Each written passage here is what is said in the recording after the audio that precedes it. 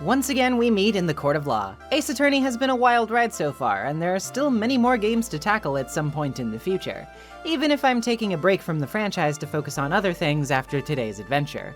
Trials and Tribulations is the last entry of the original trilogy, and so what better place to cap off for now, right? Creating a good game in the first place is a tall task. Creating a great sequel which proves it's worth sticking around for can be even harder. But crafting a conclusion to a saga, bringing all of those disparate elements together in a truly climactic way and introducing even more on top of all of that to make it feel fittingly grand of scale, that can be one of the toughest jobs of all. Weak final entries can be the death sentence of an otherwise great series, but this entry seems to be an easy sell for many as one of, if not the greatest, Ace Attorney games of all time.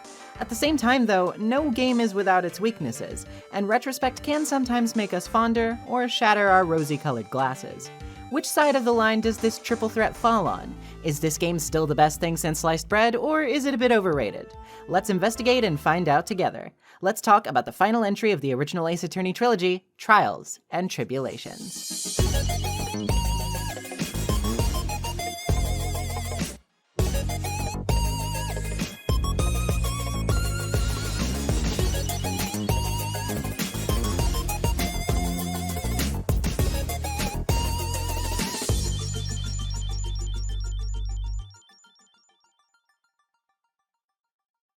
As previously stated, after getting back from vacation after development of the first game, series creator Shu Takumi was tasked by his bosses at Capcom to turn his little lawyer game that could into a full-blown trilogy, having only several months to write the entirety of the second game's script. Trials and Tribulations was under a similar pressure, making the fact that it was about 2 times the size of the original game quite a feat indeed.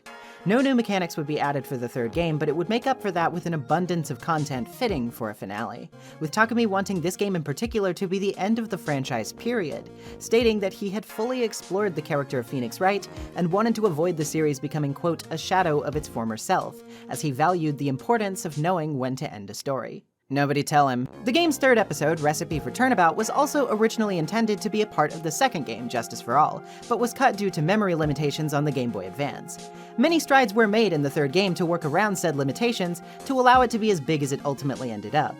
For one thing, better data structures were used to store graphic and sound assets more efficiently, which Takumi had a bit of fun with. Although funnily enough, due to a miscalculation regarding some of the game's asset sizes, the character of Sister Bikini had to be made shorter to save memory, meaning she's literally only that small canonically because she wouldn't have fit on the game's cartridge if she were taller. Takumi once again drew storyboards for all of the episode's intro sequences, but gave the direction that they should be framed more cinematically this time. This helped when it came to make an intro with a vintage movie feel, as the monochrome color palette actually ended up saving memory because of its limited color data. Once again determined not to overuse Edgeworth, Takumi also created the character of Godot, saying that he was inspired to do so because up until this point, no male Ace Attorney character struck him as particularly cool, and they needed to fix that. God, what a burn. Artist Tatsuro Iwamoto based his appearance off of Roy Batty from Blade Runner. Originally, he was going to be constantly drinking whiskey and smoking to add to his cool, hard-boiled image. However, the dev team raised concerns that this could be a bad influence to children, and thus we instead got Godot's signature habit of drinking coffee. Here's to that. Oh wait, I don't even like coffee. Godot himself was also voiced in his original Japanese voice clip by game designer and director Hideki Kamiya, best known for his work on Okami, Beautiful Joe, and Bayonetta, and for blocking just about everyone on Twitter, including me. The game's localization was once again headed by Janet Su, who even gave a pretty cool nod of the head to fans this go-around. You see, before the game was officially announced to be localized, a fan by the name of Broco started a fan translation project for the GBA version titled Comeback Courtroom 3. Broco promised to cancel the project if Capcom USA announced plans to localize the game themselves, and only the first of the game's 5 episodes was completed by the time this happened, and the fan translation was willingly cancelled on the 13th of April, 2007. In Broco's translation, the previously established English names for the characters were used, but new characters who hadn't been given official English names by Capcom yet had entirely new ones invented for the fan translation, which included the name Dolores Willow for the character who would come to be known in the official release as Dahlia Hawthorne. As a show of respect and appreciation for the fan translation and its efforts, Janet Su would, by her own admission, include Broco's nickname for Dolores, Dolly, in the official translation, seeing as it still worked quite well as a nickname for Dahlia. The game also features the debut of a new judge for some cases, who was made Canadian in the localization, as a nod to localization co-director Andrew Alfonso. The game's soundtrack would once again be handled by a new face as well, this time by composer Noriyuki Iwadare, best known for his work on the Grandia series, as well as the soundtracks for many future Ace Attorney titles.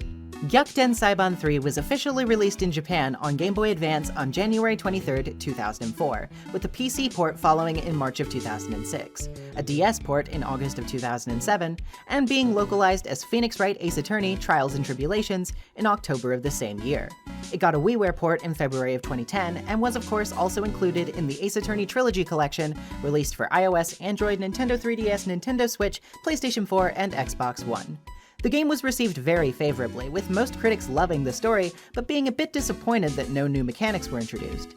The original English DS release was so successful, in fact, due to the growing word of mouth about Ace Attorney in the West, that pre-orders were about double the amount Capcom had estimated, resulting in a shortage of copies both online and at retail stores. This sets pretty high expectations for the third game in the series, doesn't it? After 2 games worth of excellent cases and amazing finales which tied everything together, I had become extremely fond of Ace Attorney's captivating case dynamics and its extremely charming cast of characters, who began to feel more and more like friends to me. Even to this day, I still look at these characters the way I would view peers from school or family friends, and it takes a consistent amount of quality to be able to do that. To say I was ready for the third installment when I began to play it for the first time would be an understatement. What I didn't realize at the time was just how incredible of an experience I was about to have, and what kind of formative memories I would be creating. I have both been equally excited and somewhat nervous to revisit this game, in fact, specifically because I loved it so much as a child. A part of me was ready to relive that excitement, that boundless joy at reading through one of my favorite stories ever told in gaming. But another, equally vocal part of myself was preparing for the inevitable, the fact that I'm now much more critical and a world-weary adult, and that there would inevitably be aspects of the game that on a revisit would stick out to me as much more flawed than I originally thought. That of course did happen. This game is far from perfect, but I still love it nonetheless. The reasons for all of this are varied, and while it still remains one of my favorites, if not my favorite in the franchise itself, it has its share of trip-ups worth discussing critically. Today we're going to dig into all of that delicious minutia together. Let's do this one by the book. Let's finally get this trilogy wrapped up and filed away in our cord records. Let's hop into Trials and Tribulations.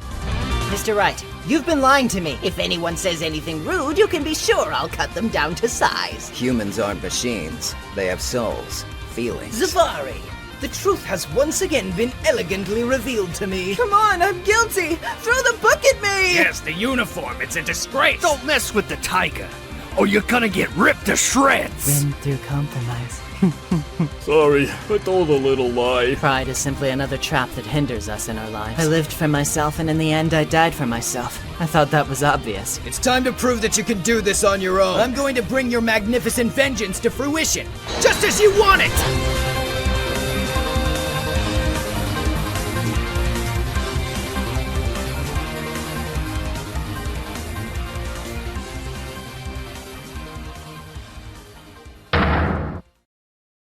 It's once again time to learn the basics. This is the tutorial case of our third installment, titled Turnabout Memories. And to fully explore the case to the best of our ability, we're going to need to go back to the past. How so, you may ask? Well, you'll see.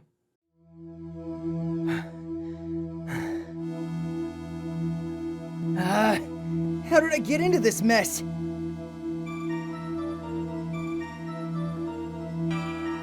Why? Why did I do that?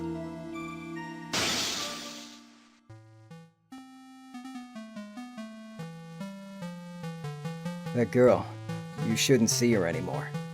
Hey! It's none of your business! I'm telling this for your sake.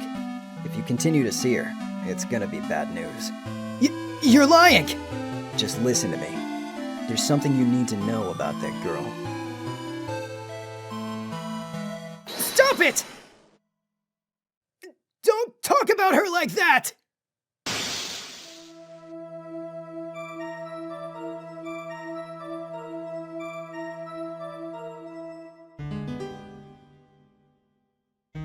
It wasn't me! I didn't do it!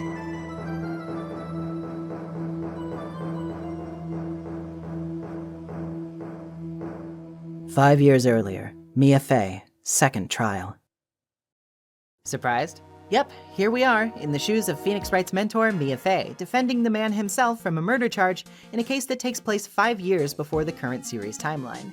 I found it only appropriate to mark our transition into the distant past by depicting these flashback cases through the original Nintendo DS footage. Though we'll be largely sticking to the HD port footage as usual, I thought this might be a good creative compromise for those of you like me who miss the pixel art.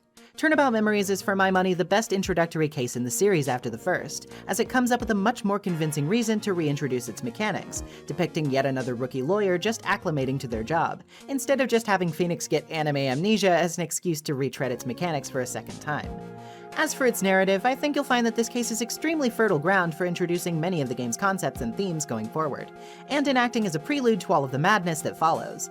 I think it's going to be proving just how careful and considerate it is with that idea in due time. We begin with a nervous Mia, much unlike her composed self in the future, stressing about her case to her mentor Marvin Grossberg. Phoenix himself is also here, in two equally unenviable positions. For one, he's being accused of the murder of his fellow college student, Doug Swallow, and second of all, he's a total dorky crybaby loser who makes his future self look cool by comparison. Oh, there's also the fact that he's got a terrible cold and that he keeps sneezing into his mask so hard that he covers his own eyes. Probably could have mentioned that too. Given that we know what lies in store for Phoenix in the future, it's easy to assume how this case will inevitably end, but it's certainly intriguing to imagine that this is how our future main character met his trusty mentor, and it's also immediately compelling to get the promise of a deeper look at Mia's exploits, considering she died so quickly in the first installment and was basically relegated to a deus ex machina plot-wise afterward.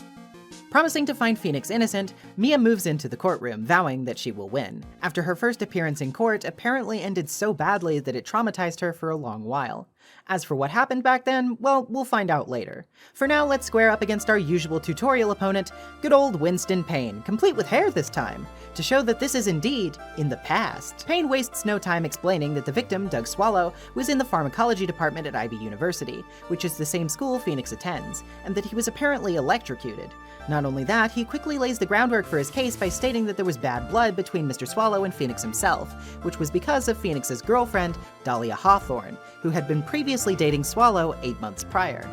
Our first witness is none other than Phoenix himself, who was asked to testify about his relationship with the victim.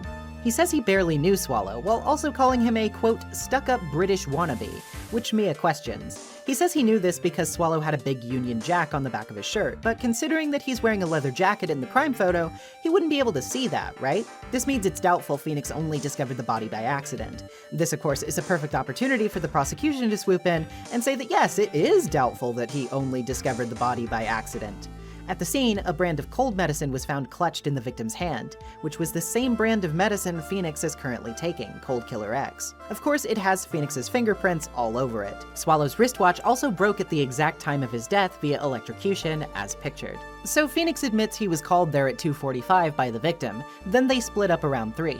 Phoenix says he discovered Swallow's body later and had lost his cold medicine around lunchtime on that day. Pressing a bit gives us the detail that the pharmacology department, the building by which they met, had a lot of chemicals and high-voltage machines in it. Phoenix also clarifies that he always has lunch with his girlfriend, who he calls Dolly. The judge is a bit impatient with this generic testimony and wants to know if anyone can produce an explanation as to how the murder was carried out, which should be easy given the crime scene photo. After all, a hanging cable is in the background, and if it's high voltage, well, it's easy to assume what did the deed. Payne insists this is how Phoenix killed him, especially since there are fingerprints on Swallow's jacket that look like a big handprint. Phoenix concedes that he did shove Swallow because he was talking bad about Dahlia. At the time, he heard a large snapping noise, and when he came back later, Swallow was just lying there dead. One would assume the snap was the crackle of electricity, but hang on a second. Phoenix says upon pressing that it was probably the umbrella he had with him, as he fell on top of it when he was shoved. Indeed, the crime scene photo shows an umbrella on the ground nearby, but at some distance from him, proving that he must have gotten up after that and been killed sometime before Phoenix came back. With enough of a hole blown into his case, we finally forced Payne's hand, and he calls his next witness, Phoenix's girlfriend, Dahlia Hawthorne. Out in the lobby, we learn a bit more about Phoenix's relationship with her. They apparently met in this very courthouse 8 months prior to the current incident, while Phoenix was reading in the records room since he is studying to become a lawyer.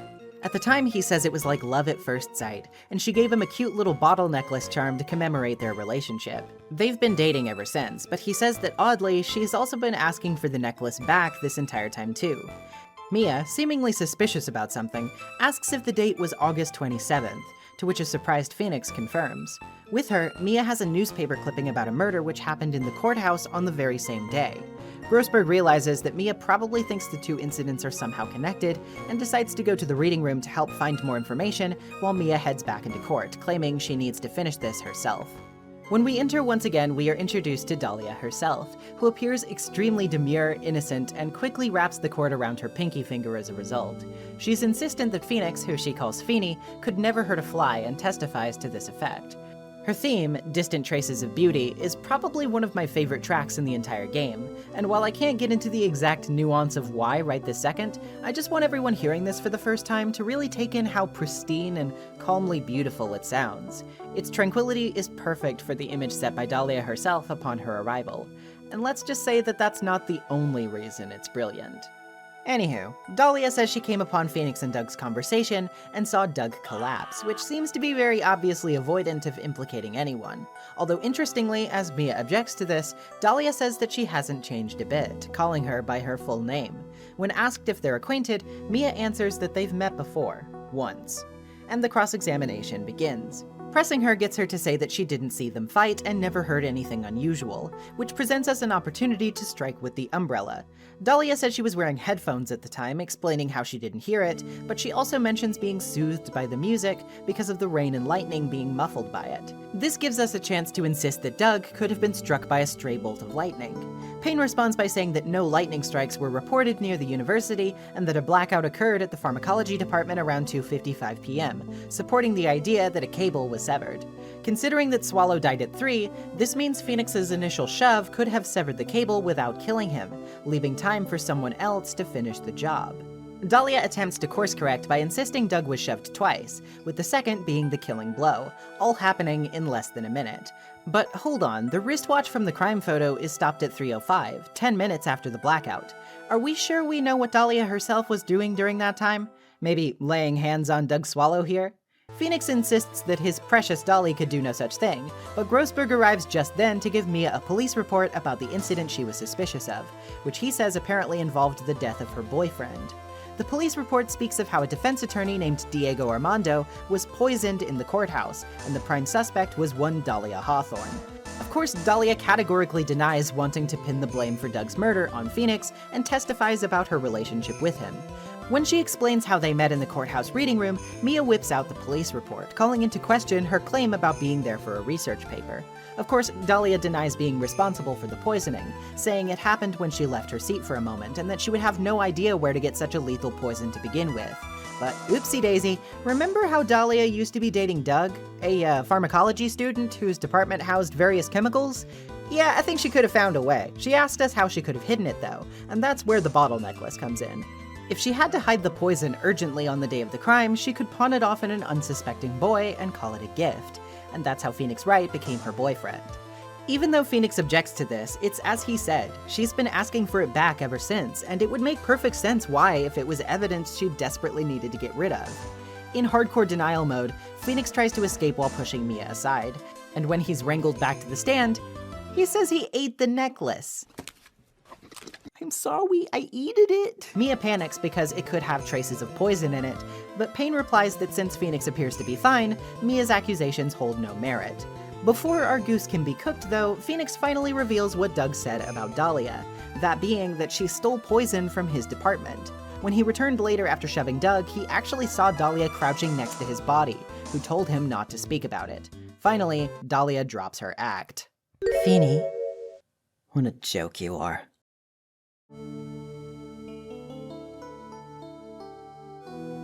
Honestly, how can any woman ever count on you for anything? I even told you time and time again to keep your trap shut about me and that necklace. You disgust me.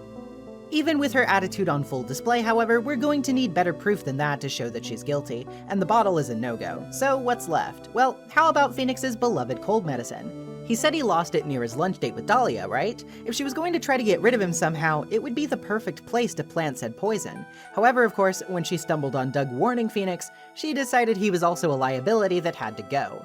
Dahlia, of course, refuses to take any of the cold medicine, proving that she is guilty. Rather forebodingly, however, despite admitting her crime, she tells Mia that this will not be the last time she sees her. Payne, still in denial, is offered some of the medicine himself by Mia, as she says it's a good way to put his money where his mouth is if he really trusts his witness so much. Payne responds by screaming in defeat as his hair flies off, turning him into the balding Payne that we know today. Arrested for her crimes, Dahlia Hawthorne leaves the court with a smile on her face, with Mia choosing not to comment when the judge asks how she and the other woman knew each other. Phoenix is found not guilty, though of course he's pretty distraught over being framed by his girlfriend. He even says that it's like she was replaced by some kind of look-alike, though Mia laments that he's still a bit naive because of that. Inspired by how strong Mia was and how fiercely she believed in him, Phoenix asks her for guidance in his studies and remarks that if he's quick enough, he may still be in time to save someone special to him, obviously talking about Edgeworth. In the present day, Phoenix remarks on how he owes so much to Mia herself, who has since passed on, and how this trial brings back a lot of difficult memories for him. He says that these are things he thought would remain forever buried, but are unexpectedly rising to the surface lately, a tale which he once again promises will be told to us in due time. So ends Turnabout Memories. I think this is a pretty excellent first case. Beyond just the novelty of seeing Mia at the start of her career and Phoenix as a defendant in a murder case, I think it accomplishes a few things that The Lost Turnabout failed to. For one, it creates a much more organic reason to retread the things we've already learned. Takumi admitted in interviews that the reason he came up with this framing device was specifically because even he thought it would be stretching the player's suspension of disbelief to give Phoenix amnesia a second time, and he was right to believe that. In turn, however, he said that creating a flashback case inspired him to create more flashbacks for the game, which dramatically altered the course of how the game's story was written going forward, and how its themes would come together. All of that we'll explore later, but I think it's genuinely very interesting how a simple decision related to the efficiency of a tutorial case would so drastically shape the entire rest of the game, and what so many people love about it. The murder itself, I think, occupies a pretty pitch-perfect middle ground too, difficulty-wise. It's a bit more difficult than the first Turnabout, which means it's absolutely more of a challenge than the Lost Turnabout.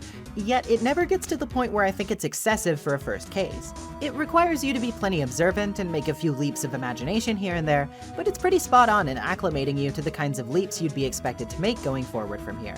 I really value first cases which aren't so handholdy that they make you feel patronized while you're being rewarded, while also not being so determined to present a challenge that they become too overbearing for a tutorial.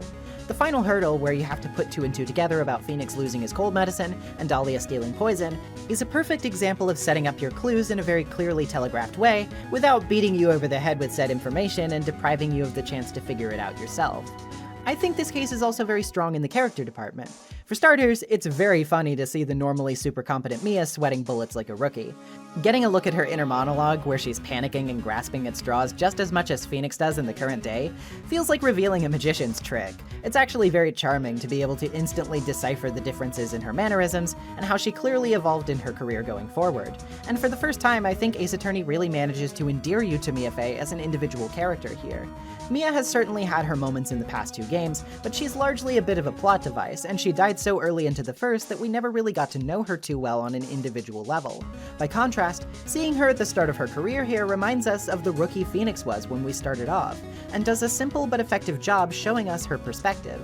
By the end of this case, it actually becomes a bit more retrospectively heartbreaking to see her dead, when Phoenix brings it up again, as you become acutely aware of Mia's weight and presence in the lives of the people she helped, and how her loss would be felt by them. She's no longer simply an earpiece for game mechanics or a last-minute savior to give you some tips. She's a person, and that person is gone. Sucks to remember. I wish I could say more about Phoenix beyond he's funny, but really his contrast here is mostly for comedic effect. The brief glints of sincerity and seriousness where you see him absorbing Mia's ideals about trust are very resonant, but for the most part he's the butt monkey here.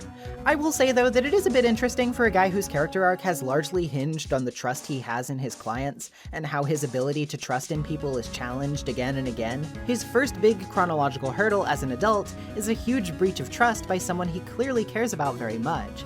It's easy to roll your eyes at Phoenix for being so devoted to Dahlia Hawthorne when you see how bad of a liar she is, but to be fair to the poor guy for a moment, I'm sure he did very sincerely believe in her, and to not only learn that she was trying to kill you, not only learn that she tried to frame you for another murder, but then have her publicly berate you and say she can't imagine someone ever trusting you because you ran your mouth.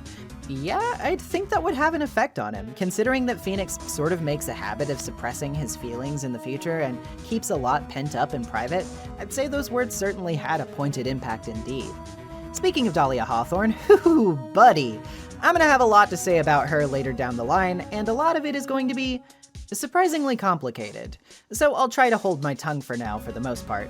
As it stands in this case alone, however, I think she's a pretty decently handled antagonist. There's something just a bit more convincingly sweet about her when compared to other witnesses with aggressive personality shifts like April May or Eeny Meeny.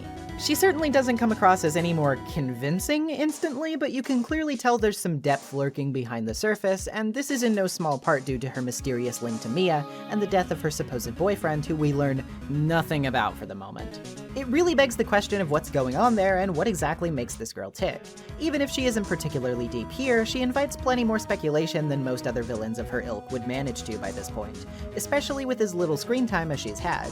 And I definitely think that deserves some praise. Overall, I'd say Turnabout Memories is a very solid introduction to this game. It succeeds in explaining its mechanics without seeming overly redundant, it has a decent amount of challenge, it sets up its hooks, plot threads, and feature themes very expertly, and it even does some pretty good legwork recontextualizing and fleshing out characters we already knew and loved. As far as tutorials go, you can't get much better than this. But now it's time to leave behind the comfort of first cases and head into the wild west of mystery and suspense that is the main game, leading us back to the present, back into the perspective of one Phoenix Wright. Let's begin episode 2, The Stolen Turnabout.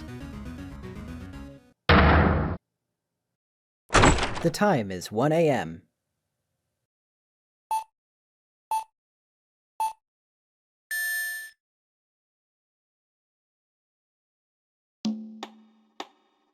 Detective, we made it. Whew, what a relief. Glad the jewel's still safe. You said it, pal. Must have been our rock-solid security that scared him off. Would you mind opening the safe just to double-check?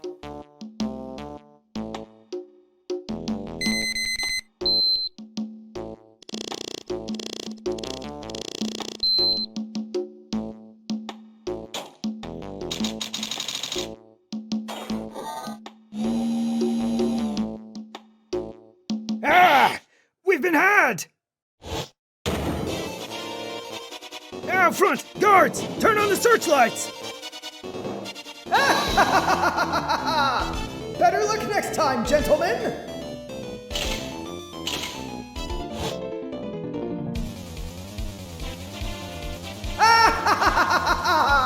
Excuse me, but I'm afraid I must be leaving now. We shall meet again when the next moon is full.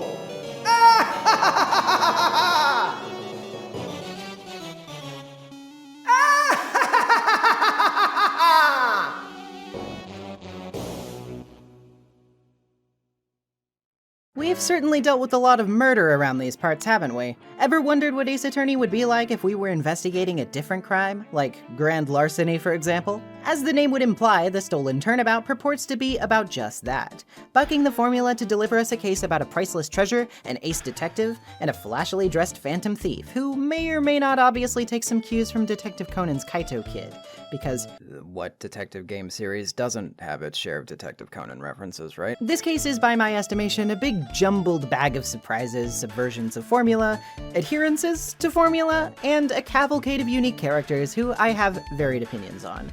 I wouldn't easily crown this episode near the top of my tier list or anything, but it takes some risky swings, and for that I have to show my due respect by giving it the coverage it deserves, so let's get sneaky. Maya is certain that she and Pearl are about to hit the big time, and that's because the Sacred Urn of Karine Village, along with many other items of note, are set to be part of a treasure exhibition starting soon, which we've been invited to go see early.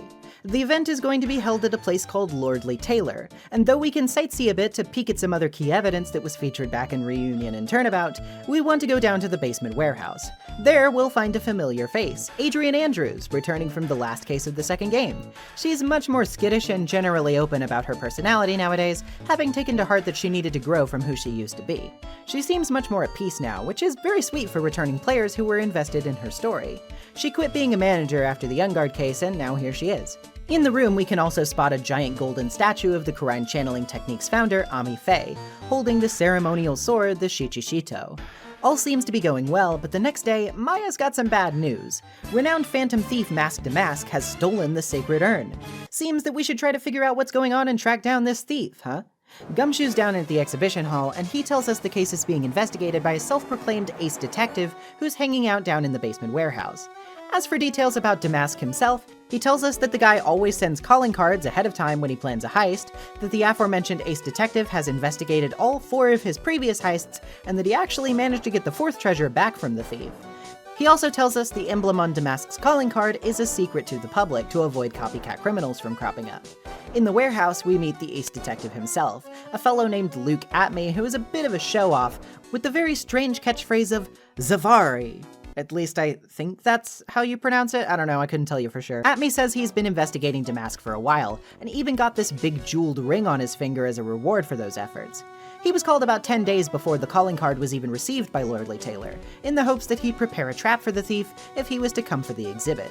He says he did so the night of the theft, working alone and hidden from police and guards as he didn't want their help. He was apparently hiding so expertly that they never noticed him, but he says he never saw anyone come through despite the urn's ultimate disappearance. If we show him the calling card, he'll relinquish his vice grip on the scene and let us investigate, insisting we drop by his office later. On the floor, we can find a wooden box made to contain the urn by Maya. We can also find the Shichishito, which is damaged for some reason, and out of the statue's hand. The computer has security cam data, but all we can pull up are the records, which show it went off last night. Lastly, Pearl notices the statue of Ami is not where it was the previous day, and there appears to be a mess of Danganronpa blood, pink paint, where it was before. After we gather our clues, we get a call from Gumshoe telling us that Damask has actually been captured, or, well, he turned himself in, rather, and he's down at the detention center now, asking to speak to us. When we arrive, we meet Ron Delight, a high-strung chronic mumbler with a penchant for interrupting conversation and going back on his own words. He claims to be Mask Damask, but apologizes profusely for apparently losing the sacred urn. He was advised to speak to us by who he calls Desi, who was in fact his wife, Desiree Delight. He tells us to go chat with her at his secret lair, which is more like his hideout, which is actually just his apartment. There we meet Desiree and, oh, hello, man. Alright, I'll get back on topic. Desiree is actually pretty convinced that Ron's just deluding himself about the whole Mask Damask thing, thinking that he's just a huge fan of the thief who collects memorabilia and dresses up as him. She says he could never do what Damask does, however, since Ron really isn't a thrill seeker unlike herself. Desiree is a motorcycle rider who frequently puts the pedal to the metal and kicks it into the highest gear she can possibly manage. She also loves to shop and spend a lot of money, which seems to work out perfectly because Ron makes a boatload of it as a security guard. Wait, really? He makes a ton of money as a security guard? As we leave, she requests we give him a letter from her, which we do. Upon reading it, Ron takes up his wife's advice and asks us to take his case. Phoenix agrees to do so, thinking something is up that he needs to get to the bottom of, but Pearl is heartbroken at the notion that he'd help somebody who stole something important to Maya and runs off to the office. This gives us an excuse to give chase, and while she's awkwardly avoiding Phoenix out of guilt for screaming at him, we can get a few more backstory details about her from Maya. Most of it is a recap of stuff we've already heard about her and her mother, Morgan Fay, from the last game, but there is a bit more nuance introduced here as well. Maya says Pearl's father left her and her mother some time ago, and apparently she's been surrounded by dysfunctional marriages in Karine Village all her life. Pearl's fairy tale notions of love, and the reason she so frequently mistakes Phoenix and Maya's dynamic for it, is because she's seeking some kind of healthy example of it after all the things she's experienced. And I think this is actually pretty sad. I've never been a huge fan of this gag, even though it doesn't really bother me too much, but contextualizing it like this does lend it a bit more of a believable reason for Pearl to be so hung up on it. After this, Pearl apologizes to Phoenix for getting so worked up and heads out to look for evidence on her own to try to make it up to us. In the exhibition hall, we find Adrian, who is a lot more frantic and apologetic now that the urn's been stolen. She says she tried showing the calling card to the police when she got it, but was told not to by Detective Atme. That said though, she does admit to calling for Atme's services preemptively since she feared something like this might happen. The security at Lordly Taylor is pretty good according to her, and she left it all in Atme's hands. She also says she polished the urn until it was sparkling beforehand, as she wasn't really sure it was actually valuable and wanted to make it look as good as possible. From there, we head to Atme's office, where we can talk to him about more details. He says the first heist conducted by Damask was for a blue gem called the Tear of Emanon. He says he watched the crime scene alone and had placed security cameras as well. How did Damask steal the urn then? Well, asking that gives us our first psyche lock of the game. For those who don't remember, psyche locks were a mechanic introduced back in Justice for All, a mental construct that signifies when someone is hiding something from you, deep within their hearts. Because of Maya's spiritually charged magatama, we can see these and break them when we confront someone with evidence, thus figuring out the truth. Usually you have to gather the right evidence before you can tackle psyche locks, but in this instance, we've already got what we need. Phoenix accuses Atme of not seeing Damask and provides the security camera data as proof. Since it went off once, he must not have been watching, which means he could have been unconscious. As for the proof, the dented Shichishito found at the scene would imply that somebody got clocked pretty hard, maybe by the thief. Atme admits he was knocked out while watching the scene while his back was turned. That said, he does give us some important evidence afterward, a security camera photo of Mask Damask himself, toting the sacred urn under his arm. Atme tells us he suspects Ron has a motive for doing all of this, and tells us to look for a green envelope in his apartment. Doing so, we find what appears to be a blackmail letter, telling Ron that if he doesn't want his true identity revealed to the world, that he should come to KB Security at 1 a.m. on October 12th, with $50,000.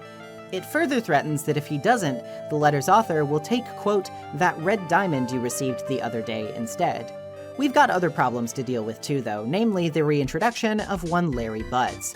Yep, we haven't seen him since Turnabout Goodbyes, but here he is to cause trouble again, having evidently been trying to flirt with Desiree while her husband is in jail. Like, dude, come on. After some incel rambling about not trusting women anymore, Larry tells us that he was here to return Ron's wallet, which he found at 1 a.m. at KB Security, where he works part-time.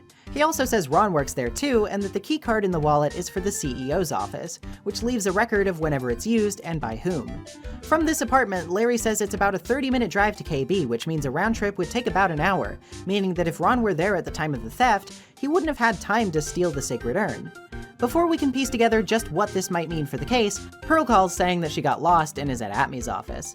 Heading there, we see a big bag on the table that wasn't there before. Maya pressures us to take a look inside, and Phoenix does reach in but can't pull out whatever's there before Atme busts back in, only allowing him to get a feel for it. Atme tells us that he'll be a witness at tomorrow's trial and that we'll be facing the best prosecutor in the country, an enigmatic man named Godot. Thus ends the first investigation day. Well, well, this is certainly a shakeup from our usual. I have sort of mixed feelings about it so far, so let's start with the negatives so I can get my yammering out of the way first, shall we? For starters, this case has a bit of a strange relationship with continuity so far. Early on, we get a glimpse of the Sacred Urn's advertisement flyer for the exhibit, showing it in its broken state from Reunion and Turnabout. Obviously, if you recall the second game, the reason it looks all cracked and says I am on it is because Pearl accidentally broke it and put it back together wrong. Maya seems not to know why the urn looks different, to which Phoenix and Pearl share a knowing glance about the incident, but don't say anything more. Now, forgive me if I'm missing something here, but there's really no way that Maya shouldn't know why the urn is broken. Pearl breaking the urn and putting it back together was a huge part of the trial in that case, and was used as a part of the argument to prove Maya's innocence.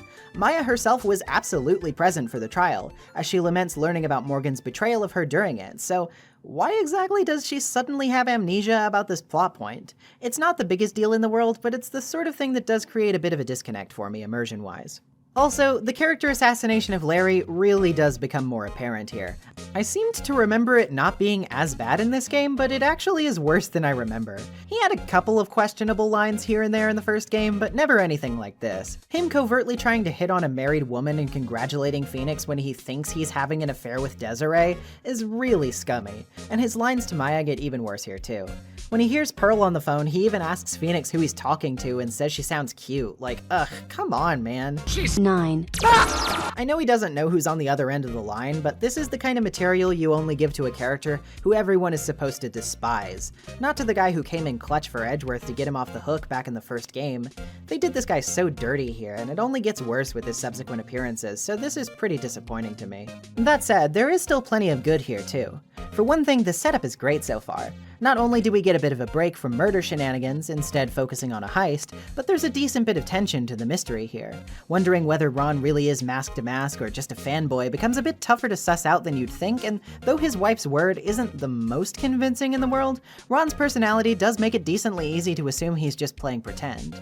The conflicting information about his whereabouts in the blackmail letter also adds to this quite a bit. Ron himself is a decent character. I can see where he would get on some people's nerves, but his habit of trailing off is very funny, and I like his character design a lot. His expressions are a lot of fun.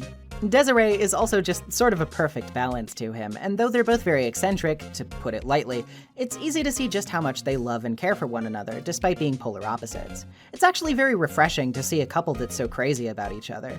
They remind me a little bit of Roger and Jessica Rabbit for some reason. That said, they're both very attractive people, and if they're ever looking to make it a three-person thing, I will literally push all of you out of the way to get there first, so. Atme is also a fun new character to add to the mix. I've heard from others that his superiority complex shtick got kind of old for them kind of quickly, but I think what endears me to him is that he's just such an obvious goofball despite his ego.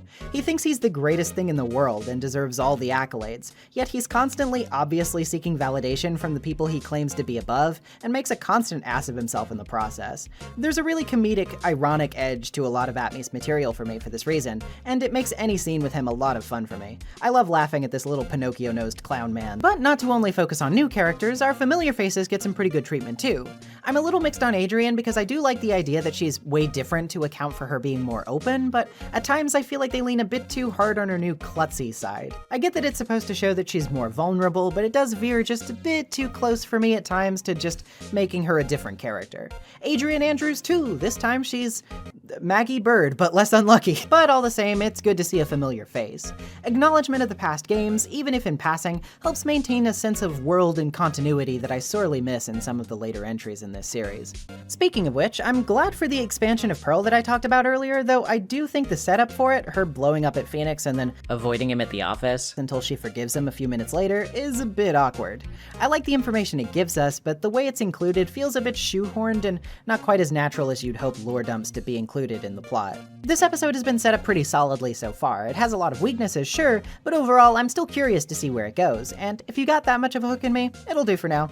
Plus, we've got a mysterious new prosecutor waiting for us, so let's get to the court and see how it all shakes out. Arriving at court, Maya has with her a publicity photo of Mask to Mask that she bought outside, because apparently they can just sell those, I guess, and we head inside. Once we do, we're introduced to the new prosecutor of this game, a chill masked man and coffeeholic known simply as Godot. This is one of very few instances until later in the series that a character would share a name with their Japanese counterpart, though the pronunciation sort of varies. Godot is obviously named after the famous play Waiting for Godot, written by Samuel Beckett. More on the relevance of that much later. Beckett would state that the proper pronunciation in his play was Godot, while most dubbed material for Ace Attorney uses a less stressed Godot when referring to him. By contrast, the Japanese opt for neither, writing out his name as Godo. So you pretty much just have to pick your poison here. I'm going to stick with how the dubs say it. I know it's not technically correct, but it sounds the best to me for some reason.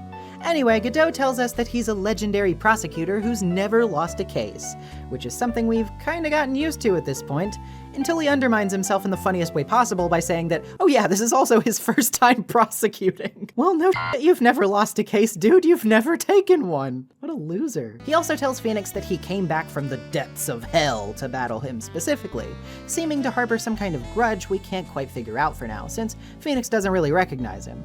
He also makes a habit of calling us trite instead of right, in case the chip on his shoulder wasn't clear enough. Our first witness, as usual, is Gumshoe, who tells us a bit about the Phantom Thief and his tendency to send calling cards. This was apparently his 5th heist, and the police are sure it's him because he only goes after the most valuable art pieces. As much as it might hurt to say though, the Sacred Urn isn't actually all that valuable, so maybe a copycat is responsible? It's hard to spot at first glance, but the security camera photo and publicity photo seem not to match, which might imply this. The copycat in the camera photo isn't wearing Mask to Mask's brooch after all. We're not in the clear though, as Godot presents the brooch, claiming to have found it at the scene near the statue of Ami Faye. Ron's fingerprints are of course all over said brooch. It appears to be ripped from cloth, which means it might have been removed during a struggle, leading us to our second witness, who is obviously Lou Gatme. He says that just after 1 AM, he saw Mask to Mask descending on him and was clocked over the head before he could do anything. When he awoke, the thief was gone, and he called the police 30 minutes later. It's a good story, but it doesn't account for the brooch. If Atme was knocked out immediately, when did a struggle occur? He was the only one there for Damask to struggle with, after all. Atme revises his statement, saying he did look away for a bit and tried to fight back when he was incapacitated with one blow from a weapon. When pressed about his so-called Atme fighting style, he says he put his back to the wall so no one can get behind him. But hang on a second. Yesterday he said he was struck from behind by the Shichishito, so which is it? That inconsistency, combined with his insistence on working alone and hiding the calling card from police, seemed to suggest an obvious conclusion. that Atme himself is mask to mask. After all, he was in charge of security, and he could have manipulated the security cameras. Godot tosses a cup of steaming hot coffee right on Phoenix's face and asks for proof, but we don't really have what he's asking for quite yet, unfortunately. But just in the nick of time, Desiree comes to the rescue, bringing with her the bag we saw in Atme's office the prior day. Inside is the sacred urn, looking just a bit different than before somehow. Godot isn't satisfied with this, claiming that Desiree could have pretended to find it at Atme's office at any time, but the fingerprints on the urn should prove that wrong, right? Well, maybe not. Atme habitually wears gloves, so he says checking for prints would be pointless. But what if we don't need his? Yesterday, Phoenix reached into the bag and felt what was inside, remember? If Phoenix's prints are on the urn, that would prove Atme had it at the time. When it was at the exhibit, Adrian wiped it until it was sparkling after all, so it would have had to be after the theft. Atme, predictably, cracks. Take a good look, everyone! Unable to find a rival worthy of my genius, I was forced to create one by myself! Here I am, the tragic clown. It seems like this case is wrapped up, but not so fast. Ron interrupts, still insisting that he is mask to mask, and manages to get approval to testify about it. He says we can't prove he isn't because he doesn't have an alibi for the night, and that his brooch simply got torn off when it was snagged by a door handle. However, this one is pretty easy to rip apart. Ron's keycard from KB Security proves he was there at around 1 AM, and since it would have taken 30 minutes to get from there to Lordley Taylor, he couldn't have done it. Ron says the wallet could have also been planted by someone else, but the blackmail letter proves he had a reason to be there at that specific time. Godot presses us to provide a witness for this, which is of course Larry Butts, since he works at KB Security as well. After the keycard is analyzed, it is indeed determined that Ron's card was used to get into the office of the CEO, Kane Bullard, at 1 AM, definitively proving that he was not stealing the sacred urn. Ron is declared not guilty for the theft, but despite how oddly easy this may have all seemed, we're actually not in the clear. Godot confronts us in the lobby, telling us that at the exact same time as the theft, Kane Bullard was killed in his very own office, which we've just gone to lengths to prove was where Ron was that night. Acquitted for larceny, Ron is once again arrested, this time for murder. This case is far from over.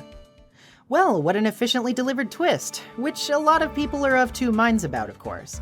Let's get there in a second, though. First, let's talk about the rest of the trial that comes before this. First of all, I think Godot's introduction is honestly a little underwhelming. Funniness aside, the undefeated prosecutor shtick has really gotten kind of old hat in my book. I certainly think Godot's more laid-back demeanor and penchant for strange metaphors immediately sets him apart from other prosecutors in the series, but I feel like this introductory trial is a little rough for him, and that it doesn't give him that much to do to really make a huge impression, until maybe the end anyway. I don't think he really comes into his own as a character quite yet here, and I think that can make him a little less immediately compelling than Edgeworth or Franziska were upon their introductions, especially considering their immediate display of their more tricky methods, like the updated autopsy report or the hidden detention center photo. This isn't to say he doesn't get way better, but I think it's a bit of a weak showing to start us off, which I think may run the risk of making some players feel the formula fatigue. Speaking of formula fatigue, yeah, I think a lot of people will be a bit bummed out by this trial's pivot. Here we have something pretty interesting in the form of a case focusing mostly on a theft rather than a murder, but hey, wait a second, seems like this is going a bit fast, doesn't it? Atme's fun to take down, and his testimony definitely requires a bit of thought, which makes it a solid second trial so far, but after we've got him dead to rights, we find out that this is turning into yet another murder trial? I've heard some say that this disappointed them because it felt like the series was finally trying to do something different, only to step backward for fear of breaking up the established formula, and I tend to see both sides here. On one hand, leading with a different crime and then catching us off guard by revealing that we've accidentally implicated our own client for another one is very fun. I think it definitely racks up the tension and keeps the case feeling a bit more dynamic because we're effectively investigating two incidents in one, which lets each part of it feel a bit more diverse. On the other hand, this is also going to have its disadvantages going forward too, and I can see why this would take the wind out of people's sails if they were really excited about the prospect of Ace Attorney trying something new for a change. Overall, it rides the line. It has a lot to love, but its flaws aren't exactly difficult to see either. The quality of this case from here on out sort of hinges on how it delivers with the rest of the time it has left, so let's head into the second half with gusto. Back at Ron's apartment, Desiree tells us a bit more about her relationship with him. She says it was love at first sight, as Ron saved her life from a couple of robbers who held her hostage once, surprisingly enough. She says she went by Atmy's office during the trial because she had a bad feeling about him, and she doesn't seem to know that Ron quit his job at KB Security yet, even though it's been a while. So let's give KB Security a visit, shall we? There we find Gumshoe, who gives us a few details about the killing. He says the victim, Kane Bullard, was discovered at 9 a.m. but died around 1 on October 12th due to blunt force trauma. His body was discovered stuffed inside of his vase, His safe. How'd you screw that one up, girl? God. which fell out when it was opened. Ugh, makes me feel cramped just thinking about it. He also tells us that he's worried about Atmy's prior investigations, having done some digging and found a newspaper clipping about the first heist, the Tear of Emanon case. In it, we can see a security guard in the background who looks vaguely familiar. As for what kind of guy Bullard was, well, we're only gonna really learn these little tidbits about him since he's already dead. That being that he was trading secrets with rival companies and would often use money, bribes, and other under-the-table means to do so. They started losing money when they kept failing to catch Damask, which might explain Ron's blackmailing. In the room, we can also find a big file sitting on the table which is about Mask Damask himself, and there's an emergency buzzer on the wall which Gumshoe says never went off, according to security. Then again, let's be honest, Larry's on security, and I don't know if I fully trust his performance. Talking to him, he says that Ron was fired about a year ago, but we're hit with 2 psyche locks when asking him if he was at his station during the crime. While he claims to have been in his office the whole time, Ron's wallet should prove that that isn't the case. He says he found it when giving it to Desiree, and he said that he found it at 1 o'clock elsewhere in the building, so no, he wasn't at his station. He says the murderer could have snuck in before he got to work, but given that the card for the CEO's office shows that it was used at 1 a.m. on the record, that isn't possible either. So Larry coughs it up. He was having girl troubles at the time and was out getting clocked by some other guy. As for the emergency buzzer, he checks the records and it was in fact pressed at around 1 a.m. He also talks briefly, if we let him, about his boss, a grouchy old lady with an astronaut costume and ray gun. Wonder who that could be. She's not here right now though, because she's on vacation. Moving back to the warehouse of Lordly Taylor, we catch up with Adrian, who we ask about the differences with the Sacred Urn. Though she denies knowing anything about it, she's sporting 2 psyche locks to the contrary, but we won't be able to solve those until later.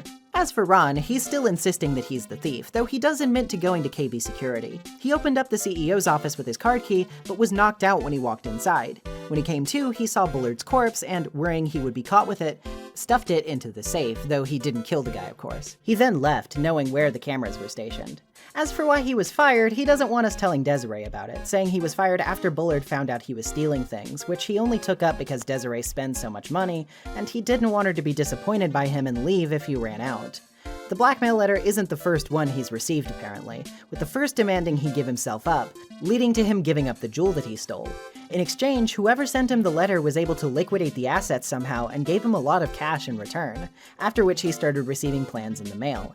These plans were for all of his future heists, telling him how to carry them out and paying him afterward. Very interesting. Of course, when asked if he killed Kane Bullard, he denies it outright, saying he didn't tell us about all of this before because he thought if he just gave himself up for the theft, he could face a much smaller charge than if he were to be investigated for murder instead. Just then, Pearl returns to tell us the urn has been checked and verified as legitimate at Karine Village, with the pink splotches being paint that seems to have been added very recently. I think we know who to go to if we want details on that.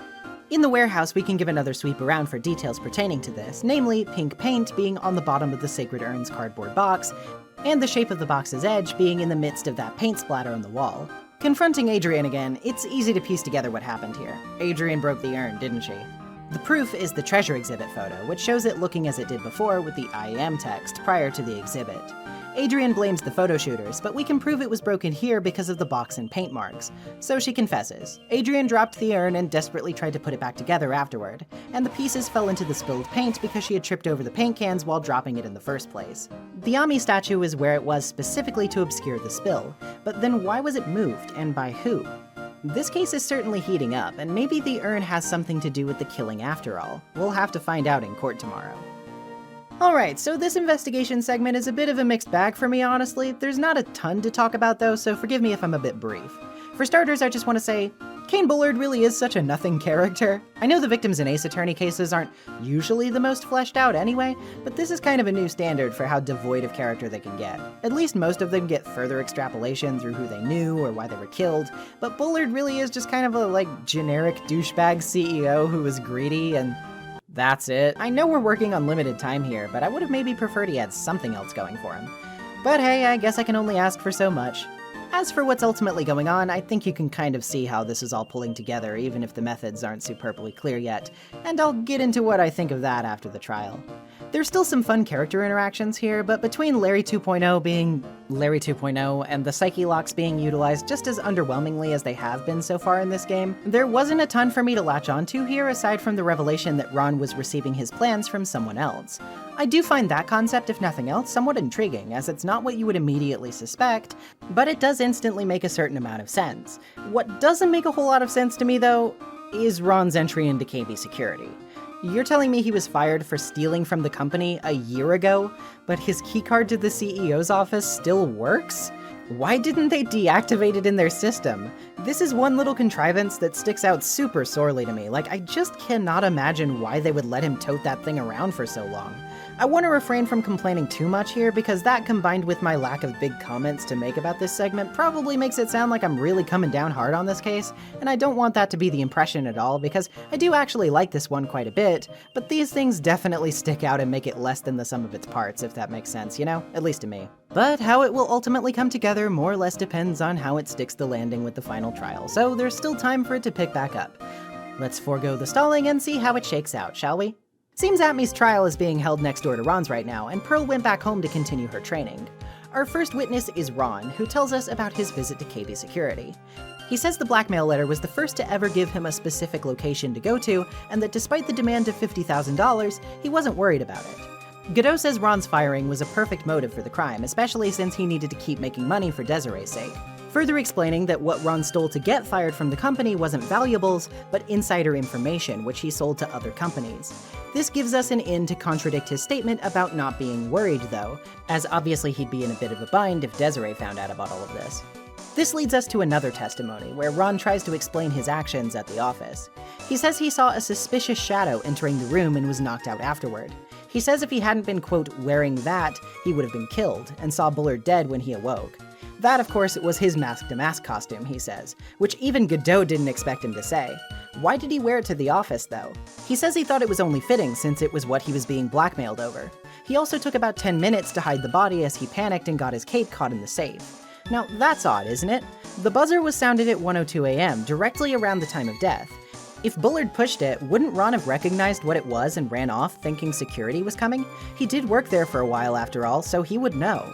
The only explanation for why he wouldn't is because he was knocked out at the time, and only thought he had time because he woke up after the buzzer had stopped, meaning someone else was in the room. Godot tries to say that Bullard could have still lived for a few minutes and pressed the buzzer himself if Ron didn't do it, but there were no fingerprints on the buzzer and he wasn't wearing gloves, so nope, it had to be a third party.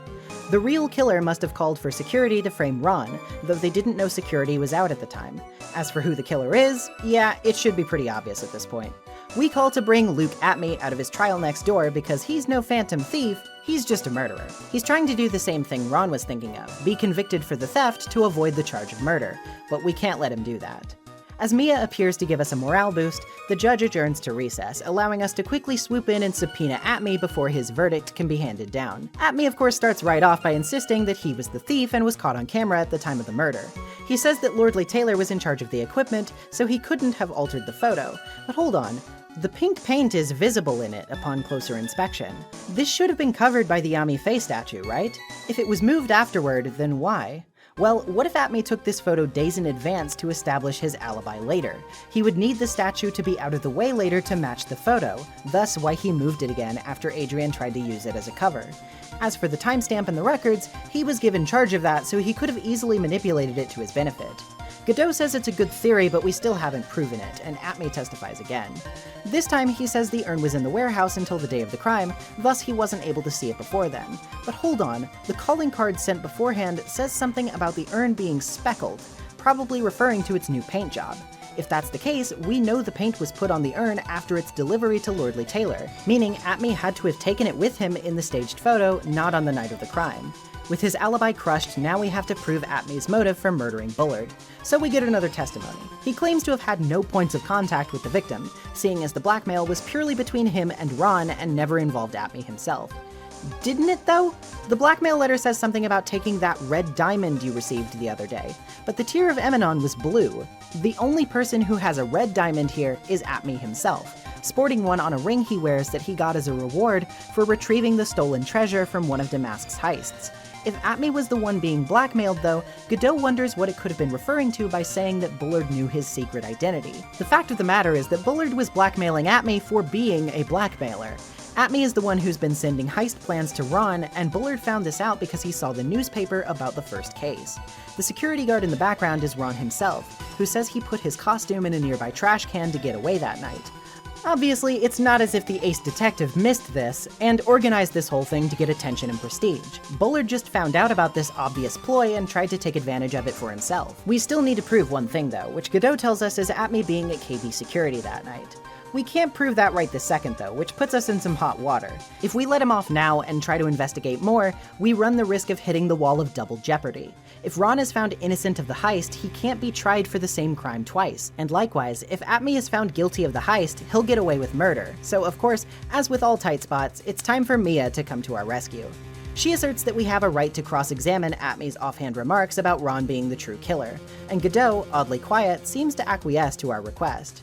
For his final testimony, Atme says he was not at Lordly Taylor, but that he was taking another job request. He says he prepared the photo ahead of time and was able to deduce Ron was the culprit of the murder thanks to his lost wallet and the buzzer having no fingerprints on it, meaning it was pressed by someone wearing gloves. Ergo, Ron in his Damask outfit. He then caps it off by saying Bullard probably just remembered the color of the jewel wrong and that it was never he who received the blackmail letter. Now, aside from the obviously dumb last comment, did you spot his mistake? He said that Ron was wearing his Damask costume, but he confessed to that fact while Atme was next door in his own trial. So how did he know that? Maybe because he saw Ron while knocking him out in Kane Bullard's office? At this point, he's got nothing. He repeats his rambling about being a tragic clown and admits his guilt. This time, it really is over. As for Ron, we've just proven him innocent of the murder, and because of that double jeopardy rule, he can't ever be found guilty for his crimes as Mask Damask. He's made the perfect getaway, and is declared not guilty. Ron is still depressed after his verdict though, thinking his wife will hate him and want to leave him, saying that a broken bowl can't be fixed. Presented with the sacred urn though, we tell him that that's not always the case. Desiree swoops in to back us up, saying that though she hates criminals and cowards, she thinks Ron is very brave, and that he only committed his crimes to help her while never preying on the vulnerable or the weak in the process, so she's not angry with him. As Desiree is earnestly thanking us for our help, Pearl comes back in just in time to see it and smacks Phoenix, thinking that he's trying to put the moves on her. So ends the stolen turnabout. This case is... how to describe this one? It's a lot of fun, but for as many things as I think it has going for it, it has an equal amount of weird oversights that kinda drag it down for me. I'm not going to go over them all exhaustively again because I think you get the picture by now, but while I think the end of the case wraps up well enough and the double jeopardy thing is a super cool idea, I think this definitely has the wind taken out of its sails pretty early and pretty obviously. Like, yeah, the setup stuff with who's sending Ron plans and him actually being Mask Damask even after we prove him innocent, and the murder and all of that, it's very cool conceptually. But man, is it really obvious from even the start of the murder case that Atme is the one who did it. I think to a point that being able to figure out the mystery beforehand is a good thing in mystery writing, because it means none of it felt left field or like the author is just trying to subvert your expectations with no consideration for if that would make a good story. But in this case, it felt a little too obvious to be completely satisfying to me. It felt like a bit of a slog to pin down Atme when it should have been very satisfying to unravel his plan, all because the fact that he's the killer is extremely obvious, and for that matter, he's really obvious on the first trial day too, because he's trying to be caught. That means that for a majority of this case's runtime, you already know where it's going to end, you just need to fill in the blanks, and while this concept is, I think, utilized a bit more effectively later in this game, it just didn't grab me much here on my replay. We still have a couple of little head scratchers to point out here too. If Atme was lying about getting knocked out in the warehouse, how exactly did the Shichishito really get dented? Never explained. We don't even get told what Atme used to kill Bullard with. The murder weapon is never a factor of discussion, and that especially seems really weird. You'd think it would kind of be important, but apparently not. That said, I still don't think it's a bad case. The power couple are a blast, Atme is extremely entertaining, Godot has a bit of a weak start here, but he's at least entertaining to bounce off of as the episode goes on, and the aesthetics here really do it for me. I really liked a lot of these locales, owed in no small part to the extremely intricate diorama-esque areas, which may not communicate as much when seeing them in the HD version, but really stand out as immaculately pixeled when you see them in their original form. The artistic talent on display here is amazing and really goes to show just how much the Ace Attorney team had mastered the GBA by this point. As much as I complained about some of the predictability too, I still think the idea of a half-larceny case which twists back into being a murder is a lot of fun. And again, a killer trying to weasel their way out of crime via a legal loophole is actually very clever. It doesn't surprise me at all to learn that Takumi referred back to Edogawa Rampo's The Psychological Test when coming up with this case. It shows in his work. I think this case maybe just bit off a bit more than it could chew, but ultimately it still provides a somewhat unique experience in the process, and I can't really fault it for that. If I had to pick at this point in the series between safe, easy, and formulaic, and swinging for something different at the risk of being messy, I'd pick the latter every time. The Stolen Turnabout may not be my favorite, but it's certainly not a waste of time. It has its fair share of trip-ups, but it also has quite a bit to like, too. I know it may sound like I've been really harsh on this case, and I don't want it to because I do still like it. I think it's just a matter of its good qualities being much simpler to explain, and its bad qualities taking a bit more time to fully articulate. Hopefully that makes sense. To put a cap on this, I don't think this case yields too much deep thematic discussion as some others do, but I think ultimately it still has a pretty decent cut and dry heart that it's trying to get at. And that's to not be too concerned with getting attention or wrapping yourself up in spectacle. The Treasures exhibit didn't really have things people were super stoked to see, but it was all about dressing up what they had to appear valuable. Atme concocted his whole rigmarole of schemes and even murdered somebody just to get people's attention and be seen as a star detective with a cool rival, and Ron thought he needed to become someone he was worried his wife might hate just to continue impressing her, because his regular self wouldn't be enough to get what she wanted. Ultimately, the guy who endlessly pursued this need for attention, Atme, is brought down and exposed as the common fraud he is, deprived of the attention he so desperately wants, and Ron, who does the hard thing of admitting his faults to his wife, is rewarded for his honesty when she tells him that she's loved him for who he is the whole time, warts and all. I think maybe talking about those spending habits might do them some good in the future, but baby steps, I suppose. I wouldn't call this case mid, but I wouldn't call it a masterpiece. It does its job, and for a second case, I think that will do. That said, it seems like it's getting pretty hot in this kitchen, huh? What with all those spicy takes? That was stupid. But we're not out of the fire. In fact, we're just entering the frying pan, because it's time to talk about this game's third episode, Recipe for Turnabout. That's enough. This court sees no reason to further prolong the trial. This case is extremely clear. I see no room for misinterpretation of the facts. It wasn't me! I swear it wasn't me! The evidence and testimony we have seen and heard are conclusive. The victim was alone at his table when he drank from that poisoned cup of coffee. No, you're wrong! I know what I saw! I saw... I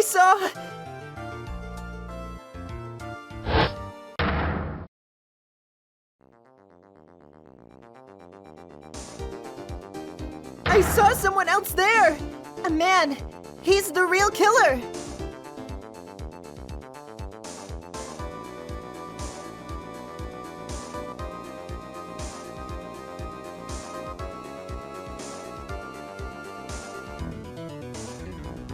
Why won't anyone believe me?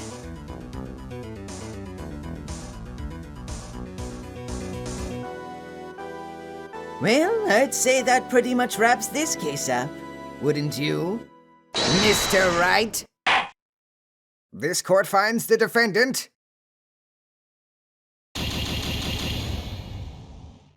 The court is adjourned.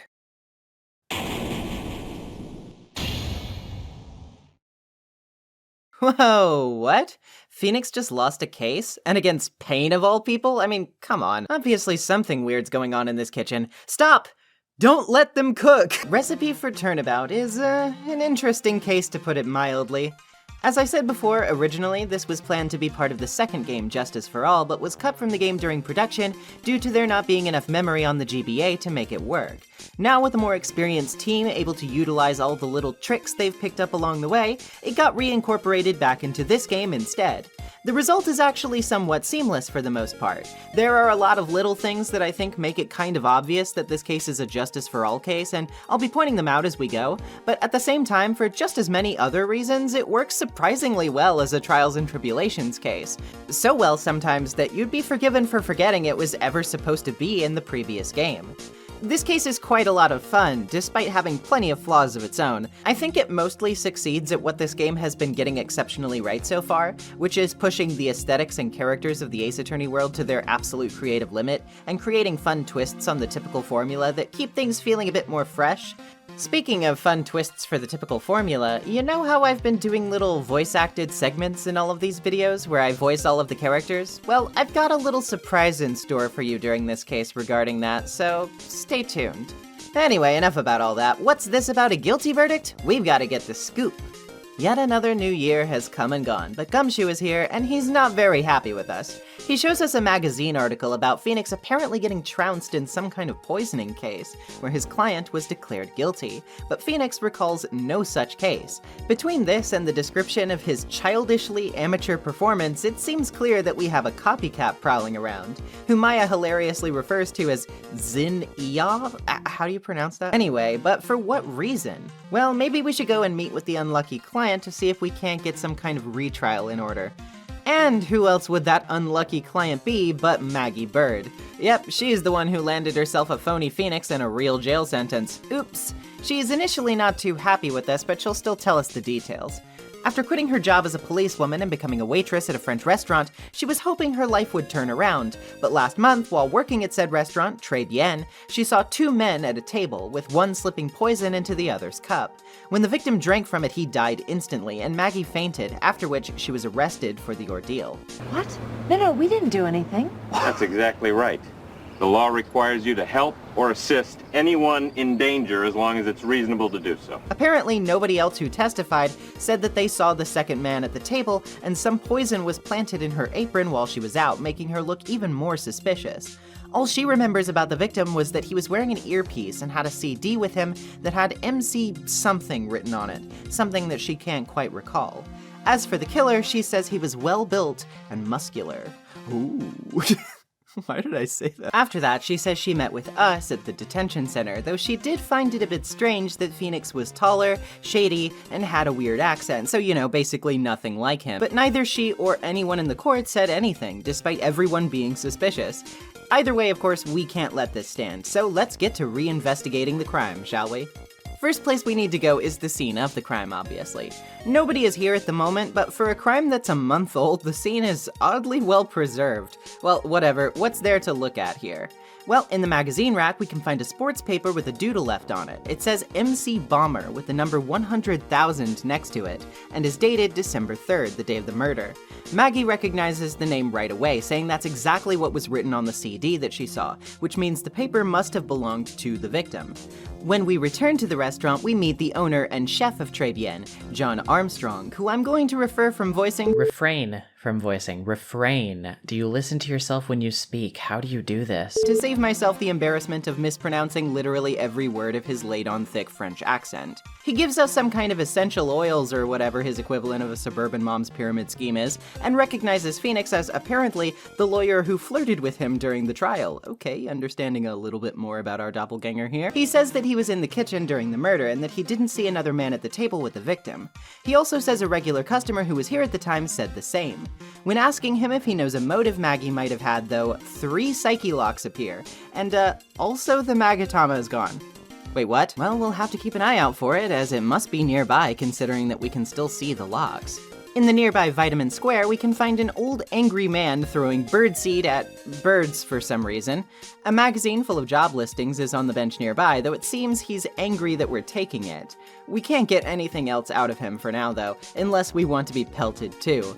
If we present the job listings to Armstrong, he'll interpret it as Maya wanting a job and taking her off to the kitchen, which hopefully means we'll have an excuse to poke around it for ourselves in a bit. For now, we can head down to Criminal Affairs to talk with Gumshoe. Obviously, it seems like he was particularly invested in this case because of his crush on Maggie, so he's ready to give us everything we need for the upcoming retrial, which he just got approved. We'll be going up against Godot again, though, so that's something to watch out for. He says the victim was a computer programmer named Glenn Elg who had never been to Très Bien or met Maggie before this point. The court did apparently establish a motive, but Gumshoe couldn't find that part. He does bring up the inconsistency of her testimony, though, clarifying that in addition to not seeing the second person, nobody else who testified saw the MC Bomber CD either. That said, he'll take the sports paper we found to run a handwriting analysis and tell us to keep an eye out for Armstrong, as there may be something suspicious about him. Speaking of suspicious, when we arrive back at the restaurant, we briefly see a gloomy-looking woman with a head bandage who leaves right afterward. Then we see Maya in a waitress uniform, because of course. Reluctantly, Phoenix tries out one of the fancy lunch specials despite his protests about the $45 price tag. The food is surprisingly atrocious, making it a wonder that this place is even still open. Afterward, we get a chance to finally search the kitchen. Finally, we find the Magatama here, though it definitely makes one wonder why it was here. We also find a strange green bottle with no scent in the midst of Armstrong's chest of aromatherapy stuff. Strange. Back in the park, the old man seems to have left, but in his place is a busted up pink scooter. Before we can figure out much about it though, its owner comes knocking, and boy, is he a character and a half. He accuses us of messing up his bike for starters, but then when we get him going... You's better watch your back. This ain't over. I'm gonna round up a group of lawyers, and then you's gonna pay. Actually, I'm a lawyer myself. What'd you say? I'm Phoenix Wright, attorney at law. Phoenix Wright? You saying you Phoenix Wright? Yeah, I am. So you a wise guy too, huh? 'Cause I'm Phoenix Wright, the one and only. What? Out of my way. I gotta cruise. So obviously that was the imposter, which is hilarious because not only does he act nothing like Phoenix, as he points out, but also, I'm sorry, just imagine for a second that you were trying to steal a man's identity. Now, not only is it really funny to not instantly recognize the man you are impersonating, but it is equally funny, if not funnier, to be confronted by this man and say, "No, I'm you," and then leave. I love this guy already, whoever he is. The old man doesn't seem to have felt the same though, having been hidden during the proceedings but coming back to chew us out for being a coward.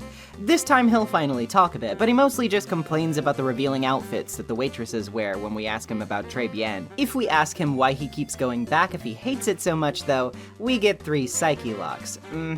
Okay. Well, while we wait him out, we can at least get some good news from Gumshoe. Handwriting analysis on the paper proves it was written by the victim, Glenn Elg himself. He also says he's sure he heard the name MC Bomber somewhere before. We can show him the small bottle too, and he'll also take that off our hands for analysis. He's not leaving us with nothing else though, telling us he did some digging on Armstrong and found out that the chef is $500,000 in the red due to a loan contract. Yeesh, that's certainly something to keep in mind, especially if his restaurant isn't doing so hot. Now then, let's get some of these psyche locks broken, shall we? Let's start with the old man. He starts off by insisting that he regulars Très Bien for the food, but it's terrible and overpriced, so why would he? He says he's very rich, so the price isn't an issue, but considering he was reading a magazine of job listings earlier, I'd say that's pretty suspect. So he pivots to saying he likes the free papers at Très Bien, but having looked at the rack earlier, we can confirm that they don't have such things, and the sports paper was something the victim brought there himself. As for why the old man's really there, it's because of those immodest waitress uniforms he claims to hate so much. He's just kind of an old lech who has a thing for waitresses, and we found out all of this about him before even getting his name, which he tells us now is Victor Kudo. Could have led with that instead of your fetishes, but you know, what do I know? The next bit is honestly a bit cringy, so to get the guy to open up and say more, Phoenix pulls Maya over hoping that the old man will want to talk if he gets to see a girl in uniform, which... ugh. And why aren't you in uniform? For what little it's worth, he brushes Maya off because she's so young, which is about the lowest bar you could possibly clear, but then Maya channels Mia to wear the uniform instead, which gets him talking. I get that this is supposed to be a gag at Kudo's expense, but it feels a wee bit gross to be like, haha, the joke is objectifying women, yay, how silly and zany, you know? Like, at no point are Maya or Mia really consulted about this, they're just kind of thrown into it against their will, as if they'd be totally cool with being ogled by an old weirdo just so Phoenix can get some info. It's just kind of gross overall, I really do not like this scene. Anyway, Kudo tells us he saw the waitress give a drink to the victim, which he drank from, and died immediately after. Again, no other person at the table. He tells us Armstrong is an ex-con who had been caught stealing things from his customers and was even arrested for it once. Huh. Okay, that makes a certain disappearing Magatama make a bit more sense. This gives us the opportunity to finally break Armstrong's psyche locks and talk about Maggie's motive. He begins by stating the victim had a winning lottery ticket for $500,000, but that it disappeared after the killing. The prosecution accused Maggie of killing Elle to get her hands on the ticket, but if we're looking for a thief, isn't there a much more likely culprit in front of us? Armstrong wants proof that he would have stolen it, of course, but this isn't hard to produce.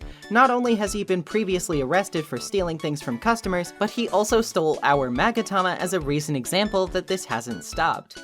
Furthermore, his loan contract gives him plenty of reason to want to settle some money issues quickly.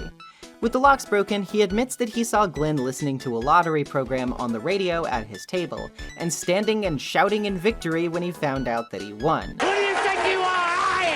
Armstrong took a bunch of tickets after the victim died and swears he didn't kill the guy either. Before he can say much more though, Godot busts in, clarifying that the ones he took didn't have the winning ticket among them, but leaves when Phoenix asks where the real one ended up. We have a lot to piece together, but we can only start doing that in court tomorrow. So yeah, much to discuss here. Let's start off with some of the basics. So aside from featuring the return of Maggie Bird, there are a couple of things that make me a bit more aware that this seems like a Justice for All case. For starters, there's one confirmed by Takumi himself. A single one of the pigeons in Vitamin Square appears to look differently. Well, this is actually because it's a dove, which was supposed to make players wonder if it had escaped from Max Galactica, the magician from Turnabout Big Top. Hey, at least somebody escaped from Max, you know? I also just think the initial conceit of this case fits surprisingly well with Phoenix's character arc from that game, though. Assuming this would have been the fourth case after Big Top and before Farewell My Turnabout, this would be the final build-up to Phoenix realizing that not only is his client not always innocent, but that he too has become somewhat obsessed with victory in the way he derides prosecutors for. By contrast, here we have a defendant we've already proven innocent once being wrongfully imprisoned, which bolsters our need to double down on the former belief, but it's also a challenge toward Phoenix's reputation. Beyond just wanting to prove Maggie innocent, you're also incentivized to rebuild Phoenix's image after this loss he's stained with by his phony that makes him look amateurish and unreliable to the general public, and he's ragged on in the papers for it. I imagine this would have gone even farther to put us as players in a position where we identified with Phoenix's need to win and keep his winning streak going, which I imagine would have added even more to Phoenix's arc later on when he realizes that the truth is more important than victory.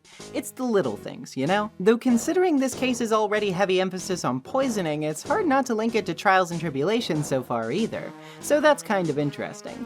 I'm sure many aspects of this case were tweaked for it to be used here, and I genuinely wonder how different it would have been with Franziska prosecuting for it, but it slots in surprisingly well nonetheless. As for the actual premise and characters so far, it's definitely interesting. It has some stinkers, Kudo and his waitress fetish are things I could definitely do without, and if you ask me whether I thought Armstrong was a gay stereotype or a French stereotype, I guess my answer would be yes? Seriously, what self-respecting native-speaking French person would choose to name their restaurant Very Good? But there's also a lot to be interested in here too. The inconsistency between the testimonies of the witnesses and Maggie's sets us up for a bit of intrigue already. And though we haven't learned his name yet, Phoenix's impersonator is a riot. More on him later. I also once again have to compliment the locales and the background art. Seriously, this stuff is so well done. Ultimately, a lot is up in the air with this one so far since we're just starting, and while it definitely has some bad signs, it also has some pretty good ones to balance it out, so it could go anywhere. The only way to find out where it does go, though, is by marching on ahead, so let's do that, shall we? To start things off, the judge pretty much confirms our suspicions about who our phony is, by clarifying that our entire opening statement last time was, "You's talking to me?" But thankfully, Phoenix is able to mostly convince him that that wasn't him and get things properly underway. The first witness is, of course, Gumshoe, with the facts. The victim was Glenn Elg, a professional programmer working for a local computer company, Blue Screens Incorporated. Remind me not to ask them for advice. We get an autopsy and some floor plans, and are shown where he was sitting. He apparently got some coffee from the waitress, took a sip, and died immediately. And poison was found in the coffee. At the time, the only other people in the restaurant were Jean Armstrong, the chef, and a regular Victor Kudo. We begin by pressing about Maggie's claims that she saw another person at the table, and Godot interjects predictably by telling us no one else backed her up on this. Pressing further gets us a crime scene photo from near the kitchen entrance, which further establishes this. Asking about the traces of poison, Gumshoe says it was a powder, and Godot shows us proof that the victim drank from it by producing the cup in question and showing a coffee stain from where he drank. The only fingerprints on it are the victim's and Maggie's, of course. As for the motive, Gumshoe isn't too thrilled to talk about it, but he tells us about the lottery ticket and says it was found on Maggie during her body search. Lastly, we get the apron she was wearing. Wait, is that blood? Godot first draws attention to the coffee stain in a pocket which contains potassium cyanide. When asked about the blood stain, though, he says he never heard about any kind of blood stain. Dude, it's right there, it's kind of obvious. Well, as it turns out, Gumshoe just says it was ketchup anyway, but this is odd. Why wouldn't he notice something like that? Things aren't looking good regardless, and Gumshoe heads into a second testimony about the investigation. He says the crime was reported at 2:25 by Kudo, that the victim had no ID on him, and that nothing was missing from the crime scene after they found the ticket and the poison. I think it's pretty obvious what to press here. How exactly did the police find out who Glenn Elg was if he had no ID? Well, apparently there was a prescription bag with him that had his name on it, though it was empty. Well, hey now, didn't he just say nothing was missing from the scene? But if Elg's prescription wasn't there, then there was something missing. Before we can get hyped up and imagine his prescription was used to poison him, however, Godot stops us in our tracks by having us take a look at the type of clinic it was that he got it from. It was an ear clinic, because the guy had ruptured his eardrum the day prior, and so the prescription was a topical ointment to be placed in his ear, not something to be ingested. The autopsy found traces of said ointment on his ear, so that answers that. Dang. That said, Godot still got nothing when we pushed the topic of where the prescription disappeared to. With that small crack in his armor, he decides to go ahead and call his next witness after a brief recess. We're cutting it pretty close right now. Maggie is not really happy about how all of that just went, feeling betrayed by Gumshoe, who she thinks didn't even try to stand up for her, and who she says she hates now. Yike, talk about insult to injury for a guy who already endures plenty of both. We're not going to fare much better with a grumpy-ass birdseed man either, though, speaking of which, but at least his first testimony is simple enough. He says he saw Elg reading a sports paper, after which the waitress brought him a drink, but put something in it. He took one sip, then collapsed, and Kudo says he recognizes Maggie as being the waitress. Yeah, well, about that. When we press him, what a shocker, he only really recognizes her by her uniform, and only really describes features about her from the back, meaning he didn't even see her face. This is proven when he says he didn't notice anything strange about her from the front, which he should have, if he saw that filthy apron. Calling Kudo's memory into question over this, he's next prompted to testify about what he remembers of the victim, to prove his word is up to snuff. He recounts Glenn's headset, his newspaper, the radio, and that he picked up the cup with his left hand. But hang on, if we look at the coffee stain left by Glenn's lips, we can see he would have had to be holding it in his right hand. Kudo is shocked, insisting it must have been his left hand, and testifies again. He says Glenn was also wearing an earpiece on the same side as his headset, but that's impossible too, remember? His eardrum was ruptured on that side. There's no way he should have been wearing an earpiece on it because he wouldn't have been able to hear anything. The judge is just about to call this testimony worthless and adjourn for the day, but Kudo is determined to prove his word is worth something, so he wants one last chance. He recounts how once Glenn collapsed, he knocked a vase over and it broke, soaking the table. If we take a look at the crime scene photo though, the vase is completely intact at the table. Kudo, embarrassed, recounts that it was actually his vase that got knocked over when he was startled upon seeing the guy die. That's enough to get the judge to order him out and buy us enough time to ask for another day of investigating. That said, Kudo still gives us a few little poem cards about his testimony, stubbornly wanting it to be of use, and that wraps up today's trial. Not a lot to say about this one, but we definitely did get some interesting details nonetheless. Studious viewers will have noticed that we still have a mysterious bottle whose contents have yet to be explained out there right now, and Glenn's ear medicine being brought up at this juncture definitely suggests something about what that bottle could be. But then that brings up a host of other questions, like why it disappeared from the scene, and why it was in Armstrong's kitchen. Wait, okay, well, that's not exactly hard to suss out, actually, but it does still beg the question of how it is all related. The incongruent testimony here really does seem somewhat sincere as well, so that combined with Maggie's claim that nobody else is backing up, is really giving off a sense of déjà vu. Just what's happening here that's making everyone overlap each other and fire off conflicting details? It's like these people were seeing two different things. And considering that this case is already steeped in deception, that's worth keeping an open mind about. I'm glad Kudo's testimony wasn't swallowed up by a bunch of rambling about his waitress fixation, by the way. It did get brought up, but only as much as it needed to get past it, which is preferable for me compared to how this was handled before. I also think Kudo is starting to really come into his own more here, exemplifying his tactics while also planting more seeds of intrigue about himself. Like, seriously, there must be a reason he couldn't see that obvious stain on Maggie's apron, right? The fact that he was so caught off guard by it means there must be something going on there, and one would have to assume by Chekhov's gun rules that this is going to become somewhat relevant in the future. This isn't the most substantive trial day ever, but it's got enough little bits and pieces to keep the breadcrumb trail building, which is about all I can really ask for at a minimum.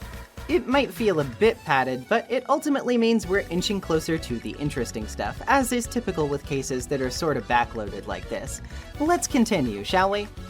We start back up at Trevian for the day, coming across Gumshoe listening to a radio. He's pretty depressed when we tell him about how Maggie's not happy with him, and he guards his secrets with a psyche lock when we ask him what he was listening to on the radio.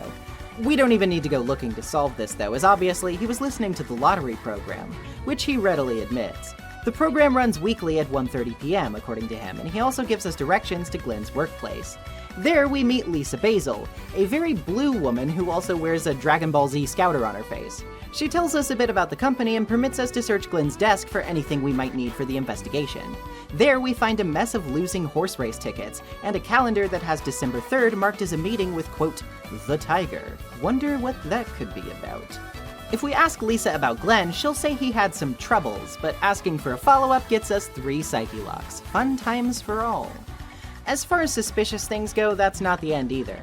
Armstrong is talking to that girl with the black hair we saw yesterday, and she seems to be threatening him to keep quiet about something. When asking him about if it was related to his loan contract, he cracks, admitting that it's the only reason he helped them with something.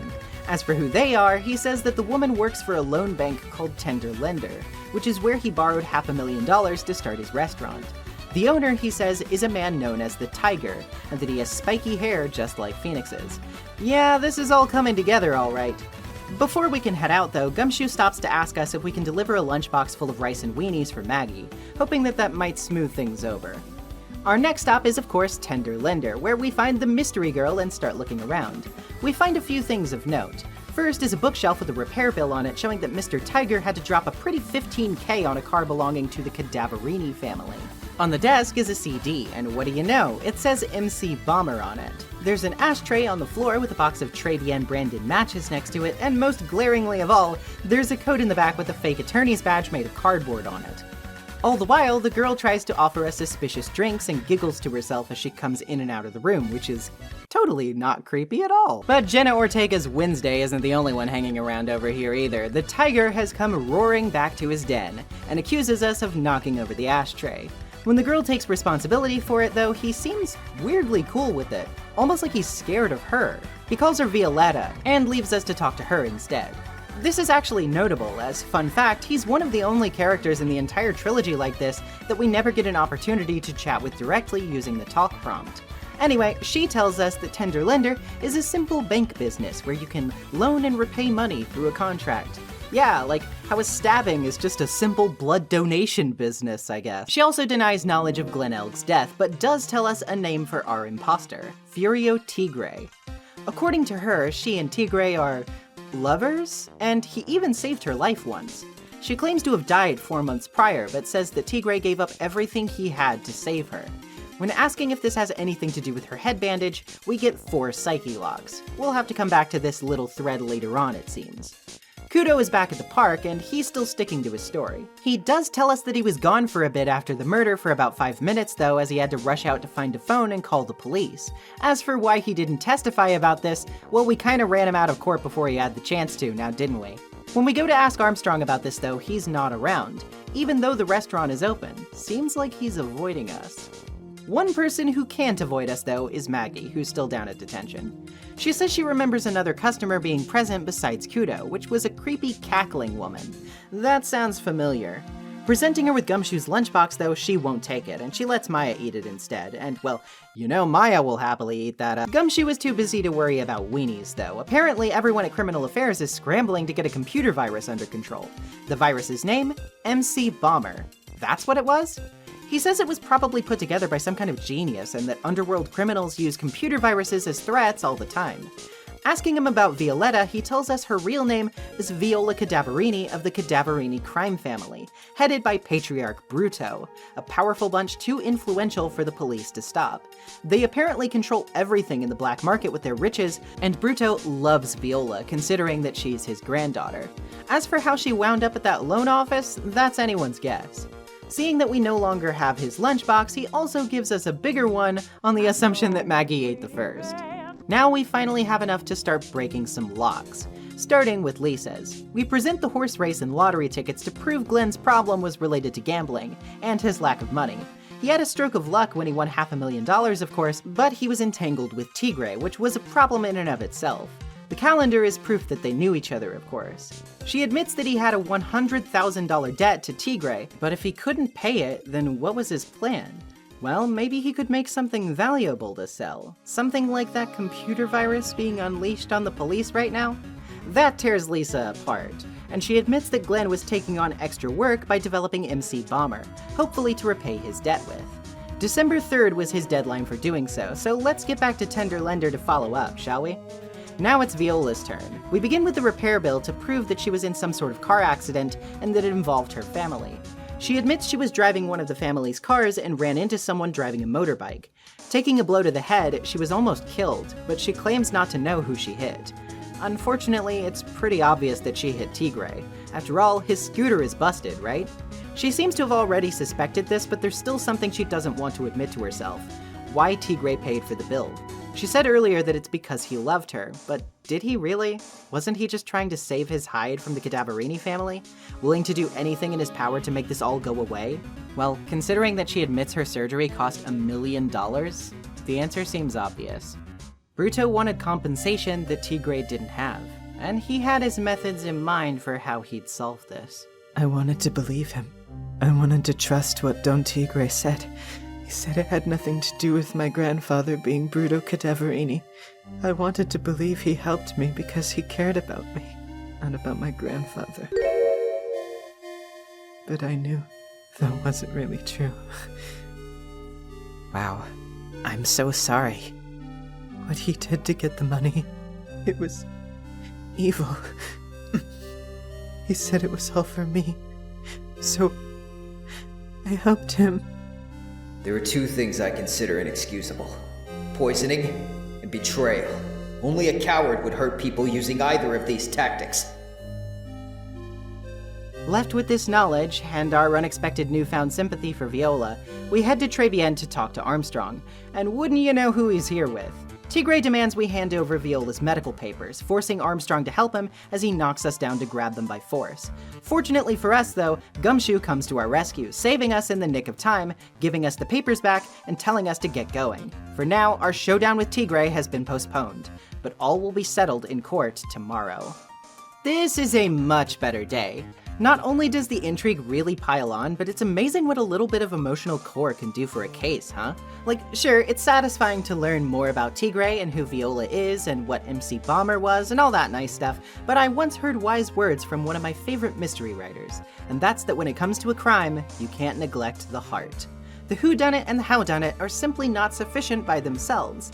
The meaty human center that motivates it all is just as important, and that's often not something trifling. Now, one can definitely refrain from putting Tigre on blast for pulling out in front of someone. Sure, he's probably somewhat at fault, but he was just being a doofus. That usually doesn't put someone $1 million in debt to the Yakuza. However, to turn around and not only continuously lie to and use Viola, but then to rope her into your murder plan to get the money while taking an innocent man's life? Yeah, that sucks pretty damn hard, and it's no wonder that Phoenix takes that personally considering some of his experiences, even if you don't even count the impersonation as part of their beef. Not only will we want to solve this for Maggie's sake and for ours at this point, but we also have an extra motivation in the form of giving some modicum of peace to Viola, even if she isn't exactly an angel either. What I find especially refreshing about the end of this investigation day, though, is that it's also just not super obvious what happened, like in a lot of cases.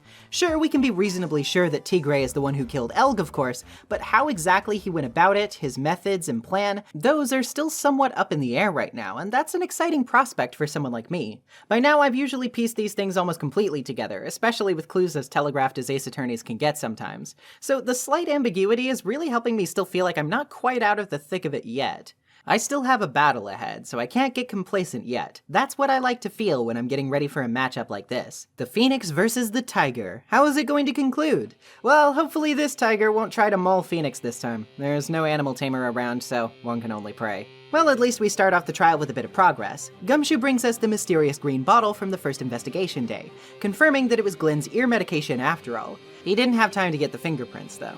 That said, I'm sure it's only a matter of time until we prove who took this, considering that Armstrong is next up to testify.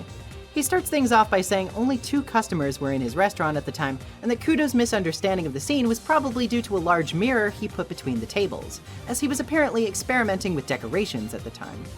Proving that this is a load of crap is pretty easy, though. Remember that Kudo was pretty particular about that vase being knocked over at his table. If he saw the crime in the mirror, he could have only been sitting in the booth next to Elg's, but in the crime scene photo, that vase is perfectly intact.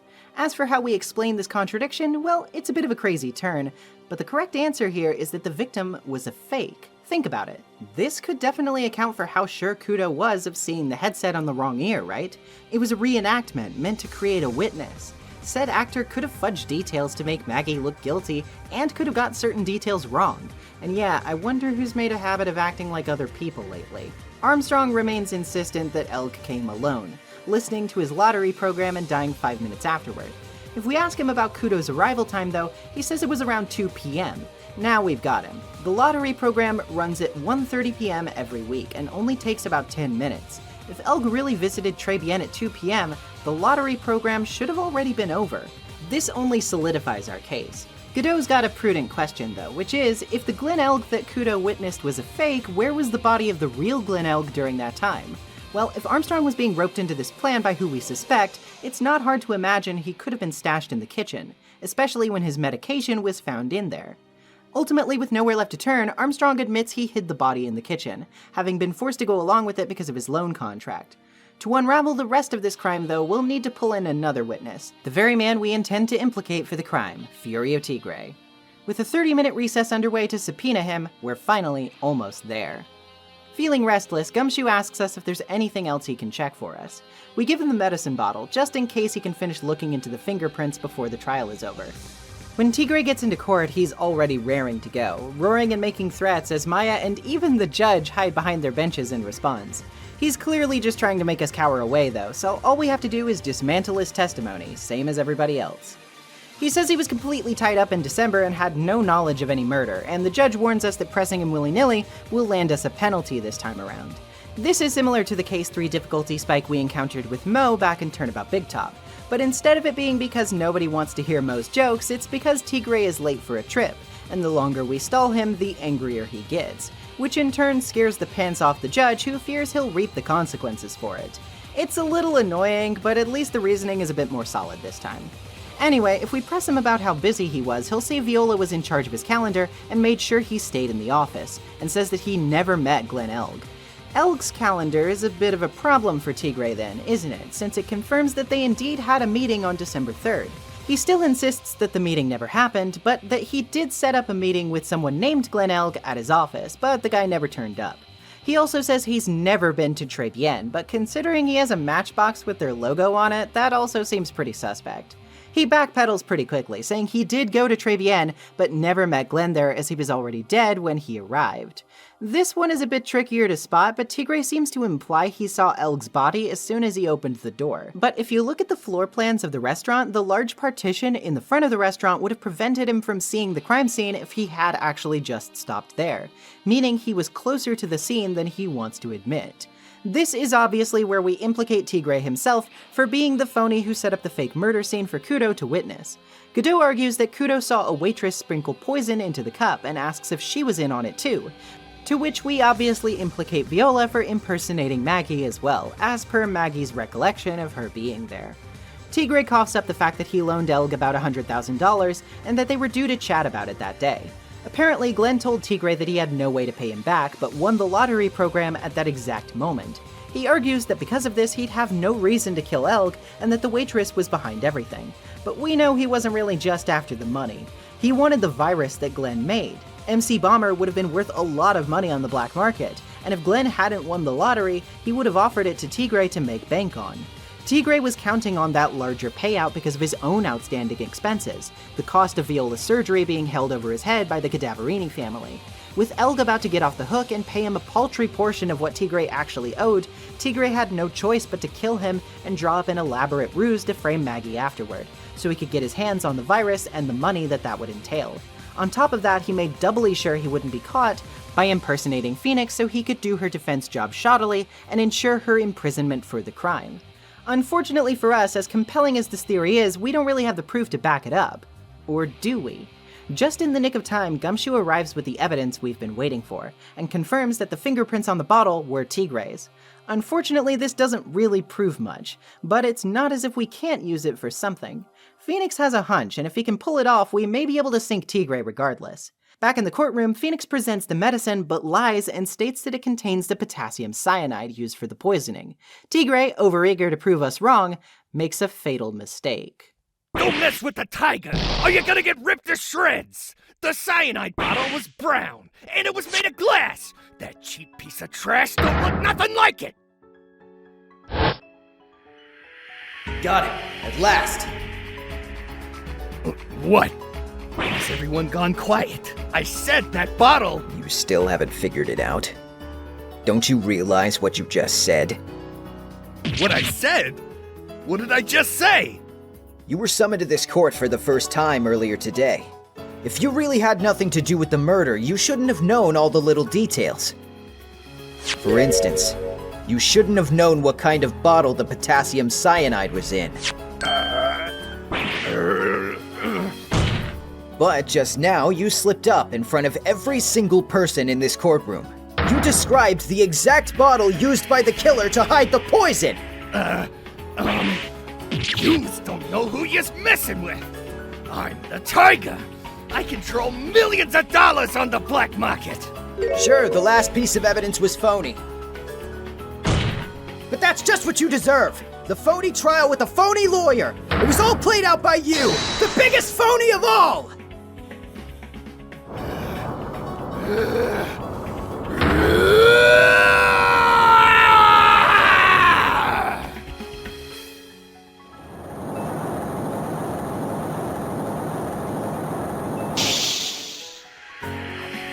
And there you have it. It's a slip of the tongue that does in the big bad tiger. After he has a big breakdown scream, the court's lights go out in a power outage. Though it seems Godot's mask has some LED lights to keep him a little less out of commission all the same. Tigray is arrested and Maggie is found not guilty at long last. She still harbors a bit of bitterness toward Gumshoe, but when we give her his extra lunchbox, she finally admits how hungry she's really been, and eats his loving handiwork as she lets the tears flow. And that's the end of Recipe for Turnabout. This conclusion is... I have mixed feelings about it, honestly. Like, true, it is really funny and very satisfying to catch Tigray in a simple lie after his whole evasion of you has been spent spinning lie after lie, but also, I don't know, I feel like nailing him with something a bit more concrete would have been a bit more satisfying. As it stands, the way you catch him is literally like a Looney Tunes bit. He does! I don't! You do! I don't! You do! I don't! You do! I don't! You don't! I do! You don't! I do! You don't! Listen, when I say I do, that means I do!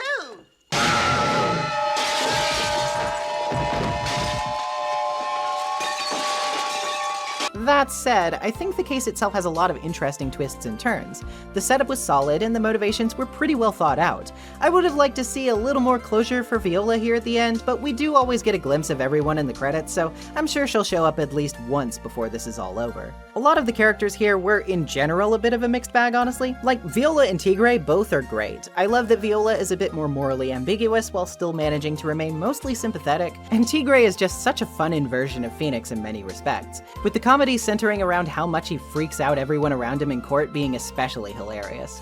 On the other end of the spectrum, though, you have characters like Kudo, who does nothing for me, Glenn Elg, who is pretty boring, Lisa Basel, who suffers an extreme degree of background character syndrome, which makes it even funnier that she gets a dedicated Psyche Lock section, and Armstrong, who, well, I guess he could be a worse stereotype, and Janet Sue confirming he's canonically just a very effeminate gay man who does drag is somewhat encouraging in the sense that I don't think anything malicious was being intentionally done with his character, but ultimately he's still just mostly kind of annoying to me. Even Maggie herself doesn't really get a lot of opportunity to shine here outside of her continued interactions with Gumshoe, and that's a little bit disappointing to me. Overall, much like the last case, I think this one is mostly pretty good, and has a lot of fun ideas, but definitely suffers from a lack of fleshing out in some areas, and from some bloat in others. I personally found the twists and turns a bit more exciting in this one than in the Stolen Turnabout, mostly owing to the fact that I just enjoy Tigray as an antagonist more, but if I were to put them side by side in terms of quality, they'd be pretty close. So close that I'd probably feel comfortable swapping them out on the tier list on any given day. That said, I want to finally address the elephant in the room and give a big shout out and thank you to my friend Jeremy, aka Game Buddy, for being the only voice performance in the Ace Attorney retrospective thus far that wasn't just done by me. Yeah, maybe some of you had suspected it, but though I've been doing all of the voices myself up until this point, I made a specific exception for this case, and for good reason. You see, in the Ace Attorney Anime's dub, Phoenix was voiced by Eric Vale, but had previously been voiced by Sam Riegel in the game's dubs before this point. Or, well, at least the games that had more voice acting than just small objection clips, that is. When it came time to dub Recipe for Turnabout, though, they brought Sam Riegel on to voice Tigray as a gag and nod towards Sam's contributions to the game side of things. I thought this was such a clever, cute little Easter egg, and kind of felt like doing something similar myself. Jeremy and I have both made a hobby in the past of voicing a certain character for some parody animations, and since we met through that, I thought that if anyone were fitting to take up the Tigray to my Phoenix, I'd have to ask Jeremy to do it. He did a great job, and I think the result was really fun. Check out his work sometime, and hire him for your projects. He's a super talented guy. So far, for those of you who are simply along for the Ace Attorney ride through these videos, you may be wondering to yourself, is this really the installment that everyone thinks is the best? You seem to like it, but, like, not that much more than the others. And while I'm going to have some things to say about this next case, we're finally in the stretch of this game that gained it so much of its long-standing love. That isn't to say that the first three cases don't have their strengths, especially the first, but when the overarching plot kicks in, yeah, you'll see what I mean. If you'll recall, back in case 1, didn't Mia say that she once stood in court before and had a terribly traumatic experience which kept her out of it for a while afterward? Well, why don't we dial further back into the past to get a glimpse of that case? Let's uncover an even deeper truth, and in the process learn that maybe sometimes the truth isn't something we'll really want to hear. Let's talk about Turnabout beginnings. The girl. Let her go!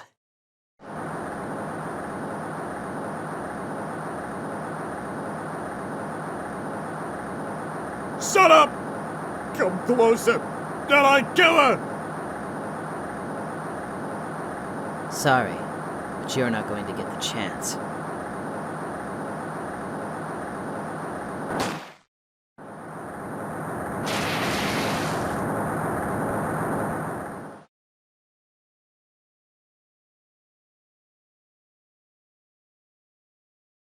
I'm reading through the file of an old court case. It was the first case of my longtime mentor, Mia Fey.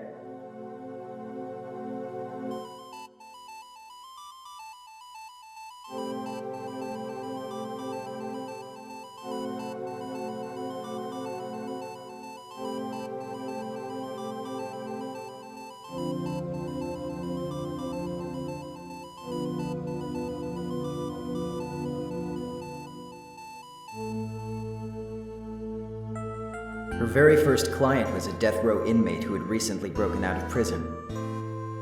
That was a whole year before Mia and I ever met.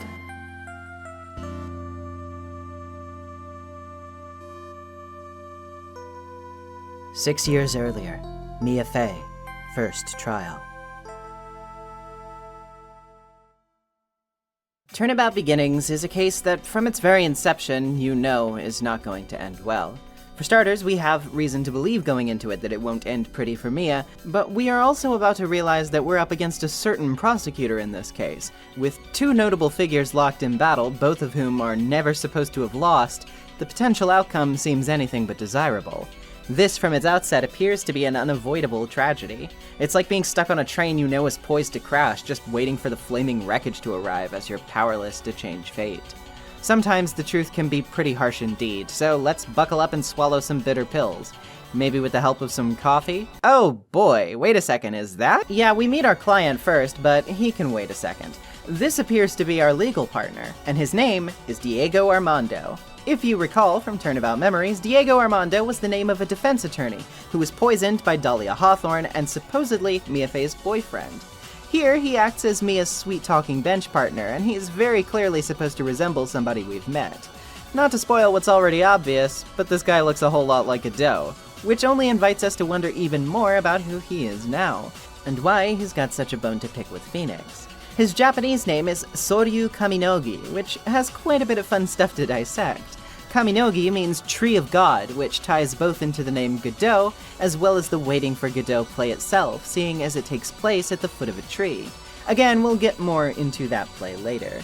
In addition to this, his given name, Soryu, contains the kanji for Ryu, meaning dragon, which is part of Phoenix's Japanese name, Ryuichi. Our client is one Terry Falls, a prison escapee who is already on death row. Doesn't seem like good odds, but what do I know? To make a bad situation worse, the victim in this case is the woman who previously got him sent there, which is establishing a pretty clear motive right off the bat, even if Falls is portrayed as pretty innocently natured. Our coffee freak assistant is here because Grossberg's having a nap and makes a habit of calling Mia kitten.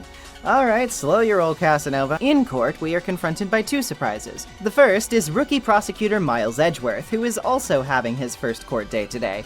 In addition to his loud outfit, he's even more of a Junior Von Karma here in disposition and particularly his body language. We also run into a different judge who is Canadian, because Canadian accents are funny. From there, we get right into proceedings. Our client, Terry Falls, is accused of killing Police Sergeant Valerie Hawthorne. Wait, Hawthorne?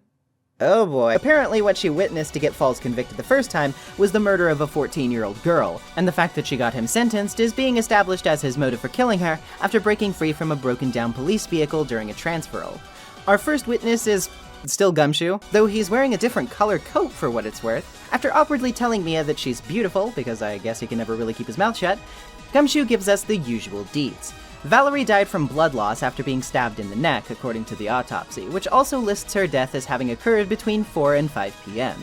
She and Falls apparently met on a rickety old bridge over the Eagle River called Dusky Bridge, and Falls allegedly killed her there, then stuffed her body into the trunk of a car that he had stolen beforehand. Shortly after, he was recaptured by the police, though no traces of blood were found on the bridge, presumably due to Valerie's thick coat. On the day of the incident, an unknown person had phoned Valerie asking for a meeting, and when she went, Terry was waiting for her. Pressing yields us a note Valerie had written and left on her desk, which reads, February 14th, 1:21 p.m. Falls, 4:30 p.m. at that bridge. Wear white scarf for identification. Talk to Dahlia. Tell her this time, the whole truth must come out.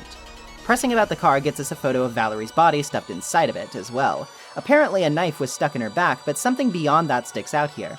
Valerie's note mentions wearing a scarf to identify herself to Falls, who hadn't seen her in some time, but she's wearing no scarf in the photo.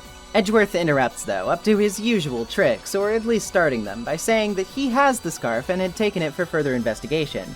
It seems to be caked in mud, though. Next, the testimony pivots towards proving that the meeting took place. Gumshoe says there was an eyewitness, and there was an additional photo showing Valerie in the scarf, which was taken by said witness. It's a bit unclear due to the weather, but the scarf can be seen. Gumshoe simply chalks it up to it falling off when Falls shoved her down from behind and stabbed her. From behind, though? Is he sure? Her coat is totally clean in the trunk photo, yet the scarf definitely shows signs of the grime. What's with the inconsistency? Maybe this supposed eyewitness can clear things up for us. Edgeworth accepts our request and calls the witness, and this time, we already know what's up.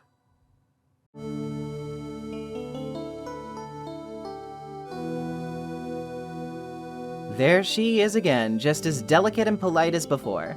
Mia, by virtue of this being their proper first meeting, may not know yet what we as players do, but it should be clear as day who this is. It's Dahlia Hawthorne from our first flashback case. She introduces herself as Melissa Foster, however, which is very odd. Why would she be hiding her real identity now if she ends up using it later, chronologically speaking? There's clearly a lot more at play here than we first realized, and the reprise of Dahlia's theme music really starts to ramp this tense mystery up a notch. The first time we ever heard it, it was as deceptively serene as Dahlia herself appeared to be. But now, knowing what we know, it takes a more chilling direction. That serenity is almost too sweet. Tranquil to the point of being haunting. A false warmth that sidles closely up to you, hands around your neck before you even realize they're actually freezing. So, it's time for Miss Foster's testimony. She says she was using her camera to photograph herself and some wild flowers by the cliffside when she noticed the victim and defendant up on the bridge. Apparently, they began to fight, which is when she took her picture, calling the police immediately afterward. Nobody is fighting in her photo though, so she didn't really take it at the crucial moment she claims to have, right? She explains this by saying the film was full and this was the last photo she took. She also explains when pressed that her camera has several features, including a tripod and a timer. Revising her statement, she says the victim tried to turn and run, but was stabbed in the back by falls after getting about 10 yards away. About that, though, if we take a look at the map of the bridge, we can see that she would have been running into a collapsed part of the bridge if she did indeed go in that direction. There wasn't anywhere for her to actually run to. Edgeworth argues the map was made after the crime, however, and a lack of blueprints means we can't definitively say what part of the bridge was collapsed at the time. Melissa continues her testimony by saying that after the stabbing, Falls picked up the corpse and carried it to the car to hide it. She's getting sloppier here. First of all, if he was just trying to hide the body, why didn't he just dump it into the river? Secondly, if he really did bring it to the car, there's no way she should have been able to see it from where she was, as there was a huge cropping of rock between where she claims to have been and the car itself. Proto-Godot asks her what she saw in the car, and she says that she saw markings on the trunk. The photo does prove that this is accurate, which allows Mia to argue that she would only know this if she was the one who put the corpse in the trunk. As for her photo, she could have set the timer and left it alone to go elsewhere. And where did she go? Well, the last case should have prepped us for a scenario like this, but she was actually on the bridge, pretending to be the victim. Remember that because of the passage of time, Falls didn't remember what Valerie looked like and asked her to wear the scarf for identification, meaning anyone could have worn it and fooled him, when in reality, Valerie Hawthorne had already been killed. Terry was tricked. Upon hearing our accusation, Melissa faints, ushering in a recess. As you might have noticed, this trial is just one day, like other first cases have been, so instead of dumping some thoughts midway through, I'm going to save them for the end of this, like usual. I'm sure there's a lot you're expecting me to want to address, but the reason I'd rather wait is because from here on out, things are about to get complicated. And when I say complicated, I don't necessarily mean that in a good way, unfortunately. Some of it I won't even be able to fully address until even later from now, but I anticipate this one's going to be a doozy. Out in the lobby, Terry tells us a bit about the crime from 5 years prior, which originally got him locked up in the first place. It was all on Dusky Bridge, just like this crime, and at the time, he had kidnapped 14-year-old Dahlia Hawthorne, who, surprise surprise, was Valerie's little sister, and Terry's girlfriend. Oh yeah, by the way, he was both 20 at that time and her tutor. Okay, clearly we didn't learn anything from Turnabout Big Talk. Alright, I'll save this for later, put a pin in that. Anyway, Terry felt betrayed by Valerie at the time, when she drew her gun on him and testified against him, because it turns out she and Dahlia were actually cooperating with Terry to stage this kidnapping. Now, why would they do that? Well, apparently the father of the Hawthorne household was a wealthy jeweler, and the proposed ransom for their ploy was a gem worth a big $2 million. Essentially, they were just out to scam Daddy Dearest. Valerie headed to the bridge with the jewel as initially promised, but opened fire on Terry for real when she got there. He was promptly shot in the arm, and Dahlia apparently fell into the river below. When the police arrived, he was arrested for Dahlia's apparent murder and given the death sentence, but obviously we know that Dahlia is actually alive. Considering that he says the jewel went missing at the same time, it's easy to see how Melissa Foster has been hiding out all this time. Speaking of Miss Foster, she's apparently regained consciousness, so we can go back into court and resume her testimony now. Diego urges Mia to smile no matter how bad things get, a callback to the lesson Mia instilled into Phoenix so long ago. Seems things have a way of coming back around, and Melissa begins to testify. She says that she was out of the country until the year before last and had never been to Eagle Mountain before entering college. She denies having any reason to want to hurt Valerie and blames Terry for everything. Pressing her about Valerie's death, she says she's lucky she wasn't wearing a white scarf or else she might have been targeted. But hold on a second, the scarf wasn't white. Why'd she say that? Maybe because Valerie's note mentioned a white scarf? and if she knew about the note, she knows a lot more than she's letting on. Mia argues only a limited number of people could have known about the note, which would mean that Melissa Foster is in fact Dahlia Hawthorne. Of course, everyone is skeptical of this assertion, seeing as Dahlia was thought dead, but her body was never discovered, right? Melissa claims to be 19, and if 5 years had passed since the kidnapping, Dahlia would be the exact same age. All of this is solid theory work, but we need a motive to solidify it. Why would she kill her own sister? Well, remember the note. It said something about talking to Dahlia about how the whole truth must come out. Valerie was going to confess about the fake kidnapping and Dahlia's change of identity, and Dahlia couldn't have her new life jeopardized because of her sudden conscience. Dahlia doesn't put up much of a fight about her identity at this point, already knowing that she's been caught red-handed. Instead, she pivots to spinning the story in her favor, claiming that the kidnapping was real and that Terry tried to kill her by pushing her off the bridge from behind. She says she miraculously survived, and the reason she changed her identity was out of fear for being targeted again. About that, though, if she was shoved from where she says, she wouldn't have even gotten to the river. She'd have hit the bedrock and died immediately. Edgeworth claims that she could have been shoved from the side after Falls was shot, but the ropes on the bridge were too high for someone to be pushed over. Dahlia would have to have jumped in herself. As for why she'd do so, it was so she could keep the diamond for herself, naturally. Dahlia assumes her ever-so-familiar colder demeanor now, asking where the diamond is now if we're so sure about our theory. We're clearly out of luck on that one, but Diego insists that we still have a weapon left in the form of additional testimony. Mia requests to have Terry testify to shed light on the situation, and he takes the stand, though clearly he's shaken by what he's learned so far, seeing as he thought Dahlia was dead all this time. He even continues to insist as much during his testimony, saying he definitely met with Valerie. The problem is, he says he arrived first, but the photo clearly shows that the woman was there first. It seems we're about to win this case, but then you might remember something. Mia's never supposed to have lost a case, but Edgeworth is never supposed to have lost a case either. Hold up. Terry begins to cough blood, confiding in us all a startling truth. He says that he and Dahlia made a promise to each other, that if they ever lost faith in one another, that they would drink from a vial buried under a tree, a vial filled with poison. Unable to reconcile with his loss of faith in her, he ends it all right on the stand. Everyone is too slow to stop him. And as for Dahlia Hawthorne, nobody could prove anything. She walks right out of court. Mia, infuriated, shocked by witnessing a man die and at a loss for what to do, blames herself for what happened, while Diego consoles her by insisting that the only time a lawyer can cry is when it's all over, as he crushes his coffee mug in his hand.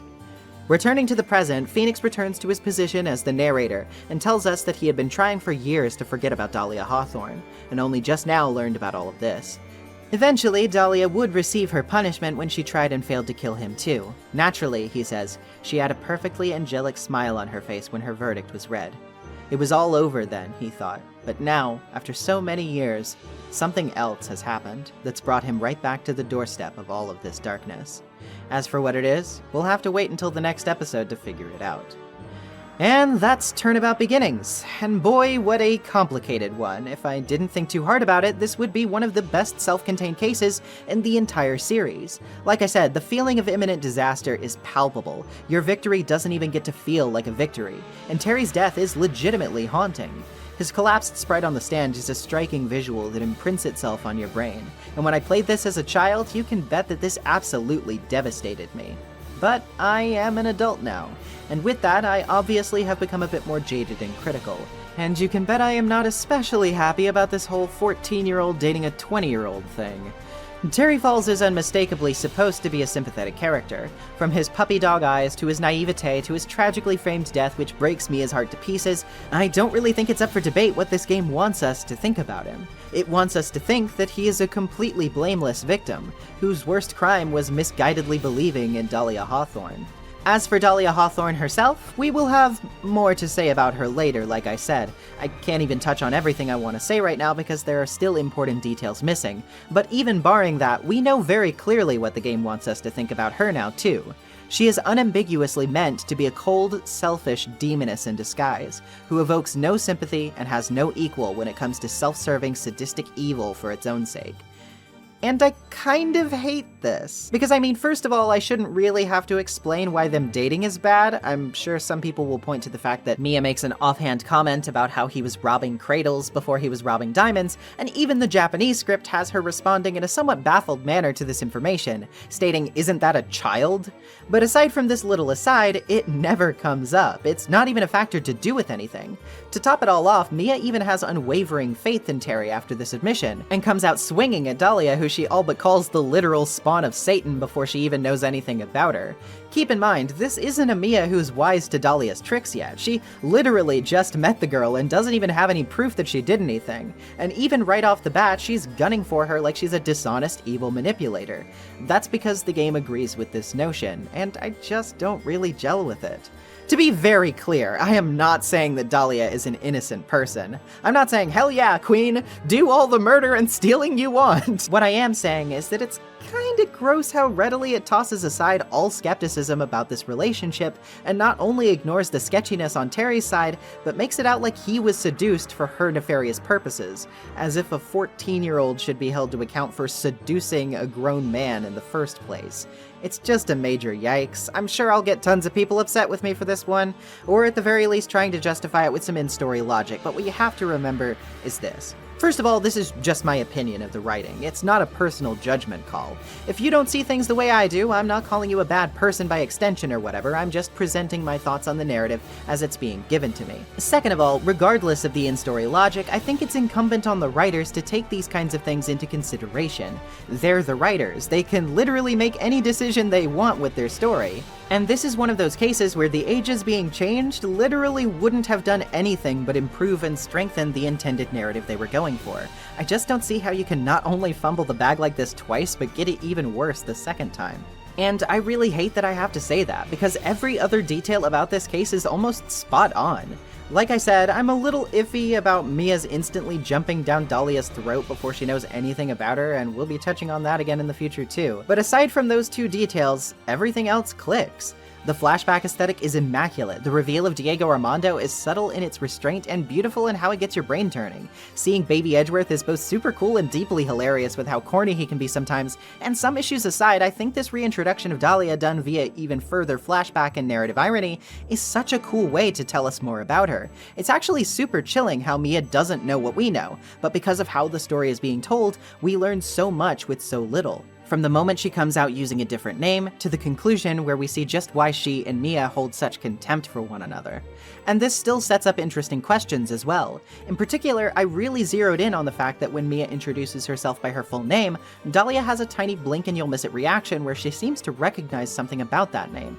And this is even further emphasized by the anime where she has a visible reaction to it. It makes you wonder just what's left to dig into about these two, and that's an immaculate setup for what will almost certainly be a crazy payoff. I hope it's clear how much work I'm doing to give this case its dues, because in the aspects it does shine in, I think it comes so close to taking the cake. It's just too bad that this particularly huge issue really drags the whole thing down for me and puts such a sour taste in my mouth. I'm not going to make any broad assumptions about the writers or what they believe because of the tidbits of a story from a GBA game in 2004. I don't really think that'd be very appropriate of me, but what I will say is that this is just very disappointing for me, because I want to like this case more than I do, and I can't. And even though I think the next case will almost certainly put a band-aid over some of these things for me, I won't be able to forget that. Also, can I just say real quick, I didn't really know any better place to put this, but wow, that's 2 poisonings and another attempted poisoning from just one character so far. No wonder Mia was so on top of that bottle necklace back in case 1. In retrospect, it seems a little hilarious that she had a boyfriend named Doug Swallow. Like, oh yeah, Terry Falls got him to swallow poison, Diego Armando got him to swallow poison, Phoenix Wright almost got him to swallow poison, and Doug Swallow, let me guess, he swallowed poison? I electrocuted him to death. Oh. Huh. Yeah, I figured I'd just throw him off a little bit. Anyway, all of this stuff was bound to come to a head eventually, and I think many of you have probably been waiting with bated breath for this moment.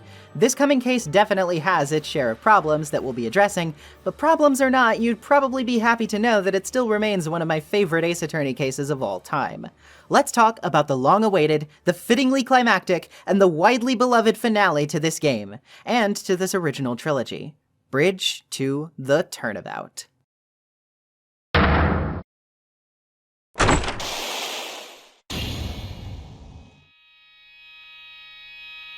Shichishito, the treasured Kurine village heirloom, whose name means seven-branched sword.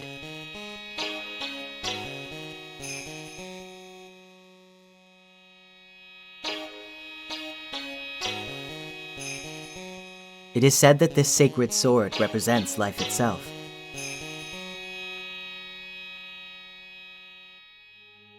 Though the branches may appear to be infinite, the choice is limitless.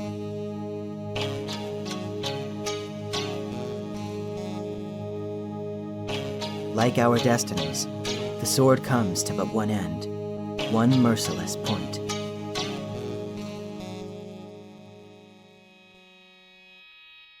And when the silver cord, the fragile thread that binds us to this world, is severed,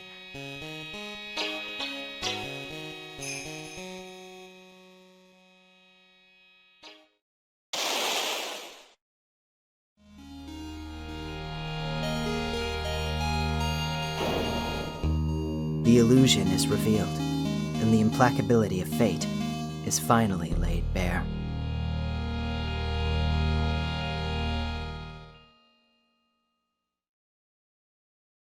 Bridge to the Turnabout is in many ways the most revered case of this entire franchise. It's the showstopper, the height of my investment in this series, and Shu Takumi's original finale to the entire saga.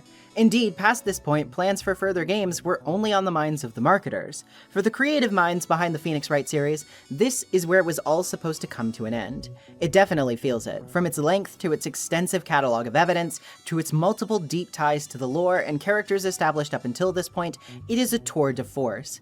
To many, this is the best case ever made. To some, it's a bit bloated, and a bit too focused on the more fantastical elements of the series, and thus overstays its welcome. Personally, I lean more toward loving it, but that doesn't mean I'm without my reservations either. I've been looking forward to this one, and I'm sure many of you have too, so let's waste no more time on the preamble. Let's get to the meat. Another celebration has come and gone, and Maya and Pearl are both hyped up. What for? Well, in the newest issue of a magazine called Occult, they saw an ad for Hazakura Temple, a place where spirit mediums can go and endure strenuous training to really strengthen themselves. For Maya, who's been meaning to cultivate her powers more anyway, this seems like a natural idea.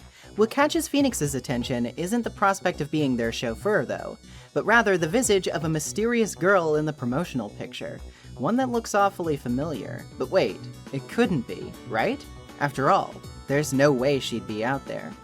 Deciding to tag along to sate his curiosity, Phoenix takes the two up to the temple, and upon arriving they all meet the other woman from the photo, a nun who calls herself Sister Bikini. Bikini is just her acolyte name, not her real name, though she doesn't disclose to us what said real name is. She's a very warm, kind person who has a tendency to laugh with plenty of gusto, and she's happy to have eager young mediums ready to test themselves. She says that this is a spiritual training ground, and that the special course they're offering involves sitting on a block of ice, chanting a spell 30,000 times, and being splashed with cold water. Yeah, sounds like a great time if you want to freeze to death. Phoenix asks her about the other nun too, of course, and she responds that the girl is called Iris, which certainly sounds like it could be a pseudonym for Dahlia, doesn't it? Though again, that's just her acolyte name. In the main hall area, we come across another strange woman too. This one, a rather refined and older-looking one named Elise Donham. She's apparently a children's book author, one that Pearl instantly recognizes with starstruck admiration. She's here to apparently gather materials for a new book that she's working on. She's also brought an apprentice named Laurice Donham with her as well. As for her getup, it's all just on loan from the temple.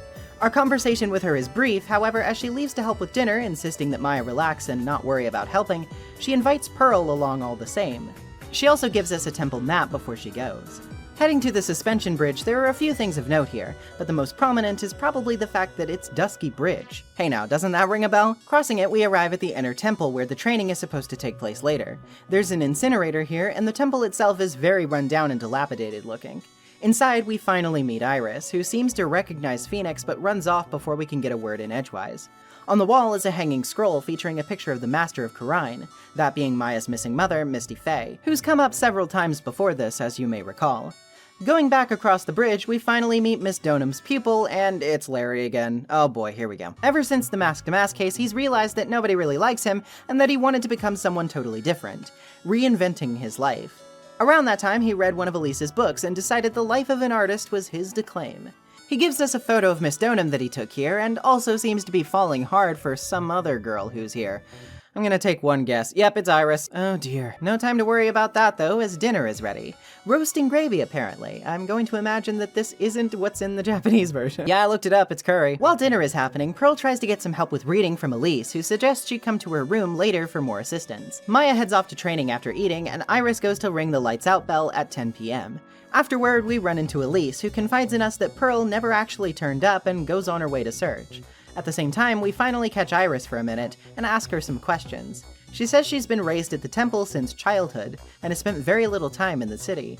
No sign of psyche locks, so what's going on? She also says that she has no aptitude for spirit channeling and says something even more interesting afterward. Talking with dead people. Who does it help anyway? I hate it. But even more interesting than that is what happens after this. Iris calls Phoenix by his name and offers him her hood, which she says has the power to protect people from evil spirits, and tries to excuse herself. But Phoenix caught something just there, obviously. Wait a minute. Sister Iris. Yes? Just now, you called me by my name. You said Mr. Wright. How did you know my name? I never introduced myself to you. That's... Sister Iris, please, tell me the truth. You and I, have we ever met before?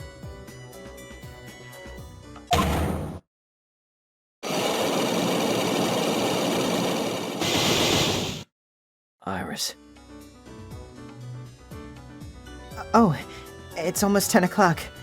Perhaps we can speak again tomorrow. There it is. But obviously the twists and turns haven't stopped yet, not by a long shot. Phoenix tries to go to bed, but 1 hour later, lightning strikes, and a tragedy isn't far behind. A person screams bone-chillingly, and Phoenix rushes out to check on what's happening. We are struck by a terrifying visual, one we've already caught a glimpse of in the intro. In the snowy courtyard, lying on the ground and impaled by the Shichishito, held by a statue of Ami Faye, is Elise Donham, dead. Sister Bikini is melting down, shaking uncontrollably as she pleads with us to stop wasting time and call the police. Phoenix runs to access the payphone next to Dusky Bridge and sees yet another shocking sight. The bridge is up in flames, engulfed in an inferno as it burns to a crisp right in front of his eyes. Larry is there too, and he's obviously not handling it very well.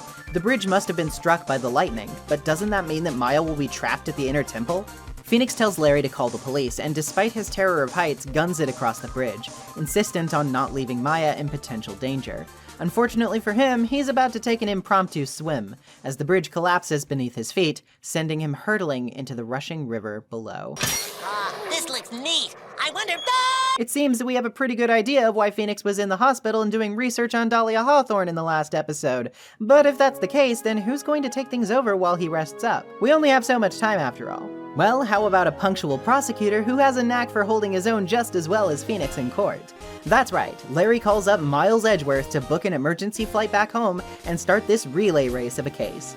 He briefly stops by the hospital to check on Phoenix and get the relevant details, and Edgeworth is confronted by both he and Larry with a rather strange request: to watch over Iris, who has apparently been implicated as the lead suspect in Elise's murder. But Edgeworth isn't a defense attorney, he's a prosecutor, right? Well, I mean, if a paper badge will fool him, I honestly think nothing's off the table at this point. Oh, this poor legal system. Armed with Phoenix's Magatama, which he has absolutely no familiarity with, and a very vague notion of what to do, Edgeworth gets to work, and we as players get to temporarily fill his shoes well before his solo spin-off games. We start off at the detention center, talking to Iris, of course, and Phoenix isn't the only one who finds her oddly familiar. Of course, Iris denies meeting Edgeworth in the past and elaborates that she has no spiritual powers and has been living at Hazakura Temple due to her past sins. The night of the crime, she says that she went to ring the bell at 10, but went to her room because she was frightened. If we ask her why, though, that yields 2 psyche locks. Edgeworth is very startled by them, of course, but he apparently heard about them from Phoenix, so he's at least a little bit prepared, even if he calls them psycho locks, which is deeply funny. As for what this all came about from, Iris thinks it has something to do with spiritual power, but has little else to offer other than an insistence that, of course, she didn't kill Elise. Wondering if he's got competition, curious about Iris, Edgeworth asks how she knows Phoenix, and she actually admits that she does this time. She says that 5 years ago she deceived him somehow, and has avoided meeting with him again because she didn't want him to suffer any further. Edgeworth says he's decided to defend her on the condition that she tells him the whole truth when they next meet. Heading to Hazakura Temple, we meet up with Gumshoe, who's wondering how Godot hasn't shown up yet, and we get a little peek at the working relationship between him and Edgeworth, which is definitely a lot of fun. He says Sister Bikini is a witness for tomorrow and that the bridge was probably struck by lightning. As for Godot, Gumshoe says he'll be taking this case, but Edgeworth responds that he's never heard of the guy. Didn't Atme say in the Stolen Turnabout that Edgeworth acknowledged Godot as a pro or something? Did Takumi forget, or was Atme just lying about that for no real reason? Well, anyway, Gumshoe wraps up our conversation by providing us with some weather data from last night, which proves lightning struck and also says a witness can corroborate it. By the main gate, we meet with said witness, that being Larry, of course. When we ask him what he was up to on the night of the murder, we get slapped with 3 psyche locks, god, now he's got me saying, and we move on to the main hall. There, we chat with Bikini and she gives us her story. She says around 9 p.m. when everyone left after dinner, she was going to go watch Maya during her training. She came back at 11 and witnessed the crime, that being Elise lying on the ground and Iris stabbing her in the back. She says she's sure it was Iris, but can't imagine why she would ever do such a thing. As for why she came back, she laments that because of her bad back, she went to take a hot bath to ease some of her physical pain, and told Iris to watch Maya while she was gone. Apparently, Iris didn't show up to the inner temple, though. As for Maya herself, Bikini isn't really sure whether she'd still be in the inner temple, and also says Pearl has been missing since last night.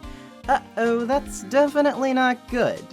The biggest note of intrigue here, obviously, is Bikini saying she saw Iris near the inner temple at 10 p.m. since this doesn't match Iris's story, Iris having claimed to have never gone there. But there are no psyche locks in sight, so she must be telling the truth, right? On top of that, we also find a piece of paper discarded near one of the cushions, which reads, "To Iris of Hazakura Temple. Salutation here. There is something I must talk to you about. I'll be waiting for you tonight at 10 at Heavenly Hall. Make sure you come unless you want your secret to be exposed." This is some pretty obvious blackmail, right? Well, we can worry about that later. For now, let's go examine the crime scene in the courtyard, shall we? First off, the autopsy report. Elise Donham died between 10 and 11 p.m., caused by blood loss from a stab wound in her back. The body has many bruises, as if she fell from about 2 stories, and this was apparently post-mortem too. Gumshoe also has some troubling news, that being that apparently nobody can get in contact with Godot. He figures it's because he lost interest when he found out that he couldn't challenge Phoenix, but is that all there is to it? That does solve one issue though, because Godot would obviously recognize Edgeworth as a prosecutor. It's a big risk to be posing as a defense attorney, but Edgeworth says he'll arrange to get a different judge than usual, and perhaps a prosecutor he knows. Oh, are we about? Before we get ahead of ourselves though, Gumshoe also lets us know that efforts are being arranged to reach the inner temple, but that because it's sort of like a small island, there's no way off of it for now with the bridge being out. With all that said, we can take a look around, first at the statue of Ami Faye. There we find the Shichishito, which Gumshoe confirms is the murder weapon, and, say it with me, has Iris's fingerprints all over it! Edgeworth has a pretty funny moment of realization here of what it must be like to be in Phoenix's shoes all the time, and remarks that it's definitely not an enviable position. Aside from that though, there's also a large wooden staff in the snow, which we may recognize as belonging to Elise, which her fingerprints further confirm. The crystal ball on the staff appears to be gone for some reason, though. Now it's time to bring our findings back to Iris. She again denies going to the inner temple despite Bikini's testimony, and we confront her about the psyche logs. Edgeworth has a pretty good idea of what Iris was frightened about, that being the blackmail letter addressed to her. She doesn't yield so easily though, saying the letter was likely just a prank and nothing to be concerned over, since she had nothing to hide. But doesn't she? Didn't she want to hide something from Phoenix? That breaks the locks. She confirms that she was indeed worried that a blackmailer might be hiding out at Heavenly Hall, hence her hesitation to go past it to get to the inner temple. Maybe we should pay it a visit ourselves. Well, the only person hiding out there is Larry, who says he discovered this place yesterday. Maybe it's time to break his locks too, eh? When we ask him where he was at the time of the murder, he says he witnessed the bridge burning from his room in the main hall. He couldn't have seen it from there though. Obviously, he'd have to have been closer. Maybe at Heavenly Hall? Maybe waiting for Iris? Our proof is the blackmail letter, further proven by the salutation here, which was just Larry being dumb and copying what was on a letter writing guide instead of literally writing his salutation here. Jeez, what a goober. Anyway, he admits it, and as for the secret he's threatened to reveal of Iris, it was that he thought she was in love with him, and it would be scandalous to Bikini or something. Yeah, okay, anyway. Both Edgeworth and Gumshoe rightly think he's a total moron for this, but what's important right now is what he potentially saw. Because hey, he claims to have seen something incredible while he was sleeping at Heavenly Hall. What is that something? Bam, another 5 psyche locks. Again, Edgeworth is rightly pissed, but he doesn't have the patience for this right now, deciding that instead of whittling Larry down here and now, he'll wait to pry his mouth open in court tomorrow. Thus ends day 1. And what a packed day 1 this was, huh? A pretty strong one too, I have to say. There's a lot to touch on here, so let's start with the setup. I know some people don't really care for the harder swerve into the world of spirit mediums, but I actually heavily disagree with this. The drama surrounding the Fae family and Khura'in as a whole are some of the most intriguing aspects of the lore for me both in the first and second games, tastefully sparse as they may have been, and I think it's only natural that any finale worth its salt would want to explore that more deeply. In the first game, it largely plays second fiddle to the DL6 incident, but still serves as a vital portion of its backdrop. In Justice for All, we get a bit more of a fleshed out perspective of the family's inner politics and some of the larger issues Khura'in faces due to the way its hierarchies are structured, and that provided some of the most compellingly human drama in that game for the bit it got to be relevant. Though it still definitely seemed like a middle step in the equation. With all of this coming back now and stronger than ever, both in its characters and in its setting, I think it makes it pretty obvious from the start that these threads are actually going to lead somewhere significant. And for me, that's a good feeling, because it feels like you as a player are being rewarded for investing yourself in the long-term narrative of this trilogy. And speaking of narrative threads, this case is already picking up quite a few from this installment's narrative as well, and I think it does so pretty tantalizingly. Hot off the heels of Turnabout Beginnings, it's no wonder why we as an audience would be especially touchy on the subject of Dahlia, so having her look-alike thrusted in our faces right away is bound to raise some immediate eyebrows. I was never actually convinced that Iris herself was Dahlia while playing, because that just seemed way too obvious and also illogical given what we'd been told up until this point, but whether she actually is the woman herself doesn't really matter. Her heavy resemblance to her and the way Phoenix in particular reacts to her presence are intriguing enough hooks to make you really want to know more about her, which is brilliantly contrasted by just how rarely you get the chance to speak to her. She's always ducking just out of sight or remaining scarce when she can be spoken to, always leaving you wanting for just a bit more clarity. I think that above all else, that really establishes Iris as a compelling character, and thus a compelling defendant right off the bat, especially because we still don't really know how she fits into all of this. The setting is also obviously a big question mark hanging over this case so far. Ace Attorney loves its thematic parallels and things from the past that come back around, so deciding to set this case right near Dusky Bridge when we just saw it in the last one is certainly a choice. My misgivings about Beginnings aside, it definitely grabs your attention if nothing else. It makes you wonder how exactly this is all going to tie into itself. The other new characters are mostly fine so far though. Not bad by any means, but not especially noteworthy. Sister Bikini is very fun and likable, but I really only remember her much for her exuberance, her height, and her back pain. Her relationship with Iris becomes a bit more of an interesting aspect of the character as the case goes, but for now she's just kind of the designated witness. As for the victim, Elise is, shall we say, vague? And this is by design, of course, believe me when I say that if you don't know why yet, you will in a little while. But because of that, there really isn't much to say about her. She seems chill and wise, she offers to help Pearl with her vocabulary flashcards, and then she gets stabbed to death. What a life. Also, Larry is Larry. What else is there to really say about him and his character decline that hasn't already been said at this point? At least he actually called for help for Phoenix instead of, I don't know, asking him if there were any sweet married babes to hook up with down in Eagle River. But I know.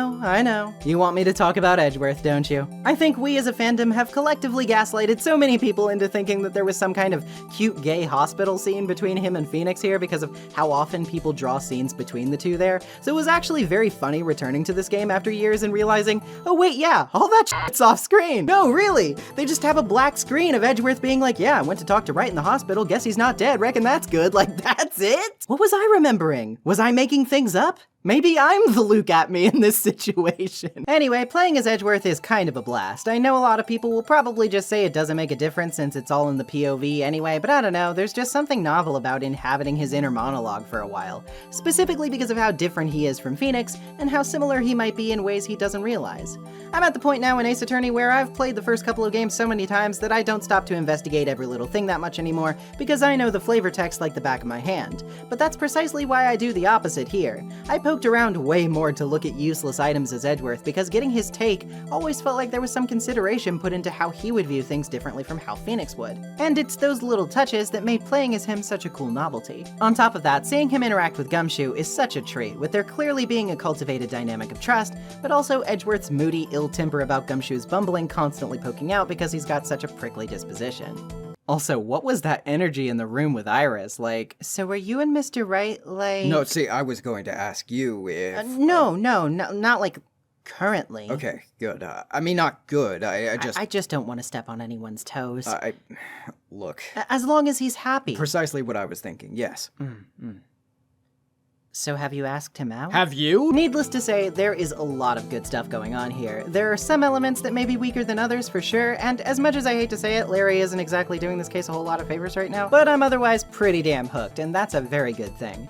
This case has really ramped up the tension so far, delivered some shocking surprises, and seems set on delivering even more cool final case-worthy promises in the near future. One of which I'm sure many of you probably realize I am deeply excited to get to, so let's get into court, shall we? Iris is a bit surprised to hear of Larry's tomfoolery, but to be fair, we're going to have to go through Bikini's testimony first before anything else. Presiding over the case is the good old Canadian judge from Turnabout Beginnings, making his return here because it's been so long since he's seen Edgeworth that he's pretty easily fooled into thinking they've never met before. Godot obviously doesn't show up to prosecute, and the judge is about ready to call the case in the defense's favor on these grounds until... Objection! The prosecution stands ready. And you are? Franziska von Karma, prosecuting prodigy. Von Karma, you say? Perchance you wouldn't be of any relation to the legendary prosecutor Manfred von Karma? Legends are a thing of the past. I am a von Karma. That is all. Heck yeah, call it my bias if you'd like, and I don't care, but it's Franziska, baby!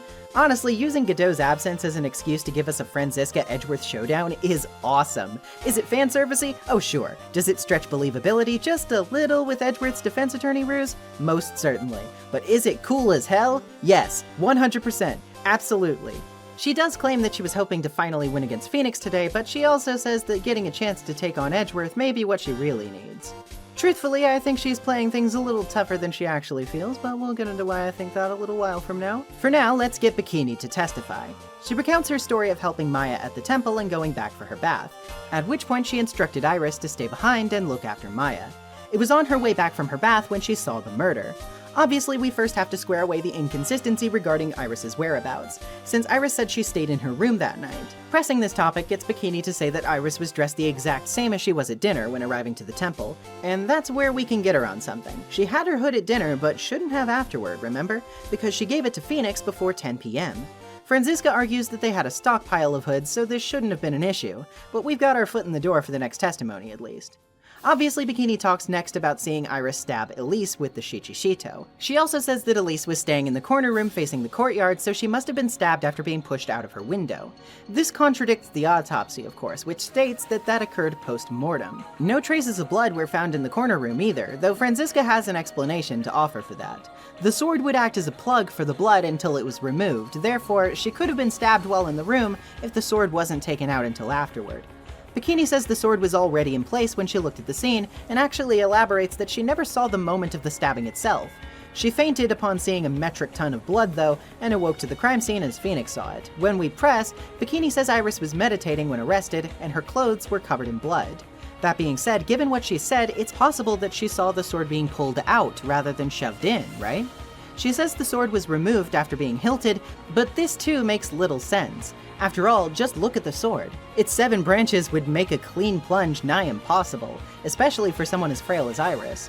Furthermore, removing it smoothly would be even more impossible, and it should have more blood on it if that was the case. All of this makes one thing pretty clear: the Shichishito is not the murder weapon. Franziska argues that this changes little about what Bikini actually witnessed, though, but Edgeworth counters by asking where the real murder weapon could have gotten off to. Obviously, it hasn't been found. Bikini might have had an idea, though. She says that when she went to the main gate after asking that the murder be reported, that she saw tracks from the snowmobile. A 15-minute walk to Dusky Bridge could be covered in less than 5 that way, and maybe the murder weapon could have been tossed into the Eagle River. She says it's possible because Iris can drive the snowmobile.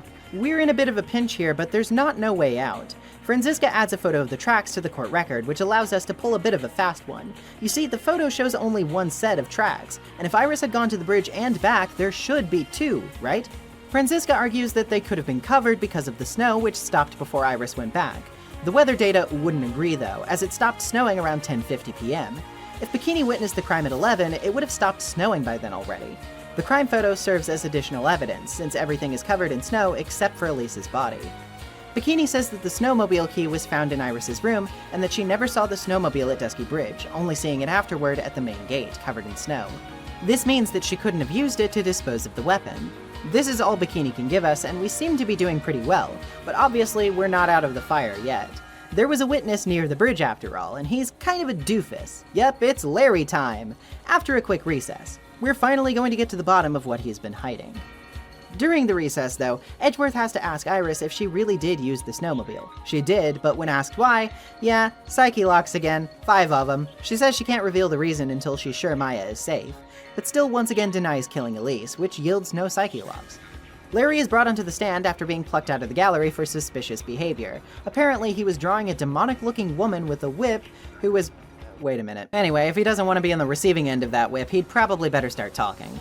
He says that he was out in Heavenly Hall looking at the stars that night, but didn't see a snowmobile whenever he walked to and from the bridge. He also says he never met anyone there. This is an easy contradiction to point out because obviously he met someone there. It was Phoenix. We know that from literally playing that scene out. He follows up by saying he went to the shack around 9 and that around 10:30 p.m. he was laying under his bedding when he saw a blinding white light. When he looked out the window, the bridge was on fire and ran into Phoenix when running over. Now, the weather data says lightning struck around 10:45 p.m. If it only took 5 minutes for Larry to get over to the bridge, he was definitely there before 11. He says Phoenix arrived right after him, but Phoenix didn't come until around 11:15, meaning Larry was alone there for 15 minutes. What was he doing at that time? He says he was sketching the bridge and even shows us what he drew. He says he drew the scene just as he saw it, which is fine and all when it comes to the burning bridge, but what's with the silhouette of a lady flying overhead? Larry says he saw Iris above the bridge, which is a lot to take in. He also says that he saw her hood fluttering in the wind, but again, Iris wasn't wearing her hood at that time, so why does he think that? Well, Larry says he's got proof of this. He tells us that by the time he reached the bridge, she was gone, but that he found a crystal sphere half buried in the snow, which he thinks Iris dropped. Said crystal sphere is not only obviously from Elise's staff, but also has blood on it. Oh boy, how did the staff's crystal get here? Well, if somebody dropped it and Larry saw someone flying over the bridge, could this person have been Elise, considering her alleged post-mortem drop? This would mean the crystal was dropped before the murder though, which means we have to prove that. The proof is the sphere itself, as it being half buried in snow proves it was still snowing at the time, which means it was before the murder. What could have happened here though to make Elise drop it? Franziska reminds us of Bikini's testimony that she saw the blade being drawn out of Elise in the courtyard. But if the blade being stuck inside prevented bleeding, could she have been killed near the bridge? Her body could have been moved back to the temple with the snowmobile, explaining the single set of tracks. This still obviously leaves us with some big questions though, namely the definitive location of the murder, the reason for the body being moved, and what exactly Larry's weird drawing really means. We've done enough to stretch the trial to another day here, which means that Edgeworth is content to pass the torch on to Phoenix for the second leg of this marathon. So concludes the first trial. This is some pretty solid stuff. Obviously, we can't get too far into the mystery because this is only the first day, but there's already quite a bit of intrigue being established here when it comes to the conflicting accounts, the strange assertions being tossed around, and what exactly is up with Iris. It's really easy to be suspicious of her, or it would be if her sincerity didn't also seem equally apparent. True, there is reason not to let our guards down here, but if Iris is lying, she's certainly a much better liar than Dahlia Hawthorne ever was, and if she isn't, the lack of psyche locks would make that pretty believable. Playing as Edgeworth is once again a riot, and predictably I love having Franziska back for a bit. I have more to say about her with stuff that's upcoming, so I don't want to necessarily dump all of my opinions about her inclusion here just yet, but suffice to say I'm really glad to see her. I've heard many people say that they dislike her inclusion because they don't feel like she's actually changed much or learned her lesson from Justice for All, but I pretty heavily disagree with this, for reasons I'll also be touching on when I get to the rest of her material, so stick tight fellow Franziska lovers, I won't let us down. I think really the only thing dragging this particular trial day down is Larry 2.0. Like, he's not the worst he's ever been here or anything, but he's not exactly pleasant to deal with either. Other than that though, I really don't have much to say about him. Things are really about to ramp up though, obviously, so while I may have to remain somewhat scarce here, we're really going to be getting into the meat of this case the further we go from here on out. For worse, and certainly for better. Let's get out of the hospital and hit the pavement. When we return to Phoenix's POV, he's in the Hottie clinic. Oh god, are you kidding? I'd have rather died. And we return to Dusky Bridge to kick things off. There, we meet up with Edgeworth, who catches us up to speed on what's been going on, and goes to investigate more about Iris's background. Gumshoe also heads off, getting things on track for the bridge to be repaired, and for Maya to be rescued from the inner temple. At the main gate, Larry is still yammering about seeing Iris flying to a very frustrated Franziska, who takes up conversing with us afterward. Quite a far cry from before. After a bit of a recap on her character for people who are somehow playing this as their first Ace Attorney game, she tells us a bit about how well Edgeworth performed, calls us out for being stupid enough to try to cross a burning bridge, and says she read through the whole case file on her flight to America. Yeah, keep this in mind for a little bit later, will you please? Just tuck that into your cap. Getting in a word with Bikini, the nun seems pretty depressed, what with Elise being dead, Maya being stuck, Pearl being missing, and Iris being in jail. She's also going through a bit of a crisis of faith with her testimony, questioning whether she really did see Iris pull the sword out. She also says Eagle Mountain is prone to earthquakes, which seems like it could be bad if Maya was still in the training hall when one happened. There's also the matter of whether the killer might have run off there after their crime, which means Maya might be stuck there with them in the worst case. When we ask her if she knows why Elise was here in the first place though, fancy that, 5 psyche locks appear. What is it with 5s lately? To wrap up this conversation, Phoenix also asks about where Pearl could be, and she restates that she hasn't seen her since dinner on the night of the crime. Detectives confirmed she wasn't in Karine Village, which means she might also be trapped across the burned bridge. Luckily, moving to and from the courtyard back to the main hall is literally the only time we need to wait. Gumshoe will arrive right after to tell us bridge repairs are done, so we can finally head over with Franziska offering to accompany us. She's still a bit whip-happy, but I think it just goes to show how much has changed since the previous year. Franziska of the past would never pal around with Phoenix like this, even if she is still acting pretty brusque. This is honestly one of my favorite bits of the whole game. Just having these two establish a bit more of a casual dynamic while they bicker with each other like siblings, or in-laws, you could say, is just very charming. You even have a moment here where Phoenix figures his sickness must be making him delirious because he starts to kind of get Franziska's charm, which is kind of hilarious when she whips him right after. They're like schoolyard kids bugging the shit out of each other, classic stuff. This even extends to when they cross the bridge and finally find Pearl, as she recognizes Franziska and does not like her, saying that she bullied Maya too harshly the previous year and runs off crying, to which Franziska whips us for apparently laughing at her. Totally petty slapstick gold in my opinion. I cannot hate this.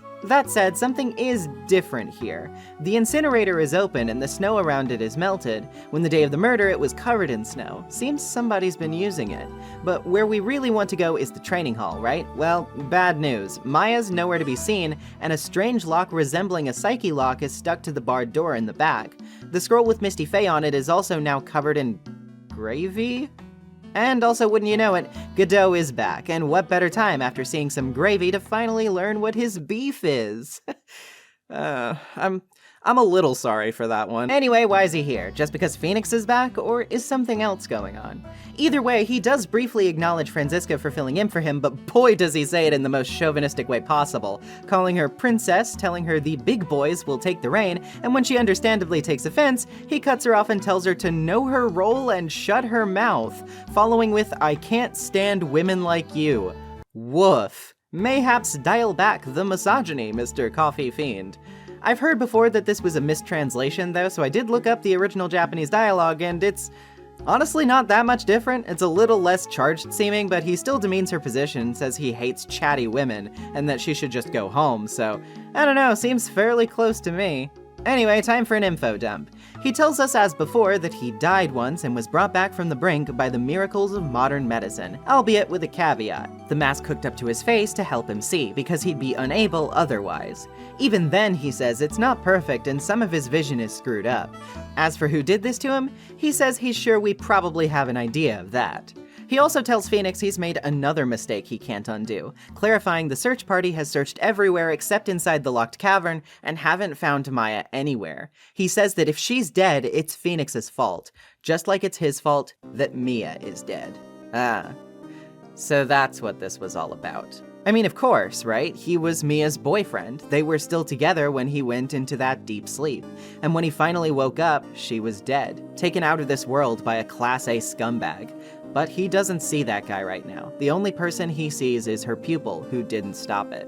It's not exactly a fair accusation to make. It's not as if Phoenix could have known, and furthermore, Godot does seem to sort of imply that he thinks it was just Phoenix's duty because he's the man or whatever, but even so, it still clearly gets under Phoenix's skin. This is why he's hated us so badly this entire time. It seems everything does have a way of coming back around. As for the cavern, we're not going to be able to break the trick lock by ourselves, he says, but he thinks it can be opened by who he thinks said it, that being Iris. Apparently the locks are there to guard acolytes during their training, so Godot heads off to call Iris here. With much to think about and a lot of weight on his shoulders, Phoenix moves outside. There, we find Gumshoe talking to himself about whether he should wash something off, and tells us not to enter the garden with a no entry sign on it, before heading there to do his investigation. Phoenix and Franziska both instantly look at each other and agree that they're going in anyway, which is, again, very funny. Gumshoe is a bit peeved, but he can't exactly argue much, especially when there's so much to see here even on a surface level. There's a charm with the symbol of the Master on it left in the snow, with broken cords that Gumshoe says matches some found around Elise's neck. Next to that, the snow around the stone lantern is cleared in a strange rectangular shape, which Gumshoe says was like that when the police arrived. Last but not least, there's bloody upside-down writing on the stone lantern which appears to say Maya's name. Wow, I really wasn't kidding when I said things come back around, huh? Talking to Gumshoe a bit further, he also says Edgeworth is going to escort Iris to the Sacred Cavern, and that he can't think of anywhere else Maya could be. The blood on the stone lantern is, of course, confirmed to belong to Elise, which means this garden is probably the real crime scene. If that's so, though, what Bikini saw must have been an elaborate setup. What does this mean for what she saw, and how the crime occurred, though? Back at the main gate, Edgeworth is here with Iris. We're not going to be permitted to go with them, though, as Iris is to be kept under strict watch right now and the area is going to be cordoned off. Franziska reminds us that we still have someone we can question, though, which leads us back to Bikini and her psyche logs. Obviously, Elise Donham is no mere author, and we can prove that with the talisman that was hanging around her neck. The same symbol on the talisman, that of the Master, was featured on a scroll, and that scroll had a picture of Misty Faye on it. All of the locks break at once, and Bikini confesses what we may already suspect. Yes, Elise Donham was just a pseudonym for one Misty Faye, the woman who disappeared after the DL6 incident so many years ago, and Mia and Maya's own mother. This incident just got even more retroactively tragic. Apparently, Bikini recognized her right away when she showed up with the talisman, even though she had been gone for 17 years. Why did she choose now to come out of hiding, though? Bikini says something forced her hand. Before she can elaborate, though, wouldn't you know it, the earthquake-prone area has an earthquake. That means the temple could be collapsing as we speak, and Phoenix panics. Not only does he worry obviously for Maya's safety, but he also instantly thinks about whether Edgeworth will be okay, what with his whole PTSD thing he has going on. Honestly, that's very sweet. Ace Attorney may not handle every sensitive topic it has with the most care, but the way Edgeworth's PTSD is treated is surprisingly grounded and considerate. I appreciate it. And yeah, when we get to the main gate, Edgeworth isn't looking too hot. He says that he passed out when the earthquake hit, and Iris seems to have run off while he was unconscious. Everyone decides to look for her at the inner temple before resorting to a manhunt, and while she is thankfully there, it seems, things haven't exactly gotten better.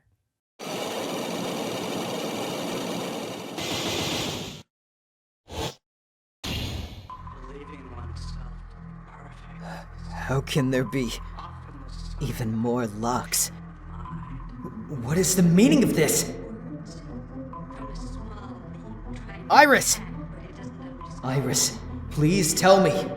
What the hell is going on? This marks the intermission of this investigation. Stick tight, we've got half of this day left to go. Of course, as soon as we're back in, Phoenix asks Iris to unlock all of the trick locks, but she says she can't. They'll have to be brute forced, but that could take a long while. While that's happening, Edgeworth will go investigate in the garden, and Franziska will learn from Iris how to attempt combinations to try to speed up the process somewhat. As for us, we can talk to her now. She says the reason she ran off was because she was worried about the inner temple potentially collapsing, and came upon the locks already put in place when she did so. Phoenix also decides to ask Iris about the discrepancy in her testimony regarding where she was on the night of the crime, and this time it yields 3 psyche logs. Interesting. It didn't before when Edgeworth talked to her. What's going on? Well, maybe we should start by trying to get new information from someone we haven't had the opportunity to talk to in a while. Who's that? Why, Pearl, of course. She's hanging out with Larry down at Heavenly Hall, or as he now calls it, the Loser's Shack. Larry, don't call Pearl a loser. She's too small to know you've got no idea what you're talking about. At the very least, her naivete doesn't stretch to believing what Larry's drawing depicts. Even she doesn't think Iris can fly. Phoenix asks her about where she was on the night of the crime since she disappeared after dinner. 5 psyche logs. Oof. She also says she thinks she's losing touch with her powers, which is odd. Why does she think that? She makes it sound as if she tried and failed to channel someone, but she's the strongest medium we know in terms of raw potential. That doesn't seem right. Reporting back to the inner temple to Bikini in the main hall, we resume our conversation about what exactly Misty came knocking at Hazakura about. She says that Misty came to warn them of an impending threat meant to destroy the family line. Very interesting. Again, she reminds us of the details, for those who haven't played games 1 and 2, of the Kurine channeling technique, its inception by Ami Faye, and how it brought shame to Misty after the DL6 incident. For those needing a refresher, the DL6 incident was when Edgeworth's father, Gregory Edgeworth, was murdered in a courthouse elevator by prosecutor Manfred von Karma after an earthquake knocked the power out. At the time, nobody knew that von Karma was the criminal, not even Gregory himself, who died while passed out. The police, so stumped for leads, called in Misty Faye to channel Gregory's spirit and get the scoop on the culprit. Gregory, however, didn't know and assumed since his son threw a gun on the elevator floor toward him and the court bailiff, Yanni Yogi, in an attempt to get them to stop arguing, that the boy himself may have accidentally shot him.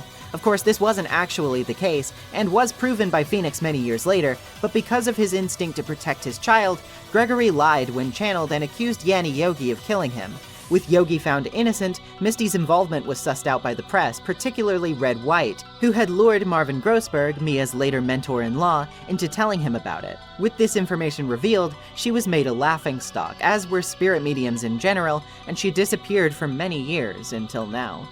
Once Phoenix finally solved this case and implicated Manfred von Karma, however, Kurine's reputation began to be repaired, but that wasn't the only scar left deep in this village's history. There was also the matter of Morgan Fay, the aunt of Mia and Maya introduced back in Reunion and Turnabout, as well as Misty's sister. Morgan, as you might recall, once staged an entire murder with the intent of getting rid of Maya so that her daughter, Pearl, could become master of the Fay clan. Morgan herself was originally supposed to be the future master, but was ousted from her seat, ostracized by her village, and even left by her husband once it became apparent that she had no spiritual power. Misty, gifted spiritually by contrast, was given what Morgan reckoned she was owed, thus sowing the seeds for more trauma and bloodshed in the future. Bikini begins to tell us about this as well, and mentions Morgan having a daughter. But she reacts with shock when Phoenix tells her that it's Pearl. Wait, Morgan had more than one daughter? Well, yes, in fact, because Bikini meant Iris. Whoa. Iris is Morgan's daughter, and she's not the only one. Bikini says that all this time, she thought Morgan had 2 daughters, not 3. Could it be? Yes. The 3rd daughter, she says, was Iris's twin sister, both having been born to Morgan and her then husband, a jeweler, who left her after it became apparent that she wouldn't be inheriting the Master's power. I think we have a pretty good idea of who that other daughter really is. But first, before we confirm that, we need to talk to someone else about discoveries, that being Gumshoe.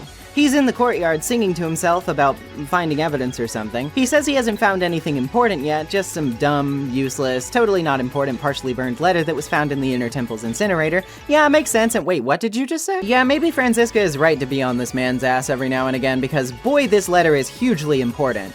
What's still legible talks about waiting until the lights out bell to channel her, and to leave everything up to her. The name and picture of the person are lost from the burning, but it says to use them as references, following with, "I know you can do it." The last page seems to instruct the reader to burn it after reading, and to quote, "Gravely roast the Master in the fires of Hades, and bring our vengeance to fruition." I have a feeling I know who this is to, and from. But what else has Gumshoe got for us? Well, he says he's been looking around with his metal detector to see if he can't find the real weapon, since the Shichichito was proven not to be it by Edgeworth. Giving a sweep ourselves, we get a pretty strong reading from the wooden staff in the snow carried by Elise, but why is that? Well, wouldn't you know it, there's a sword sheathed inside the staff. It's got no visible blood on it, but it could have easily been wiped off. Before he can go to test it though, Phoenix asks him to hold off for a bit, since he's still concerned about Maya. Speaking of concern for Maya, what's Edgeworth up to over in the garden? Well, he's more and more convinced it's the real crime scene, and that it looks like suspicions might switch over to Maya. He says that though he's calmed down a bit, the earthquake has definitely left him a bit shaken up. He also says he did some research into Iris's background because he was sure he remembered her face. As it turns out, yes, he has, but he's insistent on not speaking about who he turned up information on because she isn't involved with the case, and can't be. Well, about that. Presenting him with the mysterious profile we got from speaking to Bikini, Phoenix finally gets Edgeworth to tell us who this girl is. Her name? Yeah, raise your hand if you were already expecting to hear Dahlia Hawthorne. Edgeworth doesn't think Dahlia can be related to the case because she's already dead. Wait, really? Yeah, when she was convicted by Mia 6 years prior, she was put on death row for her crimes, and about a month ago, that sentence was carried out. Her metabolic processes are a matter of interest only to historians, so to speak. But hold the phone there, Sherlock. Did we forget we're on Ghost Expert Mountain, home to the training of people who can literally summon dead spirits? Well, Edgeworth is somewhat skeptical of spirit channeling even now, but the fact remains it's definitely not impossible for a dead person to be involved. And who better to interrogate about this fact than the person who literally shares her face? It's time to break Iris's psyche locks. So what's the deal? Iris says she was in her room on the night of the murder, but Bikini says she saw her at the inner temple. Iris finally cracks and tells us she went there around 9:40 p.m. Now, walking to the inner temple from the main temple takes about 20 minutes, so that sounds fishy. Remember, Iris gave us her hood that night, but all of a sudden she doesn't seem to remember all of that. Now we have to take our big leap and prove what could resolve this discrepancy. That Iris was in two places at once. How could she be? Well, she could appear to be, if a spirit medium happened to be channeling Dahlia Hawthorne at the time. All of the locks are broken. It's time for Iris to fess up.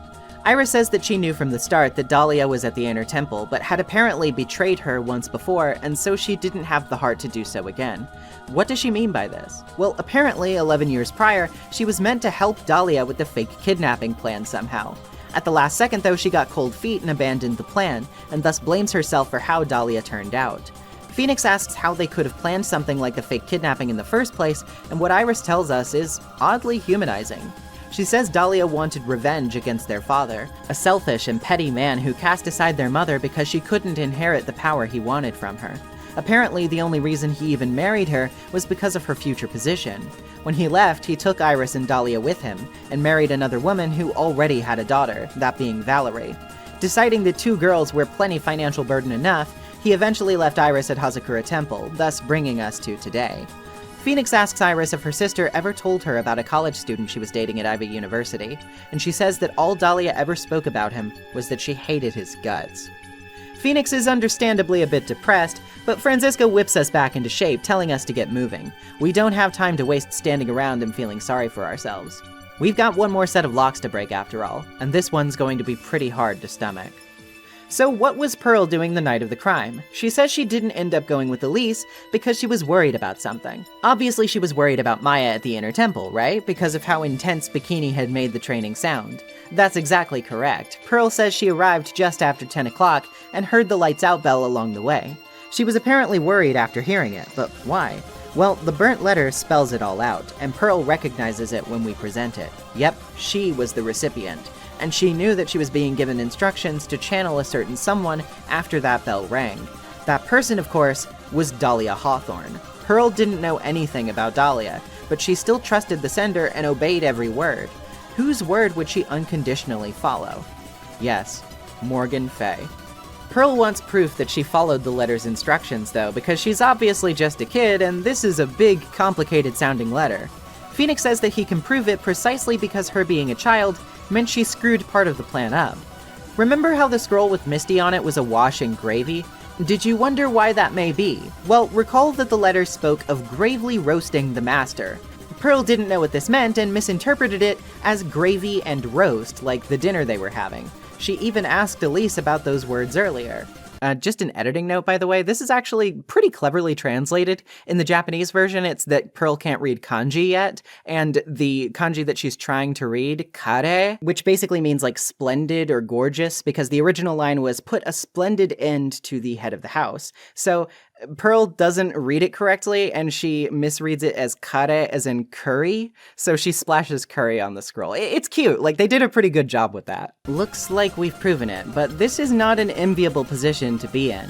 Pearl clearly has no idea what transpired because of all of this. She says she went to the inner temple with a pot of gravy and waited so as not to interrupt the training. She fell asleep, though, and awoke to the bridge burning. She burned the letter and splashed the scroll with gravy, but afterward, no matter how hard she tried, she couldn't channel Dahlia Hawthorne. She thought she might have lost her powers, but she also admits that if someone more powerful than even her were to have channeled Dahlia first, that could explain it. Someone more powerful than her, huh? She also says that this was all Morgan's final wish, and that it was relayed to her when she visited her at the detention center last. Apparently, Morgan told her to find these instructions hidden in the Fey Manor. She says that when she found it, though, it looked as though someone else had already opened it. Before we can really process that, Godot swings by to breathe down our necks again about not protecting Maya, but we'll just have to see how our final day in court goes before we can say that for sure. To close us out for the day, we do get a brief glimpse at Morgan in jail, who seems to be eagerly awaiting the culmination of her plan. She made good on her words from the end of Reunion and Turnabout. In her eyes, Pearl's time has finally come. Okay, a lot of ground to cover here, and again, I hate to be such a tease, but there's obviously some of it I can't touch on yet. I know, Dahlia fans, stick with me. I promise you'll be getting that nitty-gritty breakdown soon enough. I won't make you wait until the end of the last trial, pinky swear. You see what I mean, though, when I said that everything really is so interconnected here. The investigation really just hits you with the full weight of the franchise at this point in time, and it does so masterfully. It may have seemed a bit non sequitur for Morgan to swear revenge back in Justice for All and then never show back up, but if you're playing these games in order and then get here, man does this reveal hit like a truck. In retrospect, it just really emphasizes how sinister of a person Morgan really is, and as horrible as her actions are, she doesn't come without her own complications. It was already bad enough to learn that her entire village turned their backs on her when she was born without spiritual aptitude, something she literally had no control over. But for her own husband to leave and take their kids on top of all of that? Yeah, no wonder she's filled with bitterness. Doesn't excuse her pulling all of this, of course, but it's hard not to start thinking about how Khura'in has only continued to facilitate its own tragedies. It's also just kind of crazy how interconnected everything is to the DL6 incident. Like, Misty's disappearance, Edgeworth's career change, Mia's entry into law, her meeting with Phoenix, Phoenix's entry into law, his meeting with Maya, everything ties back to this one case. Manfred von Karma certainly made an irreversible splash in this story's greater narrative. Personally, I'm glad Franziska's the only Von Karma we have to deal with around here anymore. And honestly, what a hoot she is to have around for this investigation when she is. I already talked about why I love these bits, but they really are so good and pretty underrated in my book. Didn't seem like Godot was happy to have her around though, Jesus Christ, am I right?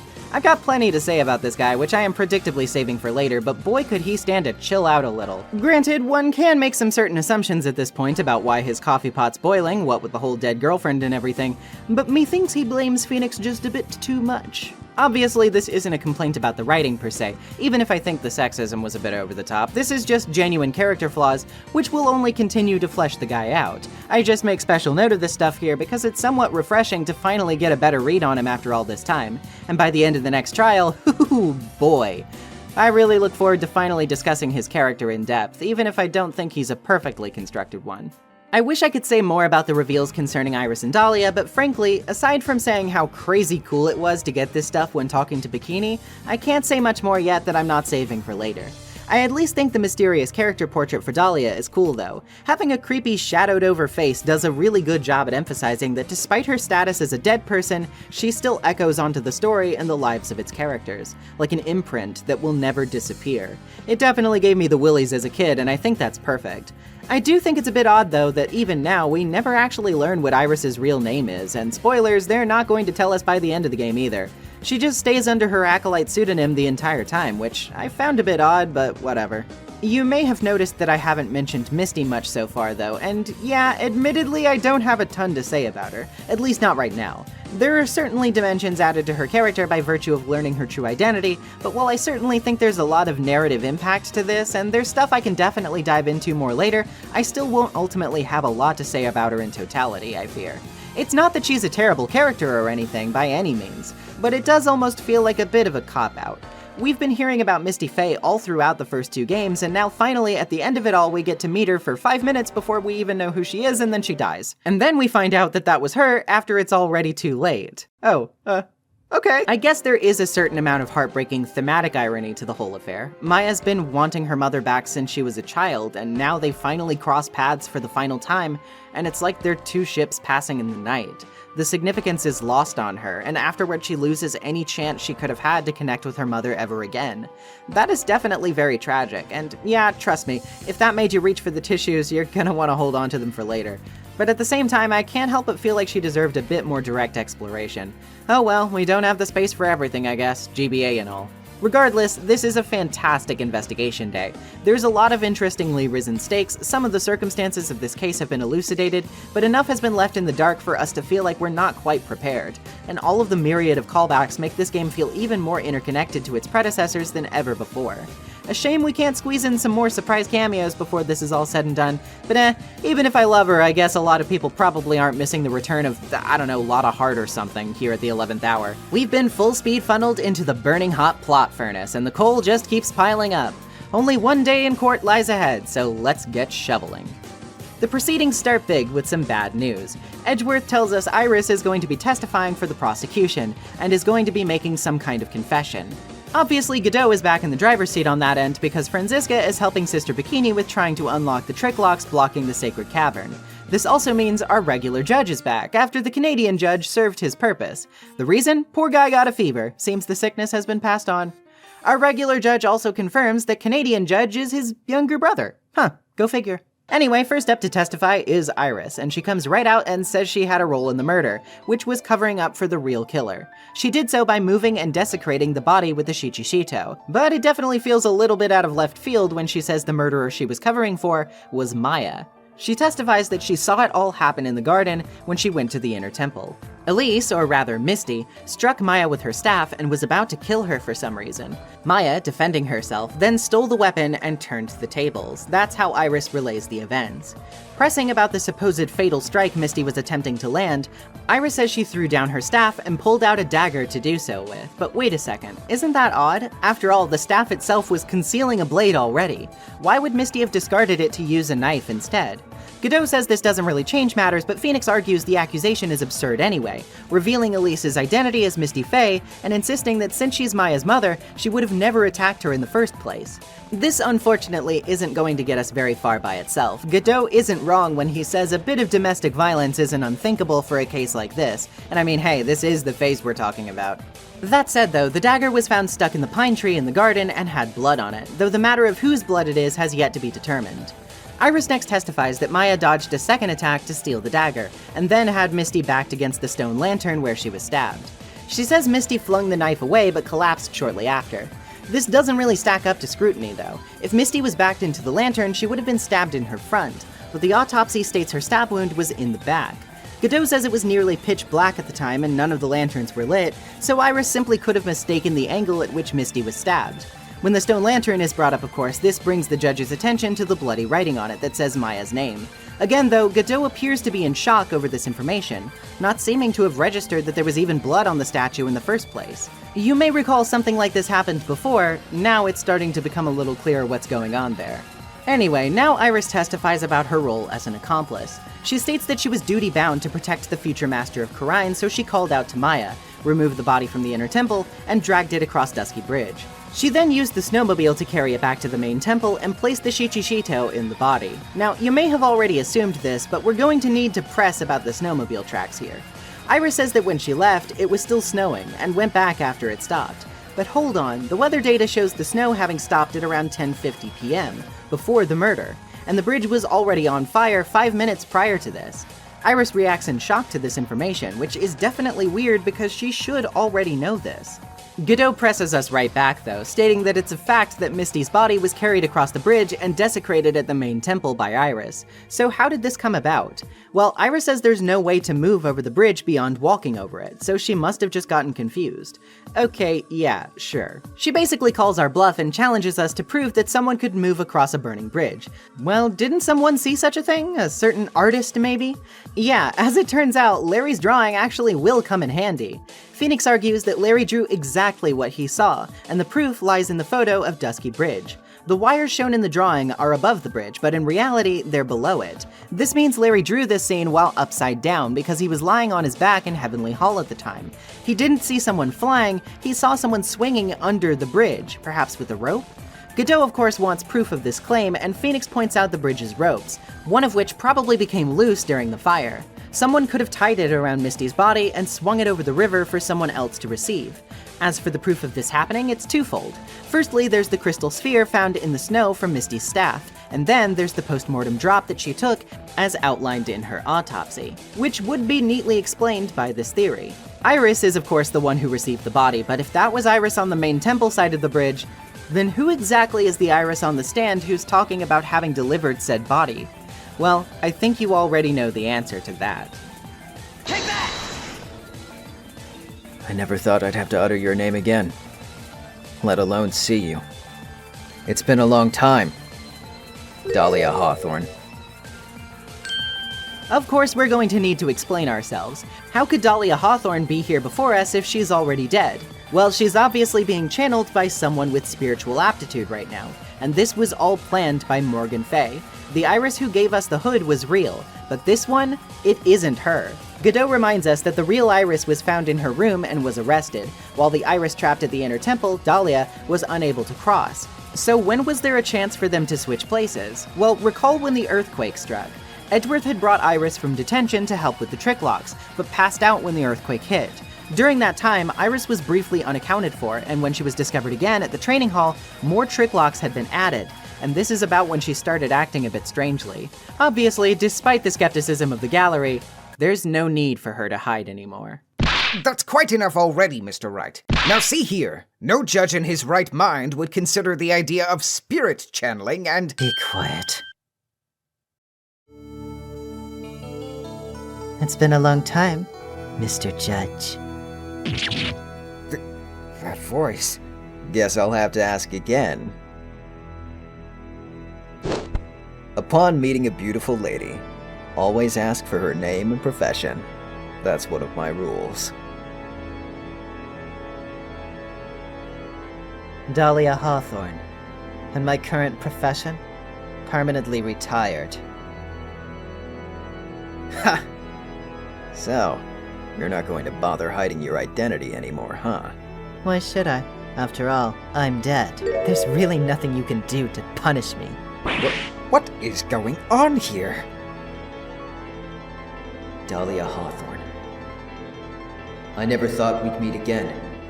And I never thought we'd meet like this. But this time, I'll end it.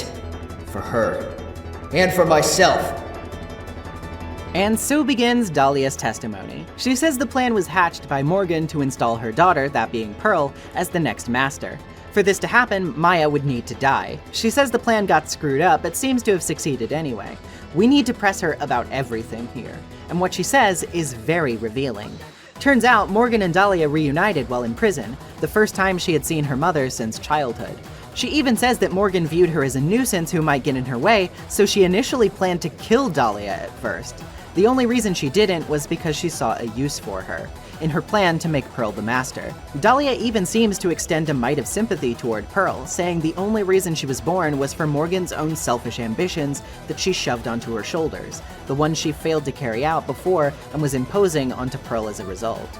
Obviously, Pearl wouldn't want this, but Dahlia is blunt. Morgan did not care what Pearl wanted. No matter how she tried to make it sound like it was all for Pearl's sake, in the end, it was just for her own, nothing more and nothing less. Iris was chosen to be pinned for the crime simply because she and Dahlia were identical, and Dahlia claims that she had no issue with this because Iris was a backstabber, and that she no longer holds any love for her. She even says she's the one who convinced her father to abandon Iris at Hazakura Temple. Yeah, I'm gonna be touching on that one alright. All throughout this, Dahlia derides her mother, calling her plans stupid and pointless. And so, Phoenix asks her why she would go through with helping in that case. Dahlia says she helped for her own reasons, that she had her own personal goal to accomplish by killing Maya. By this point, it should be pretty obvious. 5 years ago, Dahlia was executed because of Mia Fey, and has held a burning hatred toward her ever since. When someone dies, she says, the body fades, but the spirit lives on forever. She knew it would be impossible to take direct revenge on Mia because Mia herself was already dead, so she resolved to do what she knew would hurt Mia more deeply than anything else, personally killing her beloved sister. She says she was channeled around 9:30 p.m. and went to the inner temple, carrying the staff with her. This means that Misty must have channeled her, likely in an attempt to stop Pearl from doing so. So she says she approached Maya in front of the lantern and tried to attack her, but then her memory becomes fuzzy. She thinks she was stabbed by Maya, and personally wrote the bloody message on the lantern because of this. The details aren't quite clear to her though. When she came to again, she was stuck in the sacred cavern because of the single trick lock. She saw one person come in, which was probably Pearl, but hid herself further in the cavern to avoid detection, so she didn't see them. After 2 days, she finally unlocked the trick lock, but police were swarming everywhere, so she put it back in. Finally, she got her chance during the earthquake, when Iris came to the inner temple alone. At that time, Dahlia trapped Iris in her place, meaning Iris is in the sacred cavern right now, not Maya. Having heard everything, she assumed she was channeled by Pearl, as planned, and even if she didn't kill Maya directly, Maya might have jumped into the river after realizing she killed her own mother. Of course, Phoenix is devastated by the implication that Maya could be dead, and no one is able to interject to tell Dahlia she's wrong while she gleefully suggests as much. Godot gets a call that exact moment, being told the trick locks were opened successfully. Inside the cavern? Yeah, they only found Iris. That's it.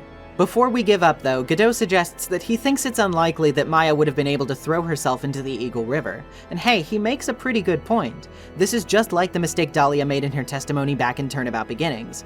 Recall that the bridge was gone at this time. If Maya had jumped from the edge of the cliffside, she would have hit the rock shelf, not the water. Her body would have been found by now if that was the case. But then, if that's not the case, where is Maya now? Maybe in this courtroom? But how? Well, someone has to be channeling Dahlia Hawthorne right now, right? Remember that Pearl said she tried to channel Dahlia but was unable, meaning that someone was channeling her already. Obviously, we know that was Misty Faye at first, and later, in the Inner Temple, it was Maya herself. After she was attacked, she ran off, but the bridge was burning, she had nowhere to hide. So what better way to hide from her attacker than literally becoming her attacker? She locked herself in the cavern and went to channel Dahlia because she knew Dahlia would have no hope of finding her that way. I don't believe you! A stupid little girl like that who has never been out in the real world! She could have never come up with a plan like that! Who could have ever given her such a brilliant idea? Well, Me, of course. Mia! Mia Faye? It's been a long time, Dahlia Hawthorne. So, it's true. It was you. Yes. You're something else. Yes, indeed. Maya may not exactly be the best planner, but she's smart enough to know who she should turn to for ideas in a desperate situation. Mia says that when Dahlia was stabbed, she was not stabbed by Maya, because Maya had in fact lost consciousness at the exact same time. She was in fear, and when she awoke, she was in the training hall. Knowing she needed help, she channeled Mia, explaining everything that had happened in a memo. Mia didn't know the details, but knew Dahlia could not be left unaccounted for, so her instructions were as follows. Maya had to lock herself in the sacred cavern until help arrived, and then channel Dahlia Hawthorne to keep her imprisoned. If she hadn't, Pearl would have channeled Dahlia, and the worst case scenario would have played out. Dahlia would have used Pearl's body to kill Maya no matter what. Thoroughly defeated at her own game, Phoenix and Mia both remind Dahlia that her crimes have been nothing but a string of failures from the very start, and she begins to break.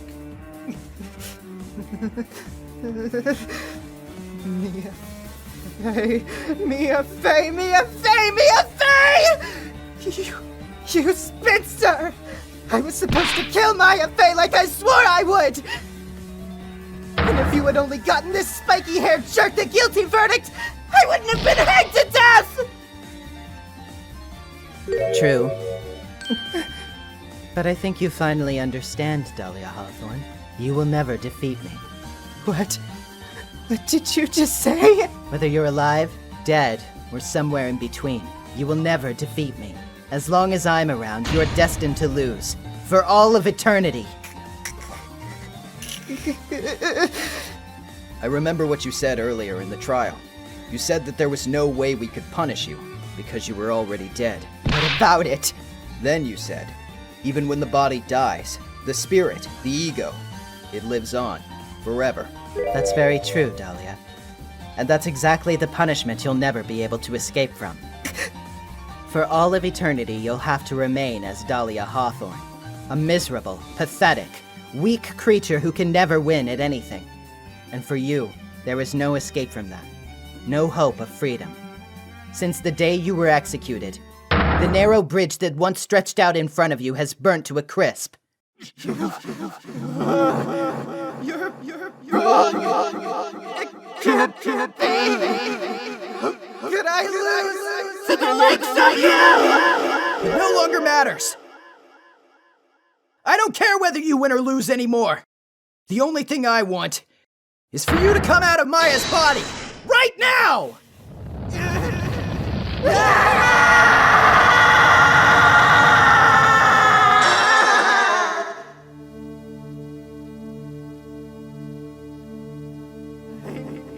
Not ready.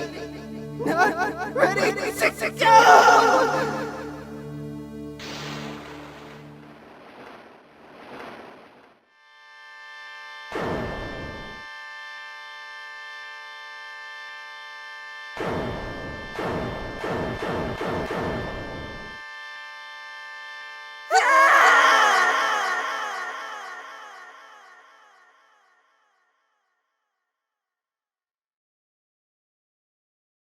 Nick.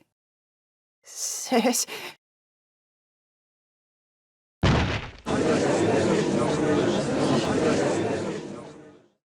Finally, Maya is accounted for, and the real Iris steps up. Godot reminds us that even if Maya is alive, we still have to prove who exactly stabbed Dahlia Hawthorne, meaning, of course, who ultimately killed Misty Faye. Our final witness of the trial, of the trilogy itself, will be Maya, and Godot issues a challenge to Phoenix. This time, we have to solve everything by ourselves. No Maya, no Pearl, no Mia. It's all up to us, and only us. Out in the lobby, Phoenix asks Iris a simple question. Why did she help Dahlia with her plan? And this conversation, this is the final piece of the puzzle I needed. My sister. I felt sorry for her. She was abandoned by her mother, and never got any love from her father either. Yes, but it was the same for you too, wasn't it? Yes, but at least I had Sister Bikini, who was like a mother to me. If only Dahlia had come with me to Asakura Temple. I always loved her. Dahlia was always so smart, so strong. She never complained about a thing. That's why I promised her that I would help her. Let's talk about Dahlia Hawthorne for a second. Now, before I begin, I must reiterate, I'm not here to write off Dahlia Hawthorne's crimes. I'm not here to say she did nothing wrong, but I am here to say that, boy, I feel like a lot of this delivery was fumbled. And I only say this because I find Dahlia such a compelling and potentially tragic character, even with what I perceive to be the faults in her writing. And I think that with a bit more foresight, her character could have been even more masterful. I just can't help but be a little disappointed with what we got as a result. The fundamental problem of Dahlia Hawthorne's character writing in my mind is simple, and that is dissonance, both in perception of the character and how she was utilized in the story. Now, a lot of Ace Attorney villains are split into two camps. They can be cartoonishly evil maniacs, or they can be somewhat sympathetic despite their faults. Rarely do these two camps intersect. Matt Ungard, for example, is not going to get a tragic backstory. The game wants us to hate his guts, so this is only natural. I think Dahlia was first and foremost approached from this mindset. She is a big bad, she is a villain whose influence on the story is purely negative, and thus she should be built up, so that similarly to previous villains, she is satisfying to take down. If Dahlia were contained to one case, like Manfred von Karma or Ungard before her, I think this would have been pretty easy to manage. But one of the core appeals of Dahlia's character is also her staying power. Think about it. In 3 of this game's 5 cases, she makes an appearance. This establishes her very well, not only weaving an intricate tale of her deeds through non-chronological flashbacks, but building up the enormity of her image as something that we as players will feel immense catharsis from finally taking down. There's a catch here, though. You see, the case where Dahlia is convicted is the very first case in the game, and the tutorial is always kind of easy mode to an extent. Dahlia isn't an especially good liar, I'm sure you've noticed, so dismantling her is not actually that big of a challenge. If she were to remain at a surface level about as complex as your average one-case villain, she would get stale very quickly. Having her come back would not achieve the desired effect because she would have little reason to be feared, and consequently her lack of depth would make her feel more like a chore than anything. This is where we run into our biggest issue, though. How do we justify her presence this late into the story? Well, we've got to tie her deeply into the lore. How do we tie her deeply into the lore? Well, we've got to give her a backstory. Her backstory will inform her motivations. There's a little bit of a problem here, though, you see.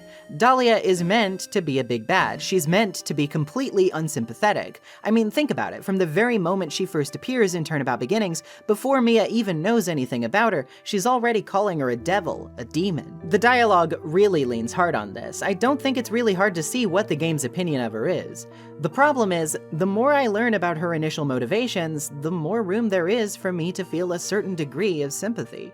Sure, it certainly doesn't justify what she goes on to do. I would never say that. And if she were a real person, it'd be like, cool backstory, still murder. But this is a fictional work, where every aspect is considered, so naturally I'm going to think about every aspect of a character and their narrative. Let's think about this from the beginning for a second. Dahlia is born to a mother whose drive for vengeance and power is so strong that she's implied to purely birth those children out of spite, for a chance to reclaim that power.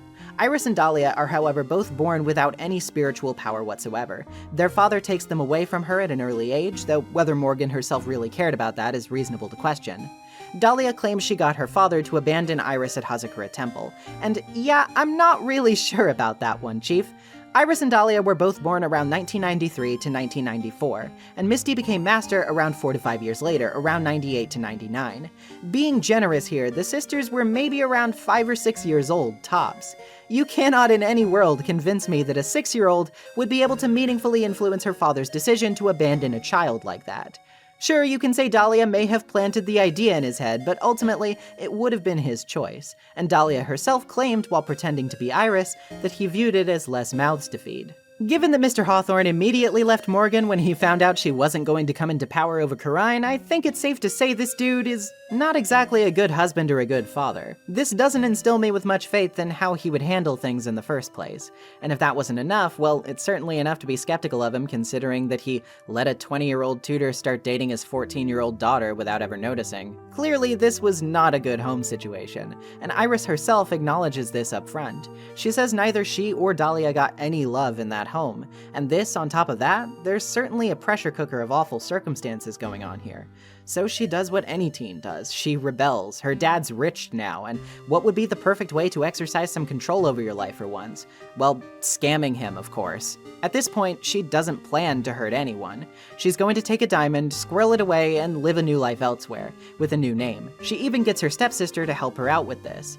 Valerie seems very enthusiastic to shoot at Terry, and even testify against him later too, so it's probably only natural to imagine she didn't have a very high opinion of him. This is kind of what makes Valerie a bit fascinating to me, though. She ultimately kind of tips the domino chain. After this plan, Dahlia goes into hiding and reinvents herself as Melissa Foster.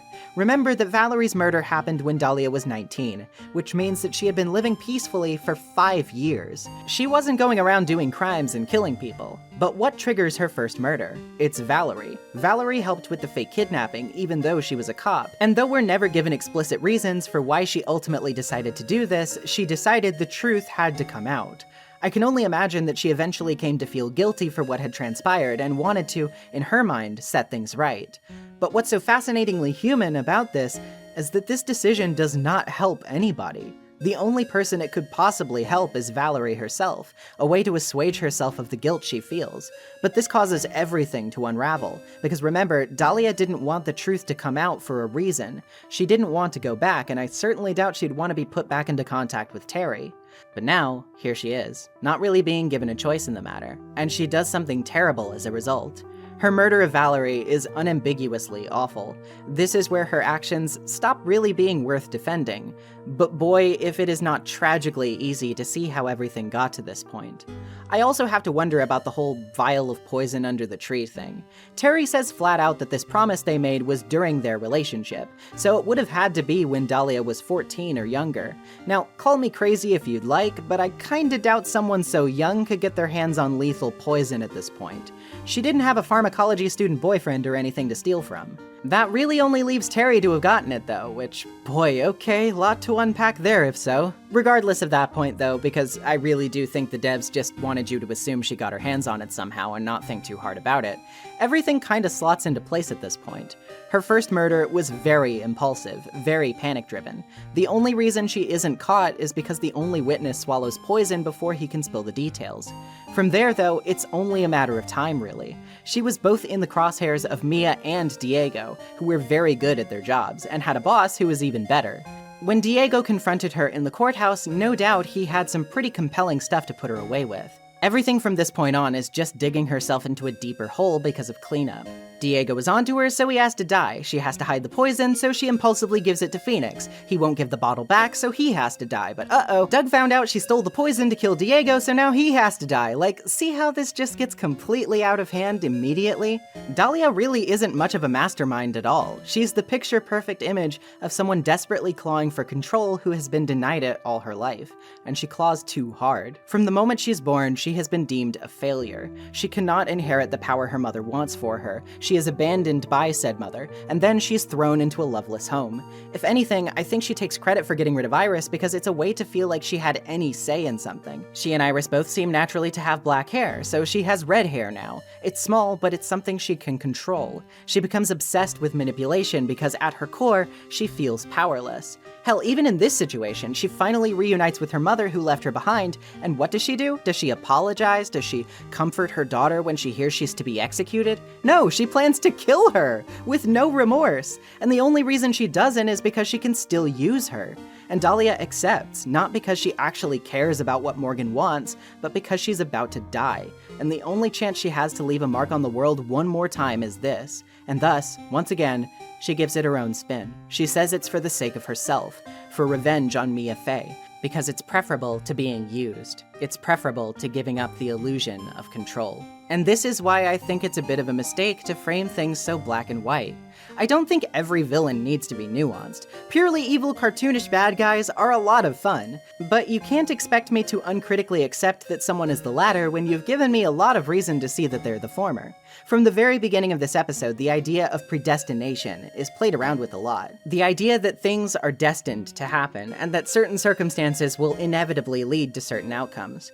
For Dahlia, this is stressed as an inevitability of her character, an innate evil which, even if it arose from her circumstances, was unavoidable. But I just don't agree with this assessment. I don't think someone in this situation was necessarily destined to be pure evil, because, well, call me an optimist if you'd like, but I don't think pure evil exists. I think if you're going to expound on a character this much, you should at least put a little bit of effort into acknowledging that. And that's why I have admittedly mixed feelings about this whole thing, and also why this last scene puts a bit of a band-aid on it, even though I think it's a bit too little, a bit too late. Because even after all of this, Iris is blunt and heartbreakingly honest. She felt sorry for Dahlia when no one else would. Throughout everything, she still loved her. Dahlia claimed on the stand that she had no more regard for Iris at all, but when she's pretending to be Iris back at Hazakura Temple, she calls her other half. I think what's really tragic about all of this is that maybe Iris does have a point. Maybe if somebody had just intervened for Dahlia before things got to that point, she never would have been in a position where she could have made that first mistake. Maybe none of this would have ever happened in the first place. And in defiance of even the narrative itself, Iris won't excuse her sister's crimes, but she will see her as something nobody else will. Human. So yeah, I guess what I'm saying for the few people listening who will know what I mean is that Iris and Dahlia should have been written more like the Sonozaki twins, I guess. Anyway, let's move along, shall we? Headed back into court, the judge announces the results of the blood test on the dagger. While the blood has been determined not to be Misty's, there wasn't enough time to determine for certain whose it was. Maya is called to the stand, and this moment is quite significant for a few reasons. First of all, she's completely haggard and shaken, so racked with pain and distress that she shakily declares that she wants nothing to do with the Fae clan anymore, and Phoenix sympathizes completely. Second of all, and I really do think this is interesting, of all the side characters in this series, Maya is one of the very few who has never testified until now, and she's our trusty assistant, our sidekick. For the final testimony of the entire trilogy to focus on prying the truth from her, someone we care about deeply, when we've never had to do so before, it really just emphasizes the finality of this moment even more. She says that she was passing through the garden when she was struck over the head. She stumbled up against a stone lantern, calling for help, and felt a warm splash over her. Then she lost consciousness. Pressing about her call for help, she says she thinks it might have been her last hope, because she could see a man behind her attacker by the light of the stone lantern. But hold on, we already established the lights were out, so how did she see that in the dark? Maya pleads with Phoenix not to keep prodding, but we have no choice. When asked who the man was, we must say it was Godot. To prove our point, Phoenix asks that all of the lights in the courtroom be shut off, and we are reminded of Godot's blaring red visor, which illuminates the dark. Maya denies seeing this red light and continues to testify. She says she came to afterward in the floor of the training hall, and that when she got back, the garden was totally different. The torches were lit, the body was gone, and all of the snow around the lantern was cleaned up. She says she assumed that the person must have been a man because they did all of this physical labor alone. Pressing again, Phoenix asks why the killer just lit the torches to move the body, and why he would clear away the snow around the lantern in a big rectangular shape. Sure, it could have been to hide the blood, but you wouldn't need to clear away that much snow, right? Maya says maybe all that effort was to protect her from suspicion, but if that's the case, why did the killer not get rid of the bloody writing on the lantern? It says Maya's name after all. How could the killer not have noticed such a thing? Well, remember, Godot himself didn't even notice it when presenting the lantern, and he didn't see the ketchup on Maggie's apron back in Recipe for Turnabout either. Godot admits that through his visor, he cannot see the color red, especially not on a white backdrop. With this being the case, it only strengthens the notion that Godot is the true killer. This would also explain why he cleared away so much snow, as he must have known there was some there but would have no way of telling where specifically it was. Maya then argues that Pearl was also stuck on the inner temple side but never saw Godot. She also says that when the bridge was finally fixed, that's when Godot arrived and found Pearl. Phoenix asks Godot what he was doing, and he says he was investigating, having seen a poster at the inner temple of Misty Fae. He claims that in it, she was, quote, clad in her stunning Japanese garb surrounded by the hue and aroma of Western tastes. Hold the phone there, buddy. The hanging scroll was covered in gravy at that time. The only way he could have known Misty was in the picture was if he had seen it before the murder. He would have to know about the plan, though, to anticipate it and come to Hazakura. When'd he get a chance to do that? Well, recall, if you will, the letter Pearl found with Morgan's instructions appeared to have already been opened when she first found it. Godot found it. He was eavesdropping on their conversation at the detention center and read it first, before anyone else. Godot asks why he would go to all this trouble to protect someone he doesn't even know. But doesn't he?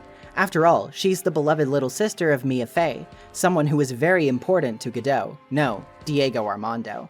He deigns to tell us a bit about himself at this point, that 6 months after the Terry Falls case, Dahlia poisoned him in the courthouse. Because of this, he slipped into a deep sleep, a coma which lasted 5 years. By the time he had woken, several things had happened. Mia Fey, the love of his life, had been murdered. Dahlia Hawthorne, the woman who stole everything from him, had been sent to prison and sentenced to death. And even Red White, Mia's killer, had been put behind bars. All that was left was Phoenix Wright, who he began to blame for not protecting Mia while he was away. His new purpose was to try and defeat Phoenix, something to chase after, to give himself purpose after everything in his life had been stripped away, leaving him completely untethered from his past and with no guiding light to follow. During this time, he overheard Morgan's plan and decided that he would make up for his absence by protecting Maya's life instead. To do this, he used his ties at the prosecutor's office to contact Misty Fae, who had been monitored by police for the many years she'd been in hiding. He also got in touch with Iris, who was in the know about everything as well. The plan was that Misty would distract Pearl, preventing her from going to the inner temple, but Pearl went anyway. Panicked about what might happen, Misty channeled Dahlia in an attempt to throw off Morgan's plan, but Dahlia obviously took the initiative to attack Maya while she was able, due to her own need to get revenge on Mia. This left Godot with a choice to make about what to do next.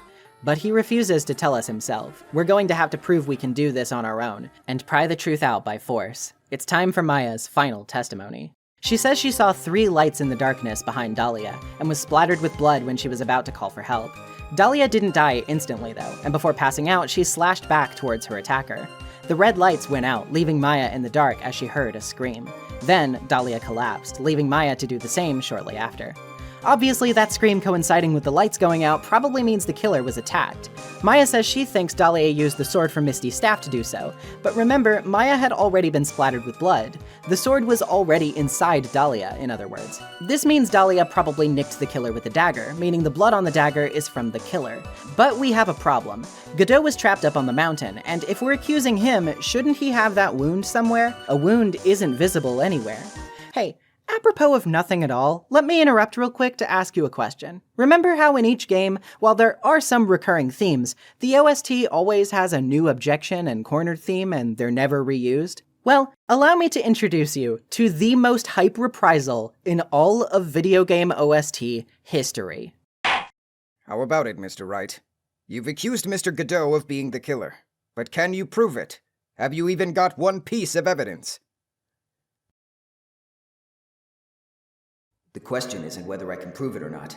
The fact is, I have to prove it. That's the only choice I have. I was taught that it's one of the rules of being a lawyer.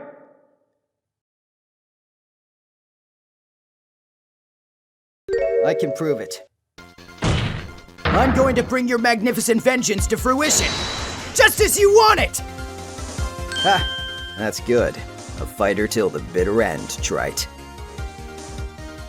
Since there's just one piece of evidence that can prove your point, why don't we go for the unlimited penalty? Are you trying to pressure me, Mr. Godot? Because it doesn't matter to me. I've got the one piece of evidence I need. Give me a break! You've got nothing, Trite! So what do I do at a time like this? It's simple. I've got to think outside the box and approach this from a different angle. All right then, Mr. Wright, let's hear what you've got. There's one thing I've demonstrated in the previous cross-examination. The killer was wounded. That was proven by the blood on the dagger. But we decided it was impossible for him to have hidden such a wound. If he had been cut by a dagger, there should have been a bloodstain on his clothing. There's one place. One place the killer could have hidden his wound. What did you say? Hidden? This is it. My last stand. I need to think about this from a different angle. I don't need to think about why there were no bloodstains on his clothing. I need to show how he hid the wound. It's the end of the line, the final stop, Wright. Let's hear what you got. Where's this location where you say the killer hid his wound? Take that! Ha! I don't know what you're talking about. And frankly, I don't need to know. What I do know is that you'll never be half the lawyer she was! Isn't that right, Trite? What was that just now? Mia? It can't be. You're living on? Through him? Even as we speak, you're still hiding the wound!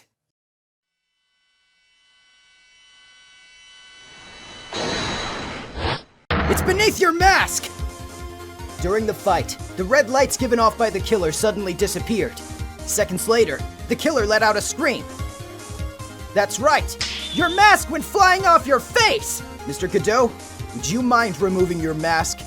If you have a dagger wound under there somewhere, then I'd say this whole case is solved!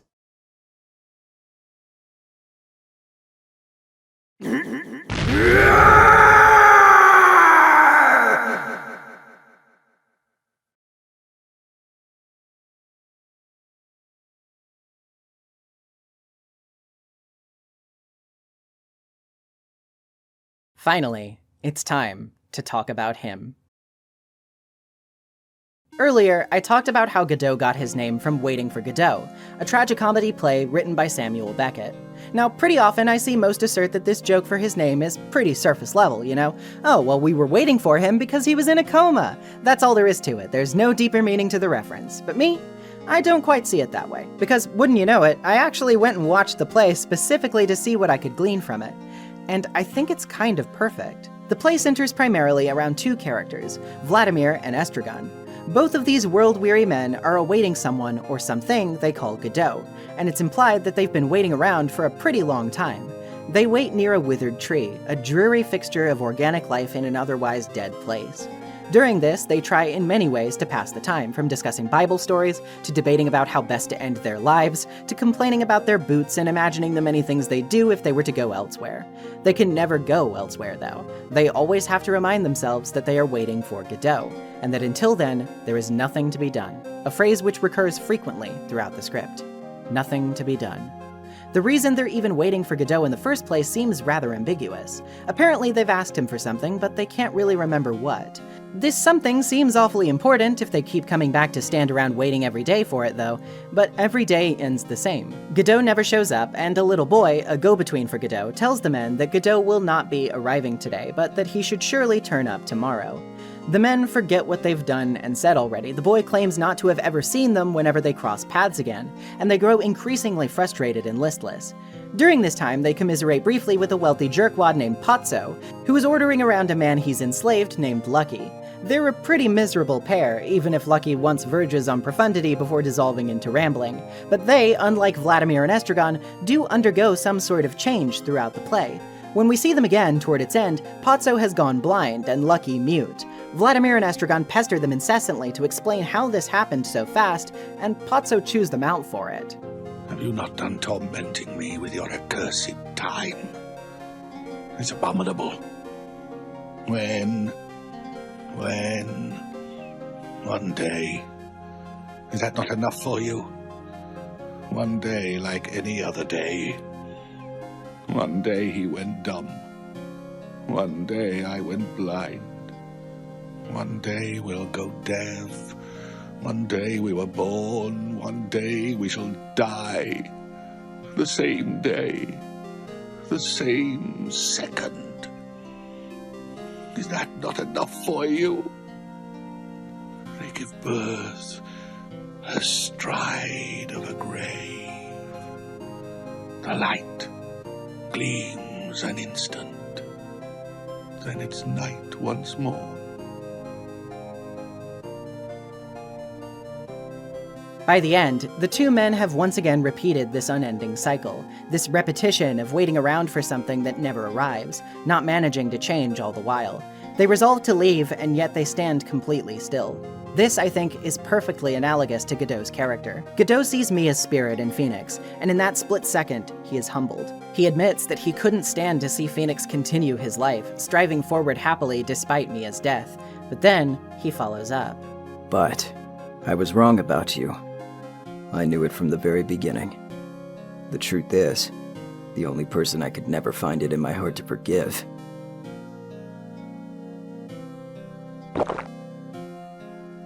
was me. You? Yourself?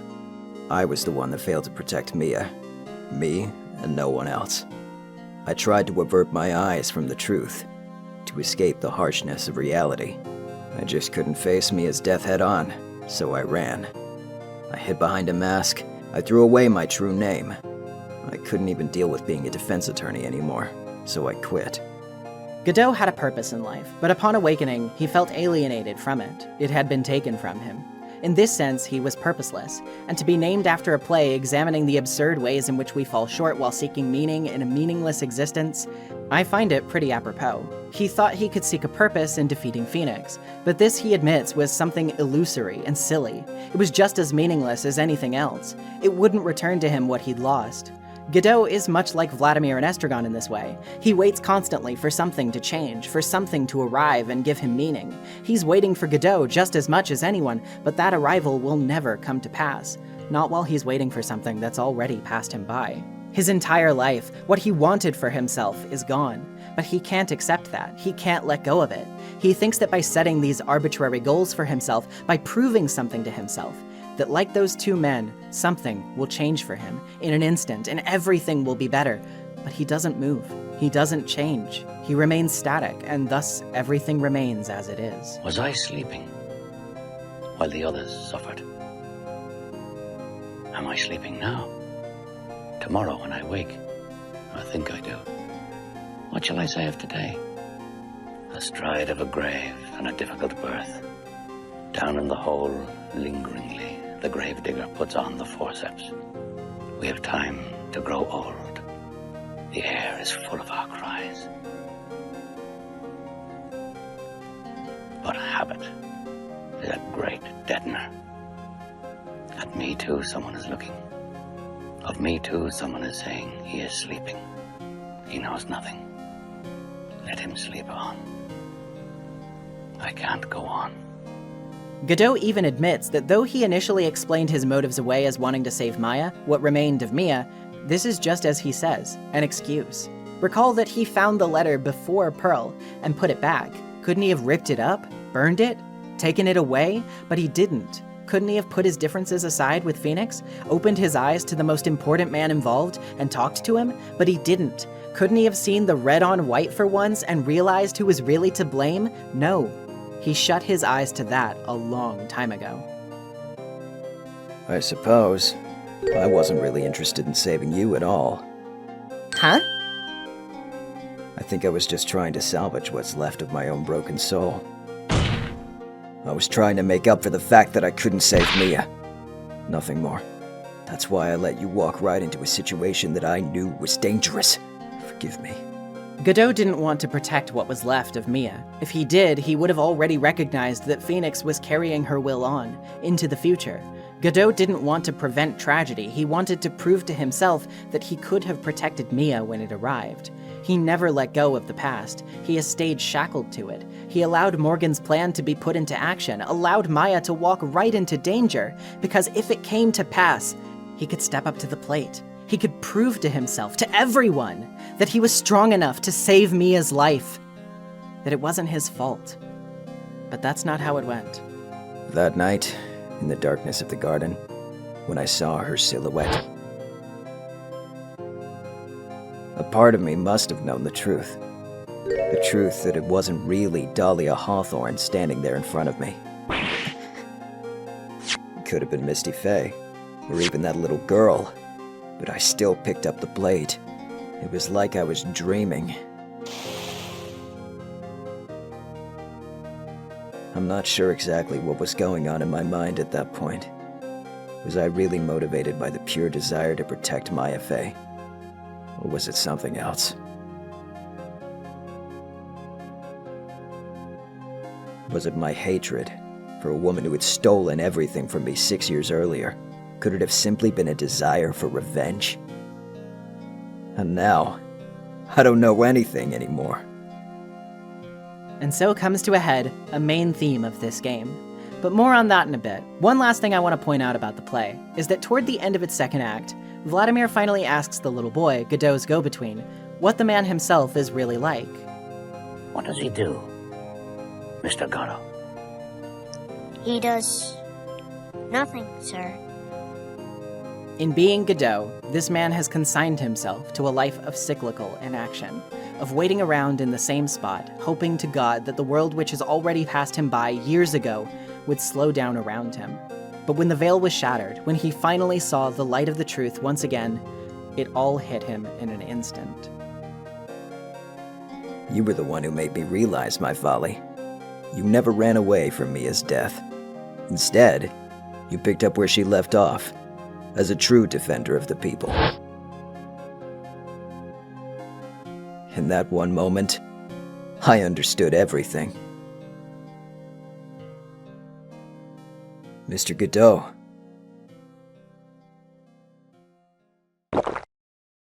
I think you already know this, but if you don't, my name is Diego Armando. Once again, for the first time since he had woken, he changes. Finally, if only a little, he can begin to move forward again. Mr. Armando, I believe in you. I know you were trying to save me.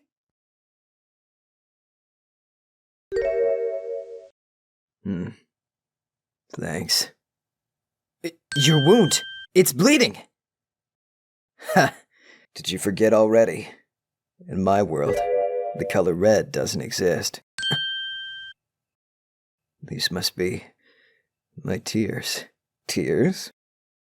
Ever since I woke up from my coma, I think I've been waiting for this very moment. Mr. Armando. You'd do well to remember this, Maya. The only time a lawyer can cry is when it's all over. Never neglect the little things of life. And what do you expect? You always wait until the last moment. The last moment. Iris accepts the blame for tampering with the body in the crime scene, knowing that she too will face her own punishment of sorts. Before she goes, though, we've got another little twist to deliver. She finally tells Phoenix the truth that she's been hiding from him, that in actuality, he only ever met Dahlia Hawthorne twice. Once in the records room, and again when she killed Doug Swallow. But wait, they saw each other every day during their relationship, right? Yes, for 6 months, Phoenix was actually dating Iris. She had come to try to get the bottle from him, fearing that Dahlia had too many sins to answer for as it was, but she couldn't convince him. After long enough, she acted on her own without consulting Iris, something she says Dahlia had never done before this point. Iris says that this is because she thinks Dahlia noticed her feelings for Phoenix had become genuine, and that she would have intervened on his behalf if she had tried to harm him. After spending half a year by your side, my feelings towards you, they changed. I have something to say to you, too. Yes? You really are the person I always thought you were.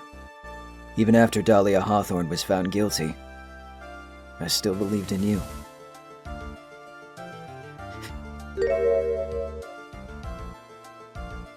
Thank you. Oh, so she did ask him out. Phoenix and Diego share some liquid justice for a spell, with Phoenix even getting a unique coffee sprite, which I swear to this day kinda looks off. And Iris is declared, at least when it concerns the murder of Misty Faye, not guilty. Phoenix can't help but wonder if he did the right thing, telling Mia that he couldn't save Diego. She responds to the contrary, though, saying he saved him in the only way possible. She also says that there's nothing more he can learn from her, and that they'll surely meet again someday. Maya puts on her best smile, saying that when Mia had written her advice, she said not to worry, because Phoenix would save everyone in the end.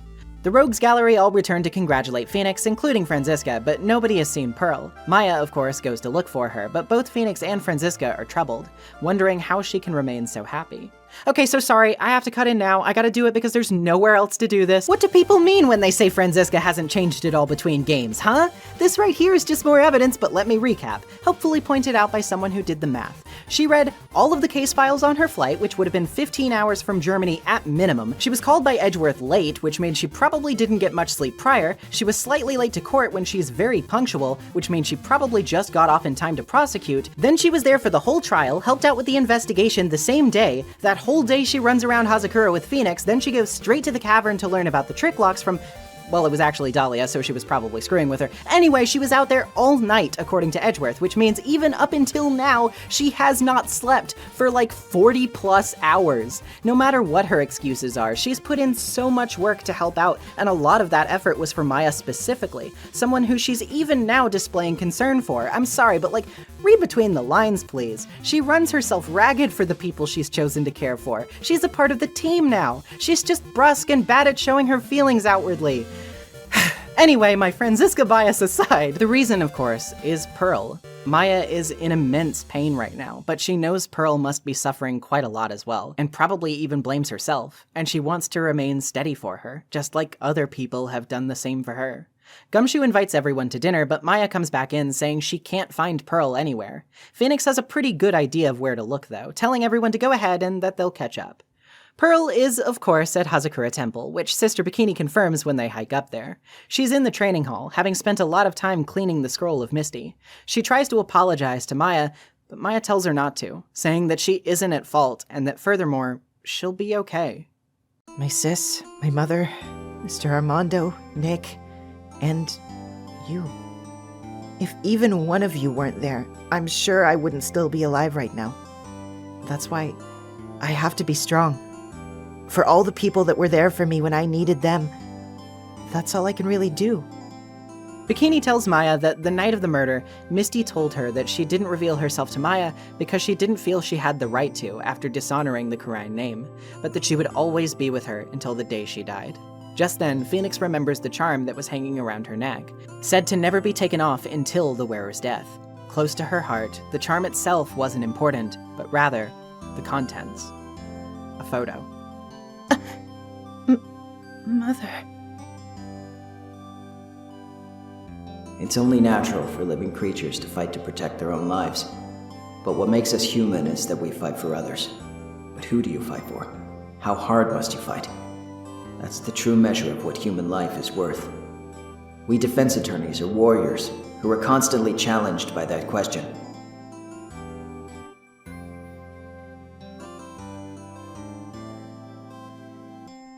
Even when the battle is over, and the bonds that connect us are severed, we always return, time and time again.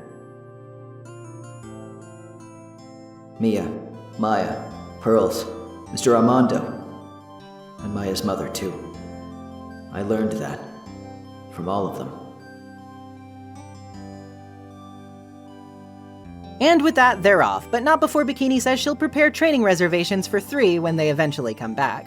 Phoenix asks why for 3, and everyone needles him about how he's obviously going to join in the grueling process himself. With one last objection for the road, we go to the credits. As usual, there's a little montage to accompany it. Maya is still our assistant, but she's also the new master of Kurine. Pearl is pondering making secret reservations for an even more intense training course. Gumshoe has a new coat and a new girlfriend. Adrian got to reunite with Franziska, who gave her whip lessons. Ron and Desiree have started a consulting agency where they stop criminals, but also sell the criminals' plans. Viola's given us a pretty $500,000 and some special tea that I don't quite trust. Mr. Kudo got thrown a birthday party by his grandkids and feels a bit more appreciated. Lisa Basel has hired a new employee named Adam Mata. Bikini is talking to reporters and waiting for Iris to return.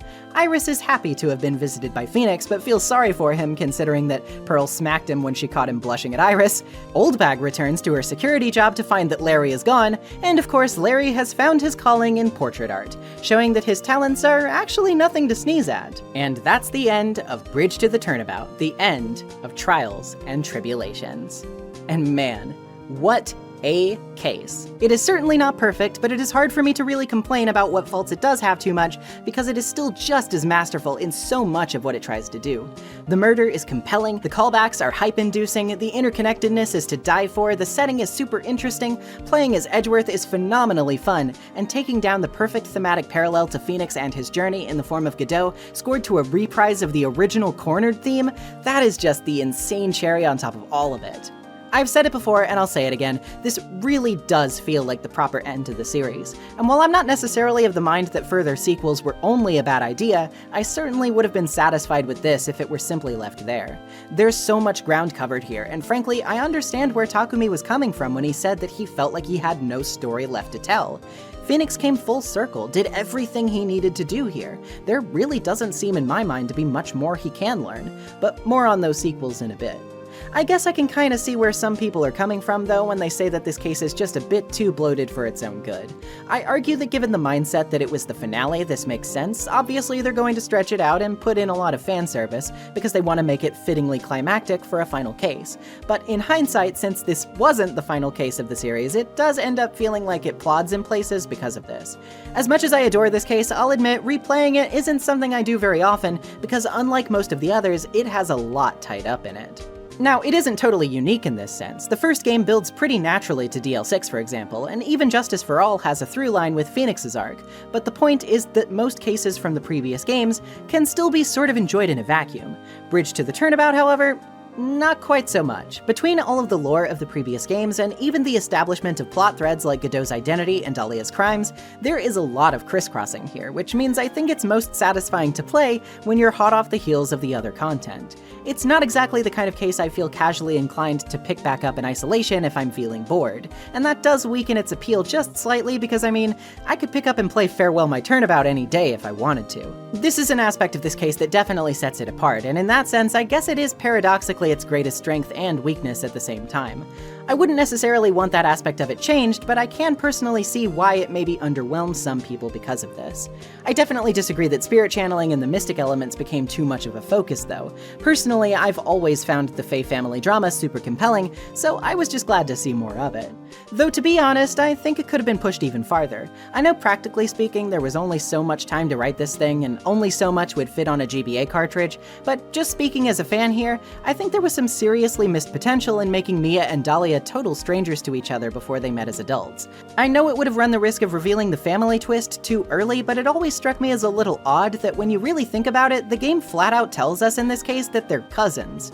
Mia knows Morgan very well. She loved her aunt enough to sport psyche locks over her in Justice for All, but you're telling me she never knew about 2 whole kids of hers? I know they left the village pretty early on, but Mia was at least 9 or 10 by the time Misty became master. It just seems odd to me that they somehow never crossed paths. I think there could have been some more interesting drama there is all. I mean heck, Dahlia seems to recognize Mia's name back in Beginnings. I think it's just because she's familiar with the Faye family in general because of her mom, but imagine with me, if you will. What if part of the reason she held such a deep-seated grudge is because she ended up with nothing when Mia was born guaranteed to inherit everything? Like, think about it. Mia was basically guaranteed to inherit the master's position from Misty, something Dahlia was by her very nature deprived of, just as Morgan was due to circumstances outside of their control, inherent to their birth. Meanwhile, Mia had everything in the palm of her hand and she just gave it all up when she left to pursue law. How badly would that have to have pissed her off? Really puts a whole new meaning to Mia's claim that as long as she's around, Dahlia is always destined to lose. Speaking of this though, even though you can call it a bit of a retcon, I personally find it super compelling that they clarify here that part of the reason why Mia left the village was, yes, due to her mother's disappearance and wanting her revenge on Red White, but also because she saw how the dispute over said position tore her mother and aunt apart, and didn't want the same to happen to her and Maya. It just goes to show how tragic and awful this whole situation is, and how Karine's traditions have only ever continued to create more problems. Maya was an infant when Mia was 10. She was probably already thinking about this at the time. So Mia left when Maya herself was only a young child, trusting that it was the right choice, but also depriving Maya of a choice in the process. In wanting to rid themselves of that horrible grab for power, she traded away her relationship with her sister. And then she died anyway. And Pearl is only the newest link in this accursed chain, controlled by her mother regardless of her own wishes, taken advantage of because of her childlike love for her. Despite the horrific, terrifying situation Maya was in, it's because of that genuine familial love that transcended the awful system they were born into that Pearl was saved from the worst-case scenario, of being forced to do something she could never recover from. And Maya lost so much because of this. She keeps losing things, and she keeps smiling anyway, because she wants to be allowed to love, and to love fiercely. And there's something really heart-rending and yet deeply special about that. It's why, even though she shakes and pleads not to have anything to do with the Fae Clan on the stand, she's able to, by the end, accept her position as master. Perhaps with someone as empathetic, as kind, and as considerate as Maya in that seat, who has learned from the wealth of mistakes her predecessors have made, she too can perhaps change something. And speaking of changing things, let's say we change things up, cut our closing thoughts a bit short, and transition into closing my thoughts on this game in general, because I think they intersect perfectly. I can wrap this all up at once.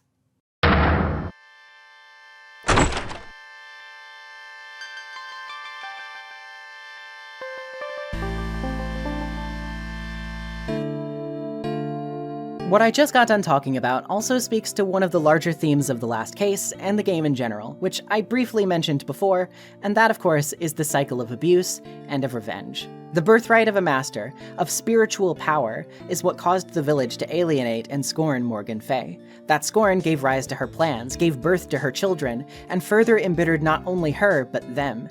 It was the lack of love she received that drove Dahlia to act out, to stumble her way into ill-planned crime after ill-planned crime, to hurt Mia and have Mia hurt her in return. It was this anger that drove her to accept Morgan's awful plans, the lack of control she always struggled with, spurring her to view this not as yet another manipulation from Morgan, but something she was doing of her own volition to harm Mia. It was Godot's grudge against Phoenix that drove him not to do the right thing, and his grudge against Dahlia which clouded his judgment further, when all of this could have been prevented before it ever went into motion. But it's people like Phoenix, like Maya, who understand that the right way to end all of this suffering is to cut it off at the root. Maya can forge a new path for her family, and Phoenix can lay to rest the demons of others. It's like he says to Dahlia, I don't care whether you win or lose anymore. That isn't the point. Squabbling over petty victories, scrambling to hurt one another, to rise above our pain, it will never work. Because to truly rise to the challenge, we must be human. We must love. If anything is to be worth something, we have to understand that. And that's why, even with its flaws, I love Bridge to the Turnabout, and why I love this game. It is much more of a mixed bag than I think I frankly wanted to admit going back to it as an adult, because boy did I have some rose-tinted glasses for this one. But I think they were so rose-tinted for a reason. There wasn't a lack of precedent for it. No game is perfect, of course, and this one's far from it, but I still see the beating heart within it. I still see the difference it wanted to make, and whether it landed that completely is a matter of opinion, and frankly I'm of the mind that it didn't, but it got pretty damn close. All art is in some respect emblematic of its creators. Creators are just people, and we are often limited in our scope and our understanding. But we strive to understand. We live to share that understanding with each other. And though the conversation of art can sometimes become heated, it is always a discussion worth having. For Ace Attorney's part, it's made me ponder a lot of things. What does it mean to defend someone? What is the value of the truth? What even is the truth? I don't think it can provide definitive answers, but it can provide its own. And I'm satisfied with those answers, not necessarily because I 100% agree with them, but because it was earnest, because it cared, because it extended a bridge for me to walk across and hear it out. And I left the mountain enriched. I didn't regret my decision to come back. I love this game, and I love this story, and while that love isn't unconditional, or without its occasional lapses, it is still strong nevertheless. You won't be hearing any more objections from me.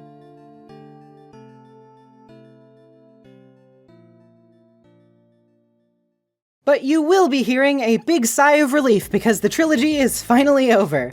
Before we depart for the day, I wanted to answer some questions I'm sure you all want the answers to, though. Apollo Justice, Dual Destinies, and Spirit of Justice. Yes, I will be talking about them. No, I won't be talking about them right now. I need a little break from Ace Attorney, and Capcom's given me the perfect excuse. While I was working on this, an HD trilogy release for those games got announced for early 2024. So here's the deal. I'm gonna make those retrospectives when that collection comes out.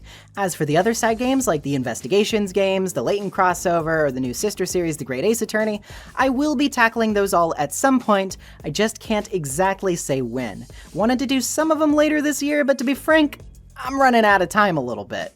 Next up is of course going to be the long-promised 50,000 sub special, which is a retrospective on Shadow the Hedgehog. I encourage you to please give it a watch when it comes out in, like, well, honestly, probably a few months from now or something, even if you're not a big fan of Sonic or Sonic-related content. The video is going to be a huge labor of love and celebration of both the channel and the viewers who have been so gracious in bringing me this far. And not only am I putting a crazy amount of effort into ensuring it will be an event to remember, but it will also mark a huge milestone for the channel and will have some important announcements for the channel going forward in it. So make sure not to miss it, please. And with that all said, here's the YouTube stuff. I know you've been waiting for it. If you liked the video, please leave a like and a comment to endear me to the ever-abrasive tide of the YouTube algorithm. Subscribe if you haven't already, and hit the bell so you don't miss any cool stuff going on in the future. If you'd like to support my channel, my Patreon and Ko-fi are both linked in the description, the former giving you cool perks for your trouble, and the latter being better for one-time donations. You can also become a channel member with the join button below the video window if you so wish, which will give you access to exclusive community posts and cool channel emojis. Follow me on my socials, also linked in the description, to keep up to date with what I'm doing, or see what random BS I've decided to say this week. And before I forget, let me thank some of the wonderful people supporting me now, such as Serena Midori, Shogun DX, Friend of Dracula, MJL, Ali Oliver, Claire Meeboon, Noelle Hadley, Kirby SS44, Evanisha, Maho Stars, Joseph Adams, Weekon, Uskip, Nathaniel Waters, Lord Omega 12, and No Depop. Thank you again so much for watching, everyone, and hopefully I'll see you next time for the biggest celebration this channel has seen yet. The promised time has finally arrived. Shadow the Hedgehog, baby! See you there. Peace.